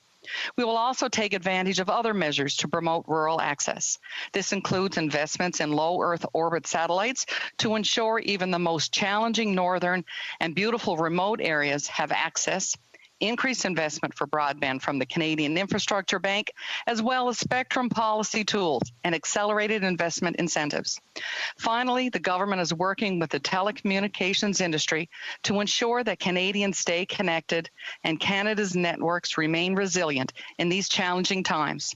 In conclusion, Madam Speaker, the government is committed to ensuring all Canadians have universal access and is rolling out a number of important initiatives to realize the objective, and I look forward to working with my colleague across the House to make sure we connect all Canadians. Thank you, Madam Speaker. The Honourable Member for Dufferin-Caledon. Well, thank you, Madam Speaker. And by that answer, 2030 is when they're saying everyone will be connected, and they're already behind. So I don't believe they're going to meet that deadline. That's 10 years from now. So I guess the answer I get to tell Jim, who's paying $800 a month for internet, that's $9,600 a year. 10 years from now, because it's 2020, it's only going to cost him another $96,000 to continue with his slow, unaffordable internet. So I got a partial answer, 2030, great. That's awful for my constituents. But there was no answer on affordability. What's going to happen with affordability? Please tell me that I don't have to tell Jim he's going to pay $96,000 for his internet over the next 10 years while this government does nothing. The Honourable Parliamentary Secretary. Thank you, Madam Speaker. And I do have some words for Jim through our honourable member across the way. Just this September, the member opposite's own community benefited from our investments through the Southwestern Integrated Fibre Technology Project. That ensured that construction of up to $16.6 million in broadband infrastructure in the Dufferin County and the town of Caledon is now moving forward. We have a strong track record of delivering results, and we're going to build on that success as we add a brighter future for rural and remote and Indigenous communities. Our government is going to continue to be a champion for robust and affordable access and an enabler of economic growth, innovation, and social inclusion. Madam Speaker, I'm from a really rural riding, and I understand the importance of connectivity, and I'm proud to be part of a government that does have a plan to connect all Canadians. Work is underway every day, and in the next 18 months, we will connect an additional 250,000 households to high-speed internet. Thank you, Madam Speaker. The Honourable Member for Regina Wascana. Thank you, Madam Speaker. I'm very pleased to have the opportunity to follow up on a very exciting issue that I first raised in this House last month, the Alaska to Alberta Railway. I was glad to see in the news last month the announcement by the Alaska to Alberta Railway Development Corporation that they had secured the necessary American permit to move that project forward. This railway will be tremendously beneficial to Canadians for a number of reasons. First, the costs of this railway are all being paid for by the private sector. The Alaska to Alberta Railway Development Corporation is a private sector business that is willing to put up $17 billion of investors' money to move that project forward. The only ask of the federal government is to rubber stamp that permit so that the project can move ahead. Second, this project will create jobs, lots of jobs, 28,000 good, high-paying jobs for both Indigenous and non-Indigenous people in the Yukon, Northwest Territories, and the rest of Western Canada. As we come out of the pandemic, unemployed Canadians are going to need jobs to go back to, and the Alaska to Alberta Railway can help to create these jobs. Third, this railway presents an exciting opportunity to connect the Yukon and Northwest Territories with the rest of Canada and to open up Canada's north. Residents in the Yukon and Northwest Territories pay some of the highest grocery bills in the country because foodstuffs have to be flown in by airplane to remote northern communities or trucked in during the winter across ice roads over frozen lakes and rivers. According to a recent study by the Yukon Anti-Poverty Coalition, the living wage rate in Whitehorse was $19.07 per hour in 2019. That places Whitehorse among the highest costs of living anywhere in the country. If the people in the Yukon and Northwest Territories had regular, reliable rail service, then grocery bills and the cost of living would go down, and the people in the North would have more money left over in their pockets at the end of the month. Finally, Madam Speaker, the Alaska to Alberta Railway will help the landlocked provinces of Saskatchewan and Alberta to get Western Canadian resources to international markets. Saskatchewan and Alberta produce more wheat, barley, canola, lentils, oil, natural gas, and potash than we can possibly consume domestically. Anything that we can do to get those goods to Tidewater and onto international markets will be beneficial to everyone. Now, Madam Speaker, I realize that the government has not yet received an initial project description for the Alaska to Alberta Railway, but I would like to know, can the government at least see the potential benefits that this project presents to both Indigenous and non-Indigenous people in the Yukon, Northwest Territories, and the rest of Western Canada? And will the government commit to work in good faith and cooperation with the Alaska to Alberta Railway Development Corporation so that this project is given every consideration to move forward to the benefit of everyone involved? Thank you. Honourable Parliamentary Secretary to the Minister of Environment and Climate Change. Madam Speaker, I'm pleased to address the question by the member for Regina Wascana. Madam Speaker, this government is committed to the sustainable and responsible development of major resource projects in support of a healthy economy for all Canadians. We're working to ensure that our energy and natural resource sectors remain a source of good middle-class jobs, prosperity, and of course opportunity across the country. And we are committed to supporting and promoting the competitiveness of our Canadian companies in order to attract investment, open international markets, and get resources to markets. Should the Alaska-Alberta Railway Development Corporation choose to advance their project through the regulatory system in Canada, our government will work to ensure a timely and predictable review to help Canada achieve its commitment to a cleaner environment and sustainable economy. We're delivering high-quality environmental and impact assessments openly and effectively. These assessments include contributions from the public, from Indigenous groups, and all, in the goal of enabling the government to make evidence-based decisions about major projects.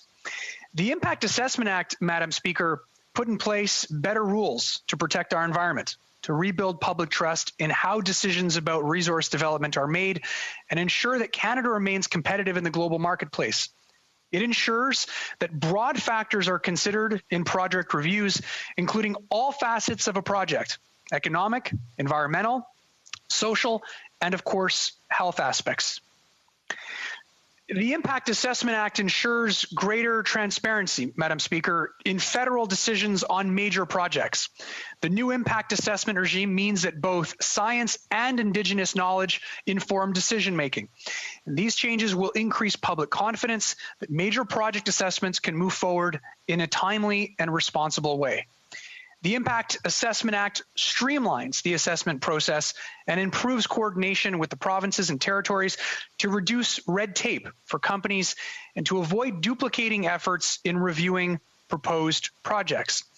Under the Impact Assessment Act, Madam Speaker, all assessments will occur in partnership with Indigenous peoples as well as provinces and territories. Canadians will have the opportunity to express their views early and frequently in the process, and industry will have more clarity about requirements. Project reviews will be more rigorous and efficient, and timelines will be made more predictable. Our government knows that a clean environment and a strong economy go hand in hand, Madam Speaker, and we will continue supporting good resource projects in Canada in a responsible, transparent, and timely fashion, while also ensuring that a sustainable future is there for future generations to come. Thank you, Madam Speaker. Oh, the honourable member for Regina Wascana. Well, Madam Speaker, I'm glad to hear at least some qualified support from the government for the Alaska to Alberta Railway. But I have to admit I'm concerned that this may be a case of déjà vu. About a year and a half ago, the Canadian Environmental Assessment Agency recommended the approval of the Tech Frontier mine. Tech Frontier represented a $20 billion private sector investment that would have created 9,500 jobs. Unfortunately, Tech Frontier's application sat on the Prime Minister's desk for 6 months. I ask that the government not turn the Alaska to Alberta Railway into another train wreck the way it did Tech Frontier. Can the government promise that it will not let the Alaska to Alberta Railway application sit on the Prime Minister's desk for 6 months and instead move that project forward quickly? Thank you. The Honourable Parliamentary Secretary. Well, thank you very much, Madam Speaker, and thanks to my honourable colleague for his question. Madam Speaker, our government is committed to growing our economy while protecting our environment, and we will continue to ensure that all good projects move forward in a timely manner. With Canada's new Impact Assessment Act, this government, our government, is increasing regulatory certainty and clarity and encouraging investment in Canada's natural resource and related sectors. And we're going to continue to work with Alberta and all provinces and territories, Madam Speaker, to provide good jobs and clean, sustainable growth for people in all of Canada's regions. Thank you very much, Madam Speaker. The honourable member for Kenora. Thank you very much, Madam Speaker. And in June of 2019, the member for Sault Ste. Marie, the parliamentary secretary to the minister responsible for the Economic Development Initiative for Northern Ontario, announced $800,000 of funding, FedNor funding, for the tech company ScritSwap. It's nearly a year and a half later. Sault Ste. Marie has seen very little, if any, benefit to their economy as a result of that. When this company applied for FedNor funding, they listed the Sault Ste. Marie Innovation Centre as their corporate address, but the director of the Innovation Centre has said publicly that this company does not use their facilities. Perhaps they use them, for forwarding their mail to their more permanent address, and occasionally they will borrow a desk from time to time. So the director actually contacted FedNor after ScritSwap's funding was announced, and they were concerned that the company wasn't actively trying to hire local workers. We know that the vast majority of this company's labor force is based out of Southern Ontario, and they have job positions and job postings across BC and in California as well, Madam Speaker. So there really is no sign that they've used their FedNor funding to create a single job in Sault Ste. Marie or in Northern Ontario for that matter. And as our party's shadow minister for the FedNor file, I was actually contacted by constituents from Sault Ste. Marie, and they were wondering how economic development funding is, how economic development funding that has been earmarked for Northern Ontario can possibly end up going to a company that operates largely, if not entirely, out of the South. Madam Speaker, the purpose of FedNor, if I'm not mistaken, is to help support the economy and create opportunities for businesses and workers in Northern Ontario. And I wonder, and my constituents have raised this to me after I raised the issue in question period, I wonder how many deserving businesses in Sault Ste. Marie, but also in Sudbury and Timmins and Thunder Bay and across my riding of Kenora, potentially in Dryden or Sioux Lookout or many of the communities I represent. How many of these companies were passed over for funding in favor of this company, which appears to have nothing more than a P.O. box in the region? It does not seem fair to many people across Northern Ontario. So as I mentioned, I raised this question to the minister in question period, but unfortunately she avoided the question and went on to talk about the government's pandemic relief, seemingly unaware of what question I was asking. So I'd like to give the opportunity for this government to address this once again, and I'm wondering if the parliamentary secretary can tell me and tell members of this House and all Canadians, particularly those in his riding, how many jobs were created in Sault Ste. Marie as a result of this FedNor funding. The Honourable Parliamentary Secretary to the Minister of Economic Development and Official Languages. Well, thank you, Madam Speaker, and I'm happy to respond to comments made earlier by the member of Kenora regarding repayable funding provided to ScritSwap in 2019 by the Federal Economic Development Initiative for Northern Ontario, or FedNor. Right from the get-go, let me make one thing very clear to set the member opposite mind at ease. This federal contribution is a loan, not a no-strings-attached grant. Whatever money has gone to ScritSwap, it has been with the very clear condition that if the company fails to meet its goal of growing business in Northern Ontario, it will need to pay back the funds in full. We invested in ScritSwap because our government understands the importance of investing in Northern Ontario to create good jobs and grow the economy. FedNor has long been a key partner for entrepreneurs in Northern Ontario, and they've worked with businesses and entrepreneurs to build stronger communities. We've seen this loud and clear throughout the COVID pandemic. Through our Regional Recovery and Relief Fund, FedNor has supported more than 130 organizations with more than $23 million. Through this funding, we've directly supported more than 1,800 jobs. Further, these grants have gone to organizations that show the diversity of our region. As of October 15th, 33 RRF recipients are women-owned or operated. 16 are Indigenous businesses, 43 are tourism businesses, and 112 are located in rural areas. The same goes for FedNor-funded Community Future organizations. To date, we've provided more than $22 million to nearly 650 organizations, and we're directly supported more than 1,500 jobs here. Of these Community Future clients, 247 are women-owned and operated, 44 are Indigenous businesses, 224 are tourism businesses, and all 645 are in rural areas. These are important numbers because they show time and again that our government is there for businesses in Northern Ontario in all these ridings when those businesses have needed help. I'll also note that it's strange that the Conservative Party is focused on this in particular. For whatever reason, they've decided to dust off a story which was initially reported in the summer of 2019 and to which we've consistently said that the money will be repaid if the company fails to meet its goal of creating jobs in Northern Ontario.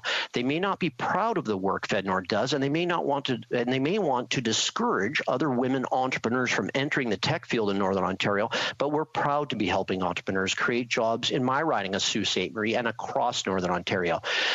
I'd also like to take the moment to talk about this company, ScritSwap, because it's clear the Conservatives would like to muddy the waters. Since 2015, the company has received attention for its work on artificial intelligence and has attracted venture capital, not just from FedNor, but from angel investors from Canada and the United States. They've done this while headquartered in Sault Ste. Marie. Contrary to what the Conservatives claim, ScritSwap reports having no employees located outside of Canada, let alone in California. They have 4 permanent employees, 2 in Northern Ontario, 2 located in Southern Ontario, and on top of that, they've created 16 temporary skilled contract jobs across Canada since the pandemic began. The company understands that any jobs created from their FedNor funding need to be created in Northern Ontario, or else they'll have to repay it all in full. Of course, ScritSwap faces the challenges of how to recruit and retain talent in Northern Ontario, and we understand that many entrepreneurs across Northern Canada face the same challenges. That's why our government is supporting immigration to rural Canada through programs like the Rural and Northern Immigration Pilot, which is helping entrepreneurs, employers find the talent they need to compete and which will help our rural communities prosper.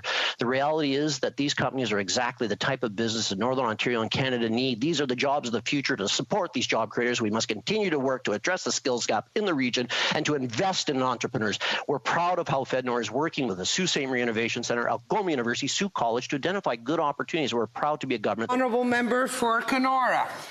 Thank you again, Madam Speaker, and to address the comments from the Parliamentary Secretary, the reason I'm bringing this forward in the House of Commons now is because the constituents in his riding asked me to, because he was refusing to listen to them, and for good reason. They asked me to investigate this because the answer of how many jobs this company has created in Northern Ontario seems to be 0, as I asked the Minister a direct question, and throughout the 5 minutes that he had to respond, he wasn't able to address it. And I would advise the Parliamentary Secretary that if they want to grow the economy in Northwestern Ontario, they can provide support to businesses in Northern Ontario. So I'd like to know under what criteria was the company deemed eligible to receive FedNor funding, and what methods and what ways is FedNor going to monitor the success or lack thereof of this funding, particularly as it pertains to ScritSwap. Thank you. The Honourable Parliamentary Secretary.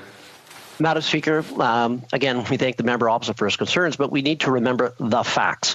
As we have said consistently, this money came with the condition that if the promised jobs aren't created in Northern Ontario, then the loan needs to be repaid.